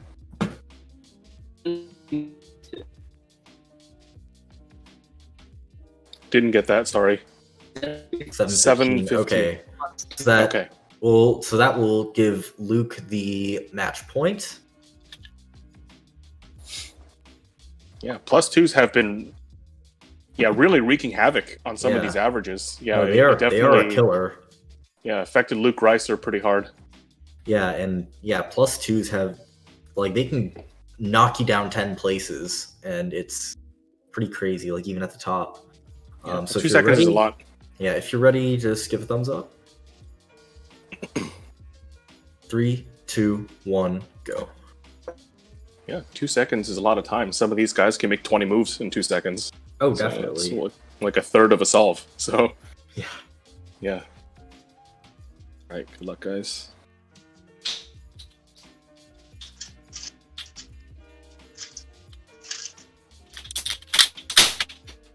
Opting not to go for ZB there, and Luke +2ing on a 694.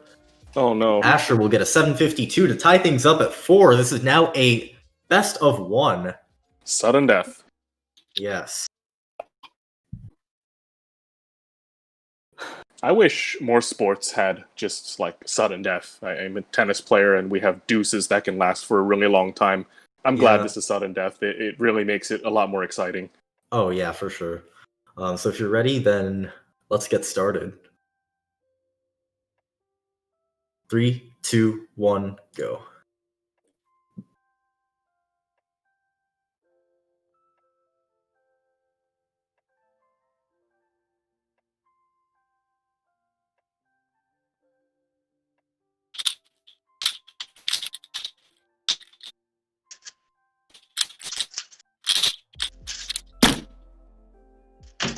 Ooh, Asher taking a +2 right there. Unfortunate. So it looks like unless that was sub 608, Luke will take this, winning with Bob. So I just got that. Yeah. Yeah. So Luke will take this match from Asher. But also, Asher, would you mind showing the timer? Okay. Oh, okay. Yeah, that was that +2 really made a difference. Oh yeah, definitely. Yeah, congratulations to both of you guys for making to the finals and for winning a lot. I mean, even though Luke Tixon won this match, Asher won 4 against Luke. Yeah. So yeah, you guys are still winning a lot. And up next we have Samir versus Mahith. It's going to be a very exciting match, and hopefully we can see some exciting cubing, and we'll see more of Luke Tixon later in the finals.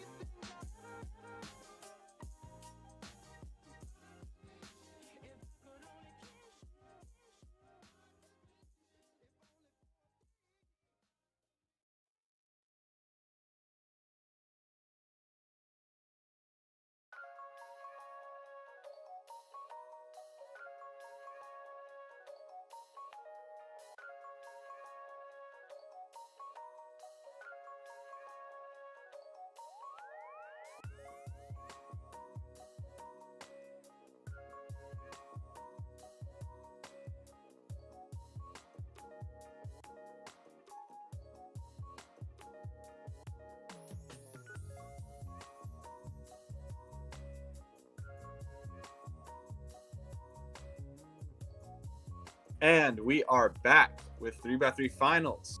I'm with Daniel Goodman, of course, the one and only. And who do we have as our pair? We have Mahith Bandi, who is your 6th seed, and Samir Agarwal, who is your 3rd seed. So welcome to both of you guys. Thanks for joining us. And whenever you're ready, you can do the first scramble and get started.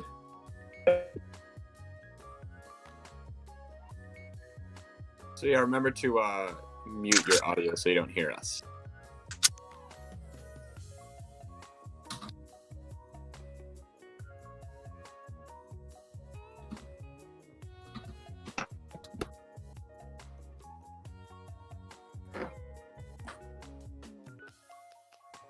So yeah, officially, Mahith has a 714 official average, and Samir has a 694 official average. So 0.2 off. We'll see if that 0.2 can help out Samir in this high pressure situation. And looks like they're both ready, so they can start inspecting.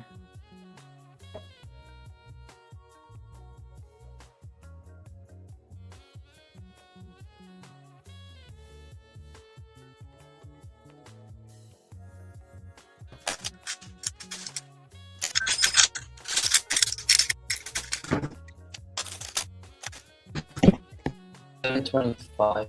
723 for Samir, 725 for Mahith. So Mahith is going to take that first solve. All right. Very close. Starting Very off with close. some low sevens. Yeah, yeah. See if we can make those some high sixes, maybe some low fives, some mid threes. You know, we'll see. High We'll see fours. Yeah. Some high fives, maybe. Yeah, could be. So, you know. All right, looks like they're ready, so they can both get started. Some down fives, some slow fives.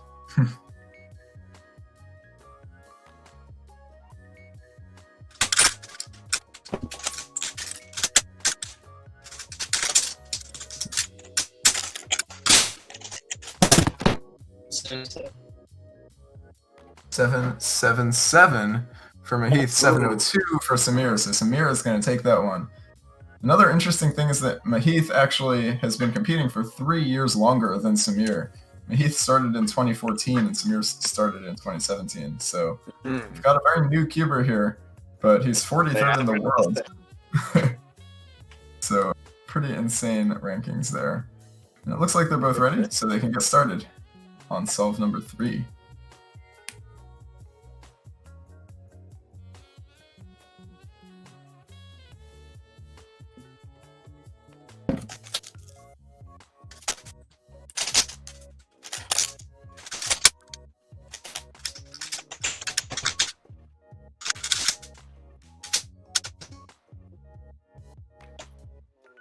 All right, Samir with an 807.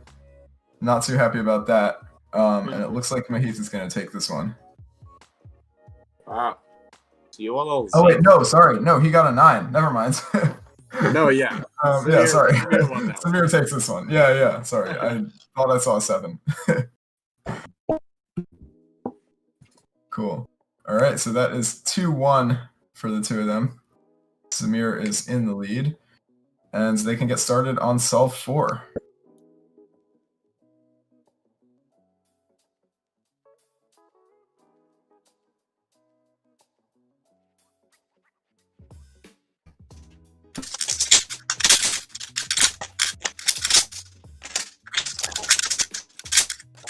Some pauses on last layer for Samir. Doesn't seem too happy with this time there. That pie case in general is never good if you don't know. Oh, okay. Still good time. But it's 723, not bad. Yeah, and Mahith did +2 that, so unless it was sub 5, which it wasn't. Yeah, so Samir is gonna get that one. So it's 3-1 right now. Can you imagine if he +2 to 5.1 and just that would be insane. All right, looks like they're ready. So solve 5 is now underway. I think he would have still won. Yeah.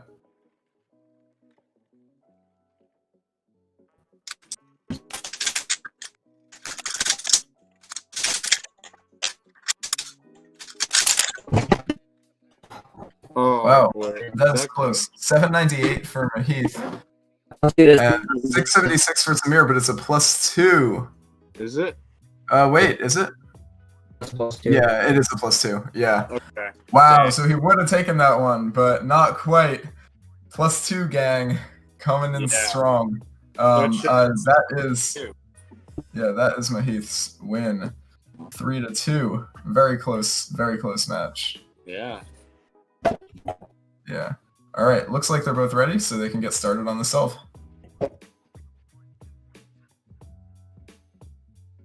Some really crazy stuff with +2s. Honestly, I wonder, you've been seeing a lot like lately. I wonder how many monumental cubing results would be different if it was like a +1 instead of a +2. Oh wow. Ooh, wow. That was a good solve for Samir. 509. Oh wow. 509? Wow. Wow, okay. Paying homage to the one and only Keaton Ellis. Yeah, our very own. Okay, and that is going to make it 4-2 in favor of Samir. So this is our match point right here. And it looks like they're both ready, so they can both get started. Let's see. Can Samir make it to the semis? Yeah. To go against either Leo or Timon, which is going to be a very exciting match. That'd be insane. Mahith is off. Both doing white cross. Yeah. A-turn from Mahith. Pretty well executed PL there. Was it a sub Let's see. 7.2? Sub 76. It was not. Okay. Mahith's making it interesting. All right. 4-3. We've got 4-3 right now. Let's see what happens. Yeah, good stuff. Yeah, that's exciting. We did have a game 9 last match, so we'll see if we can get another one of those, which we'll get if we takes this one. Yeah. All right, and it looks like they're both ready, so they can begin.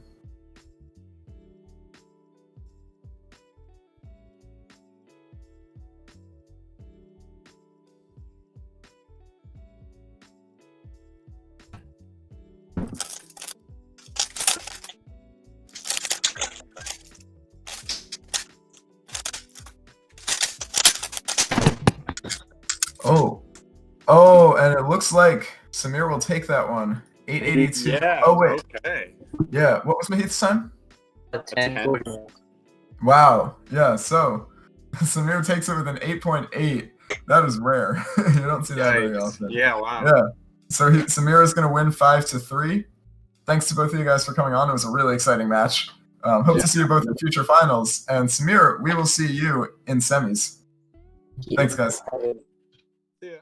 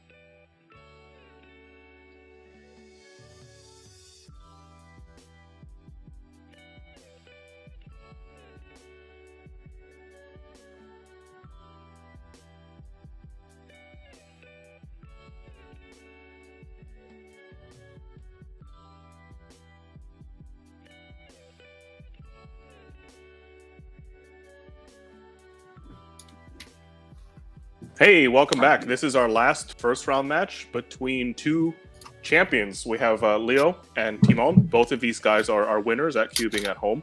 So only one of them can advance. So it's going to be really interesting to see who pulls it out of this this match. So how are you guys doing? Are you good? Yeah. I haven't done it yet. Okay, well, yeah, go ahead and do that, and we'll go whenever you guys are ready. And yeah, chat, if we can see some encouragement, and yeah, if you can encourage your favorite cuber, that'd be great. Okay. But yeah, once you're both ready, just give me a signal, and I'll count down.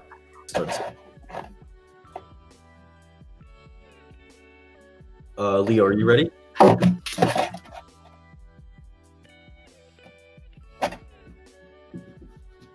Yep. Okay, it seems like he deafened. Okay, 3, 2, 1, go. Oh, is he Yeah. not? Oh. Oh, I think he's going. Yeah, that's Okay. good.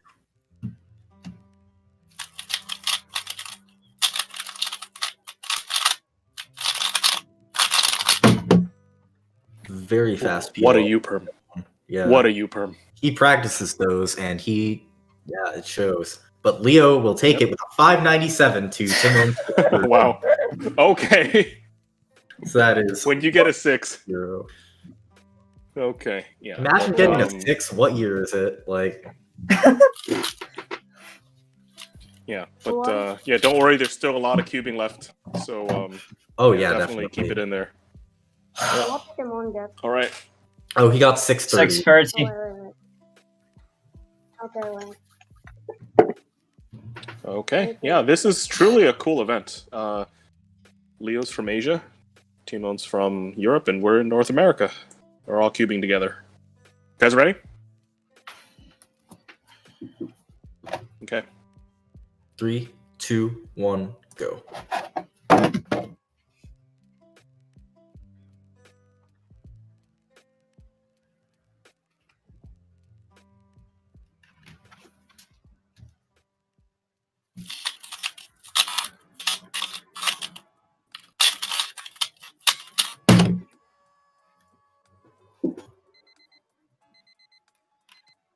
Timon with the fist pump. 585 from Timon, which will beat out Leo's 682. So now it is Now tied it's up. Leo's turn to lose with the 6. Yeah. 1-1. 1-1. Very good. As always with Leo and me in the first 2 solves. Is that what happened in the previous? Well, it was in matches? different order, but we always had one. Different order. Okay, cool. Nice. When you're both ready, just give a thumbs up.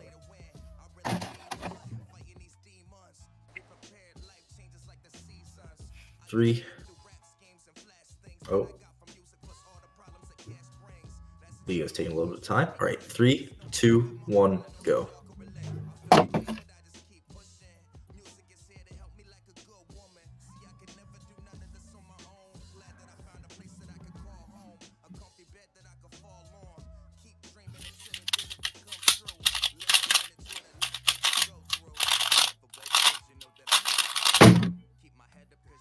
Another 6 U-perm. Yeah. 691. 691 for him. Leo is taking longer than that. Getting an 11. Ouch. So that will. So Timon will now take the lead, 2-1. And. Yep. And yeah, chat. Don't forget to support your favorite cuber. There's still a lot more races left. Yeah.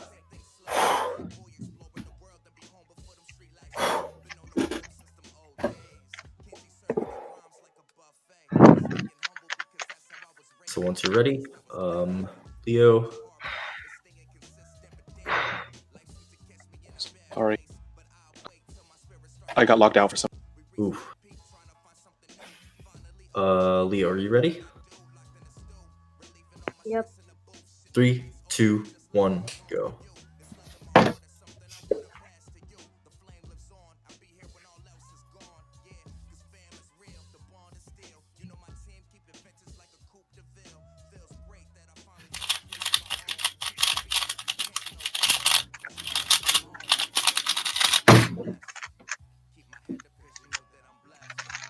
$611. Ooh, Timon is very happy about that 6. Leo coming up short with an 856. Sorry? My hands are so cold. Ooh. My hands are very cold. Yeah, that'll do it. Cold hands are unfortunate. But it's up 3-1 to Timon. Wait, actually, I have to close my window because mine are too. Okay. Okay. No pressure. All right. Yeah, quick timeout. Okay. But when you're both ready, then okay. Yep. 3, 2, 1, go.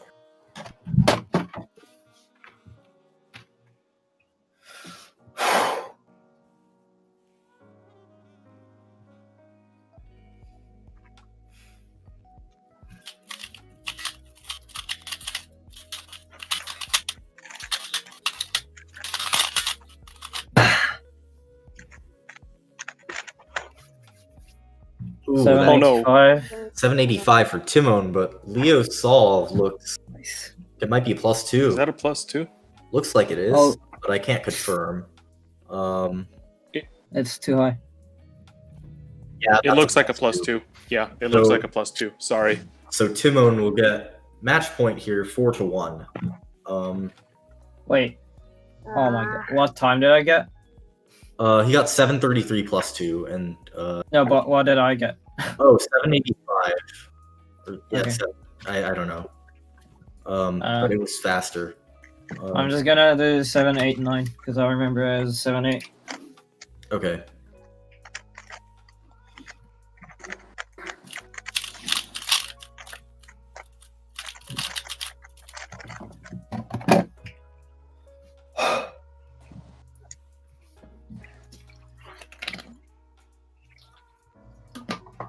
Hydration's always good. Never hurts. So, Leo, are you ready? Yep. 3, 2, 1, go.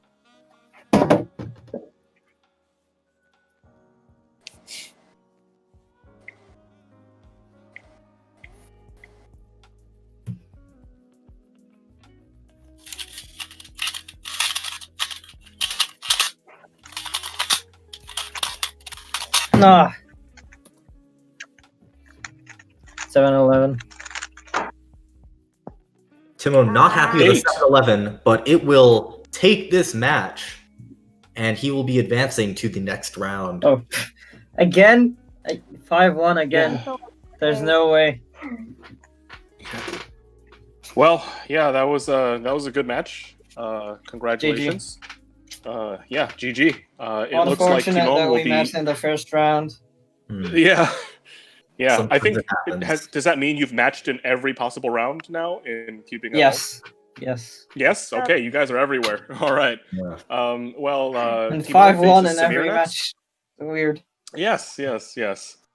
Awesome. Okay. All right. So we are going to the next round real soon. So stick around. There's a lot of cubing in the semifinals. And congratulations to both you guys. You guys did really well. And yeah, definitely deserves all the cheering in the chat. So congrats, and we'll see you. Catch you later. Mm-hmm.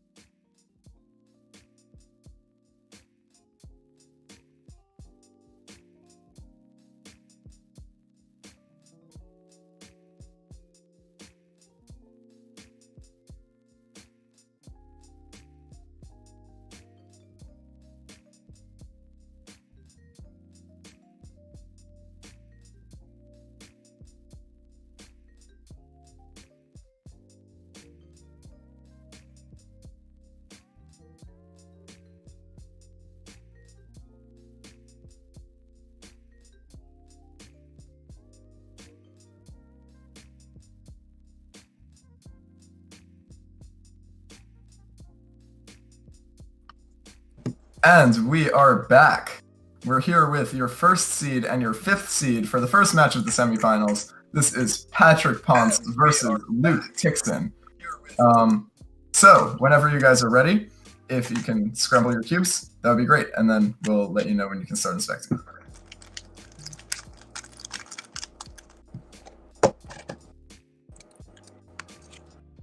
Alright, looks like you're both ready.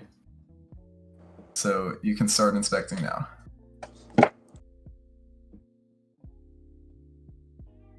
So Derpy, any thoughts on this match? I don't know. It's kind of hard to say. Both of these solvers are very unpredictable. That's true. They can both come out with really good singles. Yeah. Patrick with the U-perm, I believe. 671. 671 for Patrick. And Patrick takes it. Finishing off his solve with, let's see what that time is. Yeah, Patrick's gonna take that one. Nice. So yeah, I feel like these are two like very different kind of 3x3 solvers. I can't really pinpoint it as to what exactly it is. Yeah. But at least in turning style, there's a physical difference you can see. It's slight, but like they both just have different styles. It's cool. Yeah, you can both begin, by the way. Yeah, I agree. They do have very different just solving styles in general, and I feel like Luke is a really interesting competitor because he's sort of flown under the radar a lot, but he's done extremely well in a lot of events in cubing at home. 680. 680.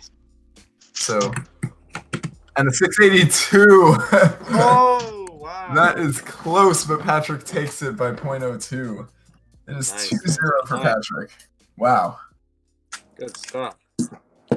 Definitely not as close as Patrick would hope, but a win is a win. I mean, yeah. I think Patrick is very happy with that. Yeah.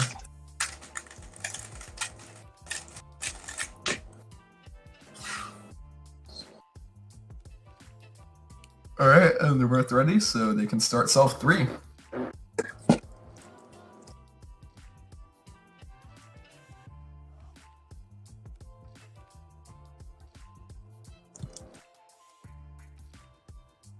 Scramble's too hard. Lots of inspection being used here. Patrick says the scramble's too hard, which is very interesting to hear from him. As a color neutral solver, when he says scramble's hard, you know it's pretty tough. But Hey. 651. Make that a 3-0 lead. Nice. No. That's a pretty solid lead. Oh, for sure. Patrick's camera is betraying him, but his hands are not. He's still solving quite well, so. That was a yucky scramble.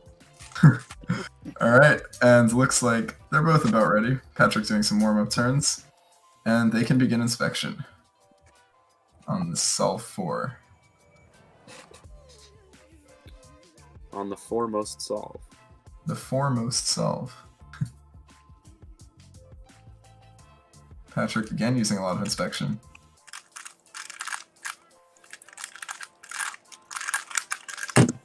Luke with some pauses. Looks like Patrick is again going to take this one. 689. 689. Patrick with the mid to high 6 consistency. Yeah, and Luke with a 695 though. Ooh. Still so close, but 2 super close matches. It could have been a 2-2 match right now. Maybe if the drops had been a little faster. Yeah, honestly. But yeah, no, we were chilling at 4-0 for Patrick right now. Very comfortable lead for sure, but Luke has had some close matches, so maybe he can make those matches in his favor in the future solves. But yeah, it looks like they're both ready, so they can begin. Will we have a 5 solve match here? That's the question. The answer may surprise you. It may. Oh wow, Patrick, a great last layer there and great F2L. 531. 531. Nice. He's gonna need to really. And wow, a 647 is not gonna do it. That's a great solve, but not quite good enough to beat a 531. So, Patrick, you are officially moving on to the final round. Congratulations. And so Patrick will see you in finals. Luke will see you in the 3rd place match. Thanks to both of you for joining us. It's been really fun. See you guys. Yeah. Yeah.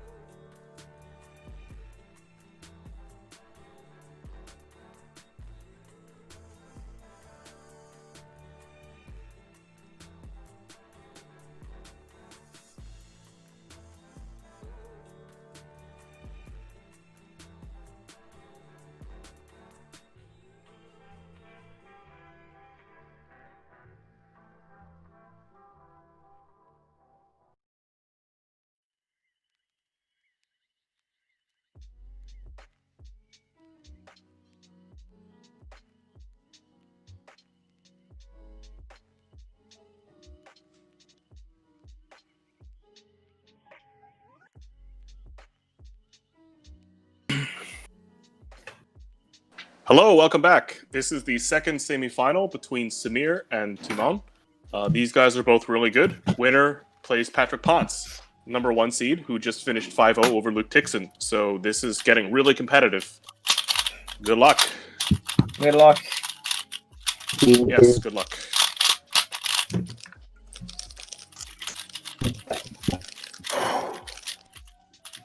Once you're both ready, just give a thumbs up. By the way, I can't actually see Timon, so Phil, could you just like Yeah, I can see him. Okay, great. Yep. Yeah, I'll so try my best. So are you both ready? All right, so 3, 2, 1, go. All right. Yeah, deep breathing.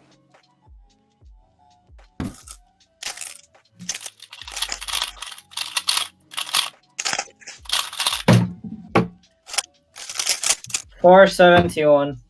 Oh, very nice, nice. ZB. That's okay. That's gonna be the next Friday for. Nice, nice. Well, there's a sub 5 for you. Yes, that's 1-0 for Timon. Still not over. Like, that is just a 1-point lead as it happens here. Yeah, I saw him look at the ZB, and I was like, oh, he's got it. And it was a clean AUF. It was good. All right, so if you're both ready, 3, 2, 1, go.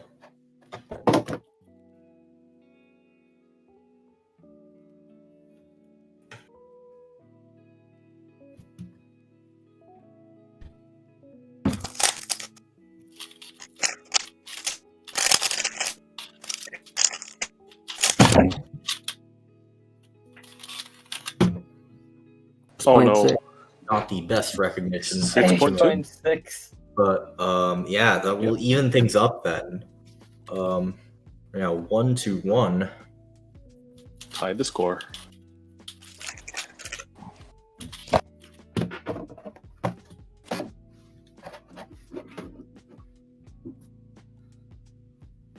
Three, 2, 1, go.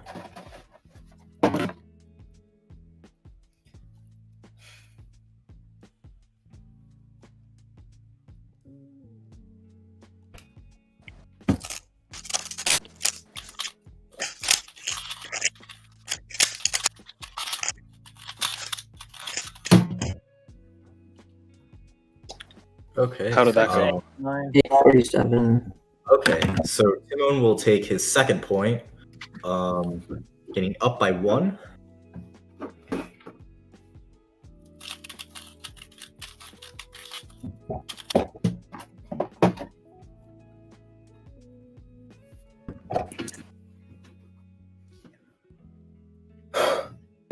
Three, 2, 1, go.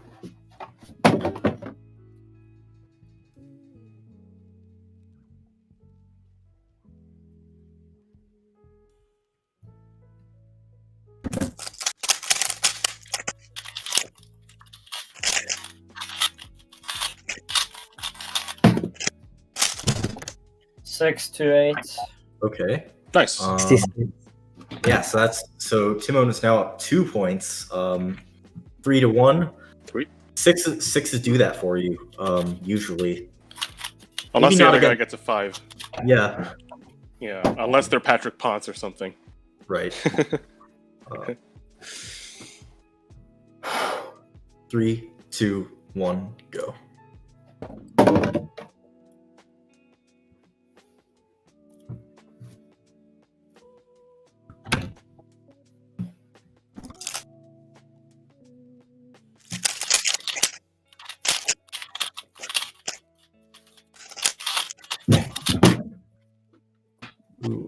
I see the fist pumping.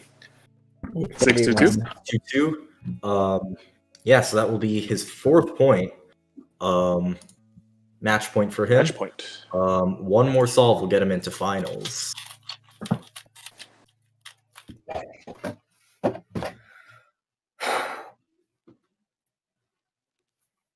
Three, 2, 1.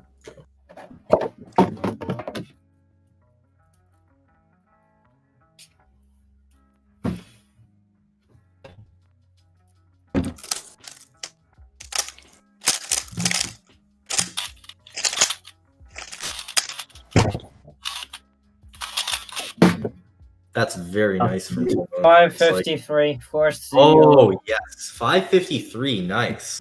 That will be 5-1 once again for him, and he will be going to finals. So, yeah, thank you Very to both of our Thank competitors. Good luck in both of your respective matches luck. coming up. And, yeah, we'll see you in just a little bit for third place match.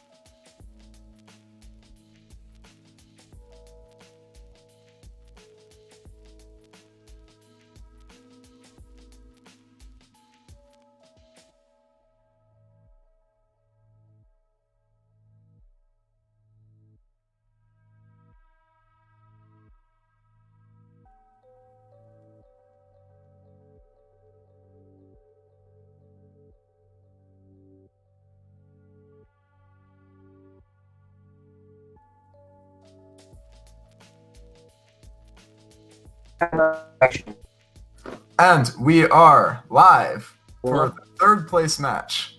Yeah, sorry, what's up, Samir? Everything okay? I don't have the inspection. Oh, okay, I'll send the link. We are here with Samir and Luke Tixon. So, you have seen both of these competitors before, and now they're going to be competing for third place in Cubing at Home 5, which is a pretty big deal. Last Cubing at Home of the season. So we'll see who's able to take third place, that bronze medal. Let's see what happens. Whenever you guys are ready, looks like Luke has already scrambled. So Samir, once you have your scrambles, you can scramble first cube.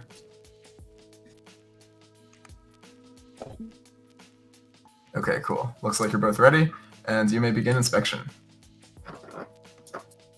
This match really feels like a toss-up to me. This could go... Really? I honestly have zero clue as to what's going to happen. Yeah, same. This could be absolutely anything at this point. That's what makes it so exciting, too. Of course. So you're having some pauses, but still a decent solve. Yeah. Oh, that's a +2. That looks like a +2. Oh, wow. Yeah, that's a +2 for Samir, most likely.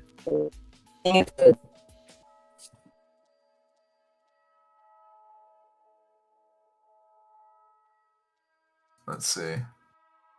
Oh, that's... Yeah, that's good. Yeah, that's good, actually. Cool. All right, what was the time? Oh, and I was not going to win anyway.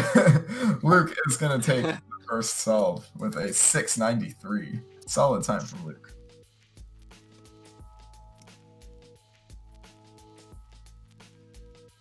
Cool. And looks like they're both ready for the second solve, so you may both begin.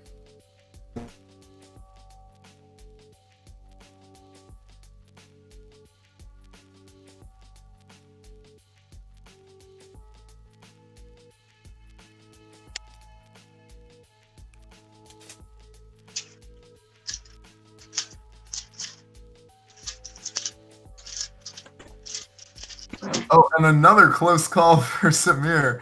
Luke solving his cube fully with a 743. Samir, is that good? Hold it up by the bottom layers. Let's see if we can get a ruling on that. That is close.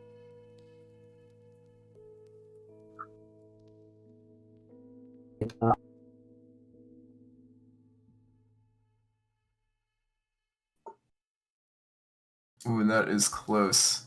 That is a really...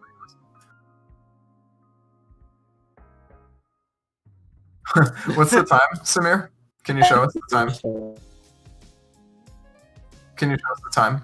We can. We didn't hear that. Oh, okay. So that's not going to win anyway. Okay. Yeah, that is, again, going to Luke. Solve number 3 is going to be Luke's solve. Or sorry, solve number 2. Solve number 3, we don't know. But I guess I just made a pretty bold prediction there. We'll see. All right. No worries, no worries. Looks like you're both ready, and you can begin inspection. Love these +2s out here. Or close +2s. We should just have a Kilink at home called Kilink at home +2. That should be season 2.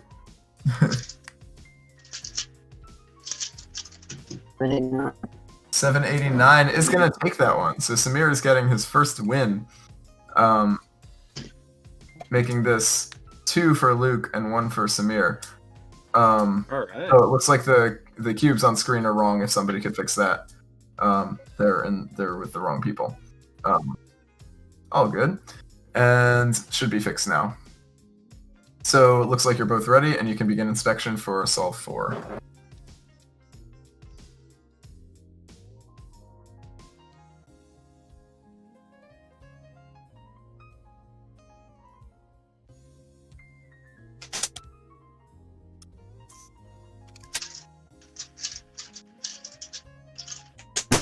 Ooh, solid solve. And a 679 for Luke. That's going to be close. Wow, and Luke is going to take that. Wow.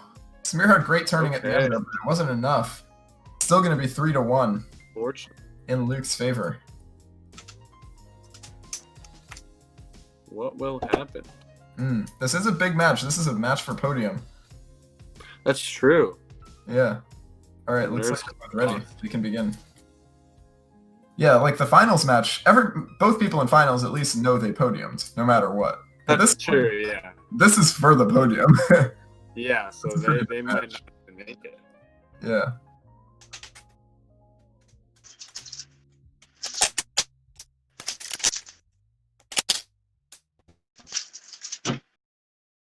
696 for Luke, 765 for Samir, making this a 4-1 lead. Luke widening the gap. Ooh. And this is match point coming up here.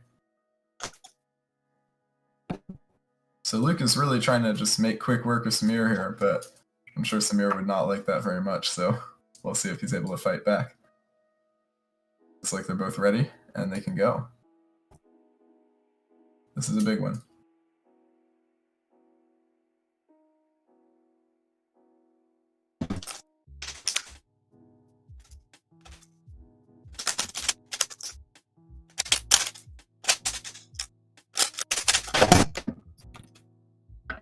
Samir finishing with a 943.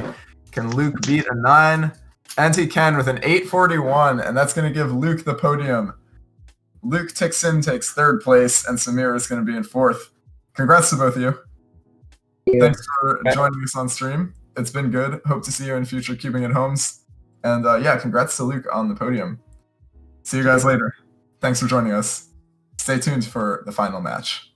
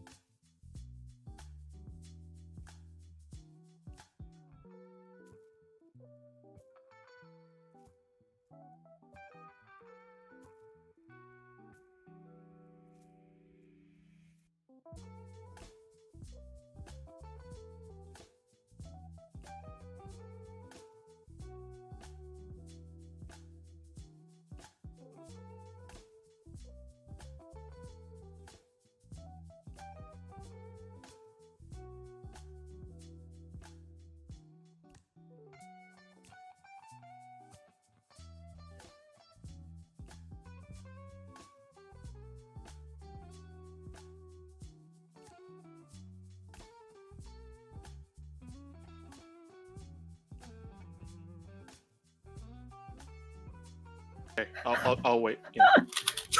Hello and welcome to the finals of Cubing at Home 5. This is a pretty cool moment. We have Patrick versus Timon. And Patrick, don't worry, we'll give you some time to find the scrambles. Did you get the scrambles? They're in chat. Yes? Okay. It All should right, be very match good. 9. Very good. Okay. Yeah. Cool. So, yeah, Patrick and Timon, these guys are actually right next to each other in the WCA average rankings. One has a 612 and the other has a 613, so they're pretty much neck to neck. and yeah, it's going to be very exciting. Both of them are very accomplished cubers. And chat, just FYI, the reason Timon is looking away a lot is because we're using a technology chronograph to synchronize when these competitors are beginning, and he's looking at that. So just something to keep in mind. So as these competitors are getting ready, let's wish them the best of luck. Cheer for your favorite cuber in the chat. I think Timon is rearranging a lot of his chords and... Yep. All right, you good? Okay. Yeah. Okay, very good. So if you're both ready, just give a thumbs up or something. Thumbs up. 3, 2, 1, go.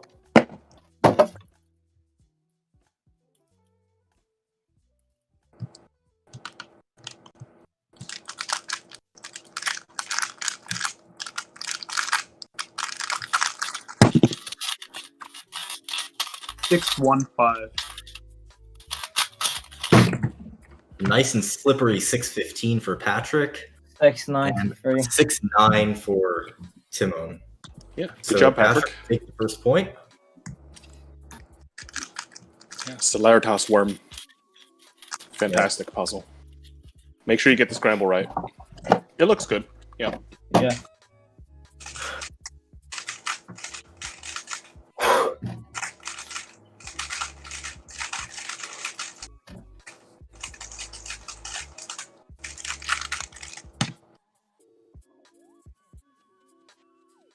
Ready? 3, 2, 1, go.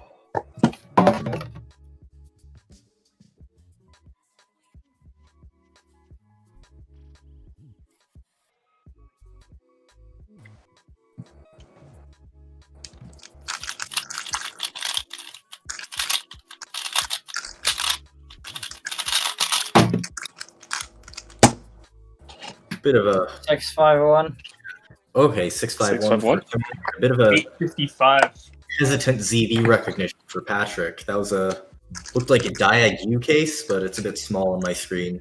It's okay. It was a Hail Mary that wasn't too work.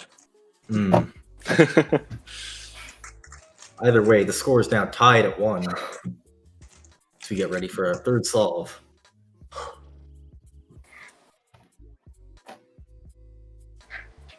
Three, 2, 1, go.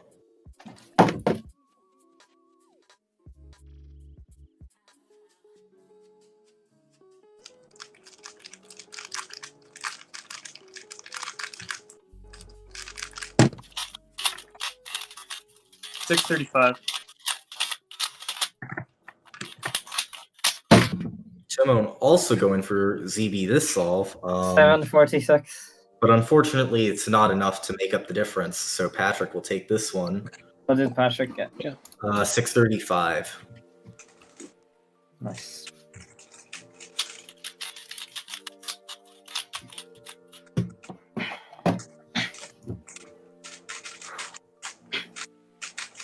Yeah, warming up.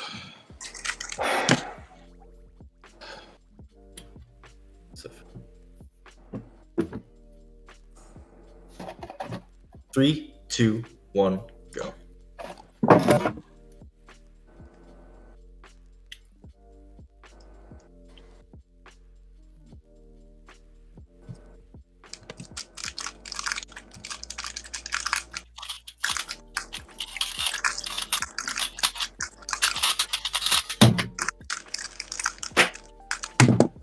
Timon is very happy. 5.71. Yeah, I got an 11. saw Patrick correcting something in a solve. Yeah, I saw that M2, U2, M2. Unfortunate. Incorrect cross, but it happens to the best of us. You know, it's only one solve. All right, so yeah, score should be tied now, 2-2. Yeah. Timon had a fantastic fist pump. Definitely, yeah. Yeah, his fist pumps are His definitely signature world reaction. class.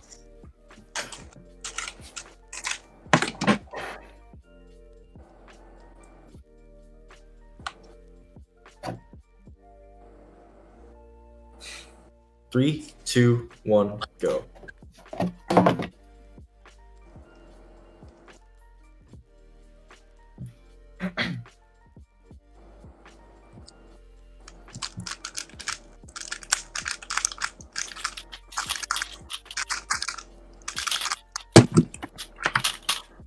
697. 697 for Patrick. 697. 703. I messed up. 703. So close. That's a close one. 0.06. But it will now be 3-2 for Patrick as we head into the last half of this matchup.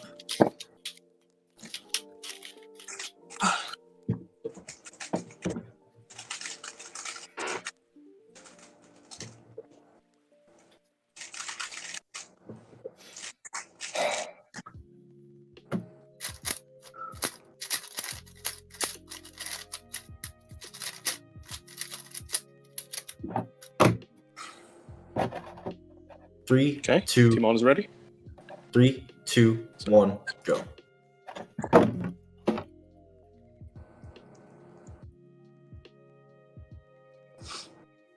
Yeah, I don't like this one.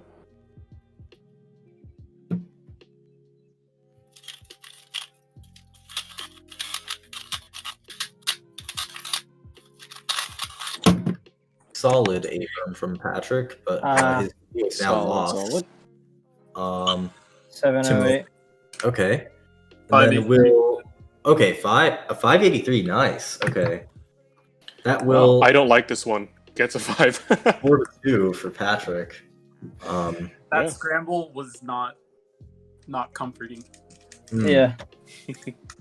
I didn't even find fair spare. It was not very kind. Yeah. I see. Yeah, I just saw myself on the stream. You should be watching Patrick versus Timon. Sorry about that. Okay, let us know when you are ready. Good. Good. 3, 2, 1, go.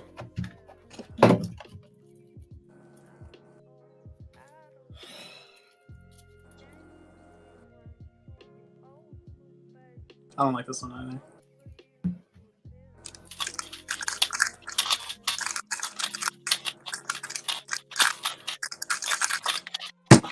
No.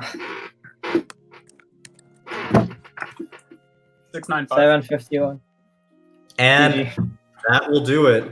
Patrick, we have a winner. Has won this match, and he will be the third unique winner of Cubian at Home competitions. Nice. He will be the first one that is above the age of like 16. I won. I'm the first person to win this competition that resides in the time zone that the competition is scheduled in. It's also true. Yeah. Good job. Very good job. Yeah, and thank you, Timon, for appearing so much on stream. You really add a lot of value to the stream, and it's always really cool to hear your opinion. Yeah, thank you guys for being such good cubers. Thank you guys did great, and hopefully we'll see you again in the next season of Cubing at Home. Of course. Yeah. Yeah. Of course. All right. Yeah. Thanks very much. We'll take a quick break, and I think we'll end with presentation of the results. Okay. Cool. Yeah. Yep.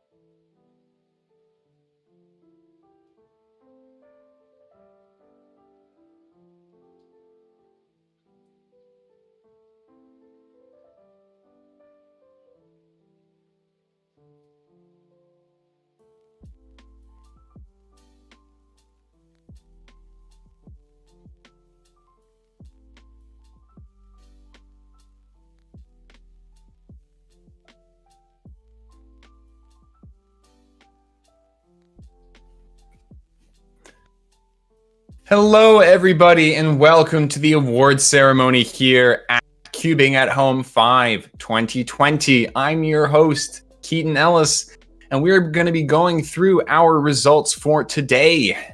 It's been a very long day of competing. We're really excited to show you guys some incredible solve times that people have gotten. I want to say thank you to everyone who's competed. And without further ado, we're going to move first into 5 blind. So for 5 blind, in third place, we have Manuel Gutmann with a 421, and only 5 seconds faster is William Famaha with a 416. Of course, Stanley Chappell, our own broadcaster, was able to pull out 2 sub-3 singles and win the competition with a 251. There were 10 people who got successes in 5 blind, so thank you to everyone who competed in it. We're really happy to bring this sort of entertaining thing to you guys, and hopefully Stanley Solves were really interesting on stream. Moving on to our next event, which is Skube.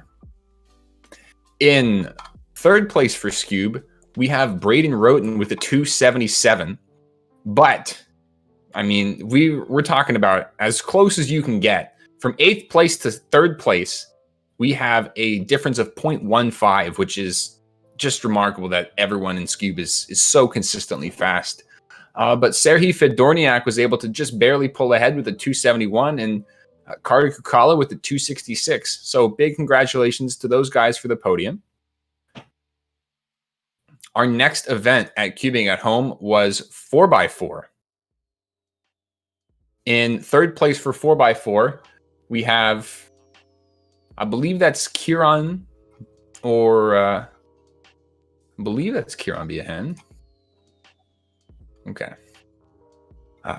So 3rd place, we've got Kieran. In 2nd place, we have Luke Tixon with a 25.95. And then in 1st place, of course, there's Timon Koloshinsky with a 25.59 and a 23 single. That's some pretty impressive stuff. Our next event on the list is 2x2. For 2x2, we had both Will Callan and Zane Kanani on, but in 3rd place, we've got Alexei Tsvetskov. In 2nd place, Amir Saifi. And then in 1st place, we've got Zane Kanani. And for 2x2, it looks like both the 1st and the 2nd scrambles were quite good. So a lot of the top people got some pretty decent results on that one. Moving on to Kilominx, we have in 3rd place, Will Callan, actually. Wow, pulling it out with a 22 average and a 17 single. In 2nd place, Owen Chester with a 20 average. And then Ethan Davis, a well-known Megaminx solver, actually ended up getting 1st place with a 20.10 average. So a little bit of 2x2 in there, a little bit of Megaminx, but that's sort of what you expect from a Kilominx, which is essentially the 2x2 Megaminx. Moving on to blindfolded right now. In 3rd place, we've got Stanley Chappell with an 18.28 single. Liam Chen with a 17.96. Liam was actually here as on our first Cubing at Home, and so we're fairly used to him. And so is Manuel as well, with the 17.12 single. So very fast, sub 20 or sub 19 3 blind podium. And Gianfranco Huanqui just barely missing it out with the 1976. Moving on to our final event, 3x3. In round 2, we had the top 8 of our finalists were Patrick Ponce, Luke Garrett, Luke Tixon, Asher Kim Yagarek, Samir Agarwal, Mahith Bondi, Timon Koloshinsky, and Leo Borromeo. And we had a... Oops. Sorry about that. We had a really interesting finals. Luke just barely beating Asher in our first 5-4 match that we saw. But overall, getting 3rd. Sorry about this.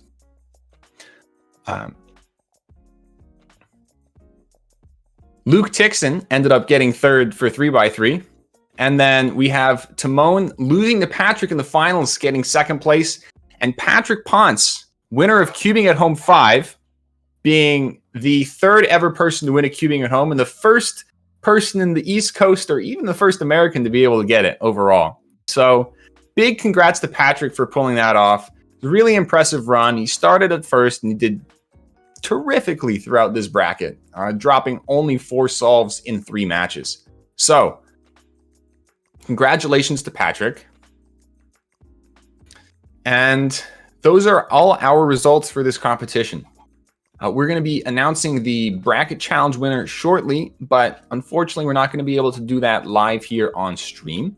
So do stay tuned in and follow the cubicle.com on their social media platforms, as well as us, Cubing at Home and Cubing USA, to be informed of the bracket challenge update. Finally, we'd like to give a big thank you to everyone who helped make this stream possible. You see a lot of our faces on stream. You see me, I'm Keaton. We also have Phil Yu, Stanley Chappell, Daniel Carnock, and Daniel Goodman as our main casting crew, and with a special guest, Philip Lewicki, for 3x3 today. But there's a ton of people behind the scenes that make this possible. First off, I'd like to thank our sponsors, thecubicle.com, for providing tons of prize support, literally $2,000 in prizes for this competition, both in the terms of bracket giveaways, gift card giveaways, and prizes for the podiums.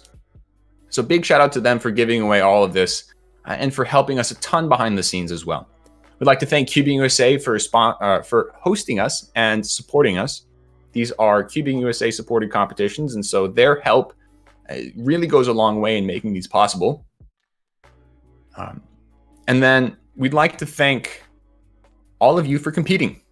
If it was not for you guys who came to the stream, did your solves, and tried to go as fast as you possibly could, we would not have a stream. And so big thanks to all of our competitors for coming on and showing us the incredible things that they can do.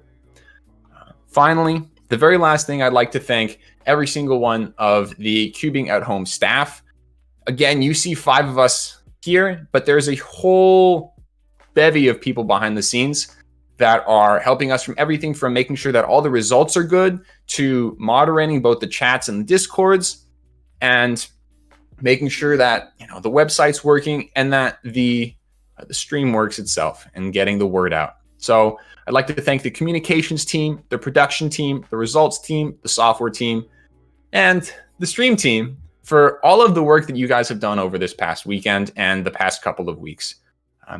From the bottom of my heart, the past 5 Cubing at Homes have been an absolute pleasure to work with, and everyone that's made them possible. I mean, we are all really invested and care so much about this community, and it really shows that these people have done an awesome job.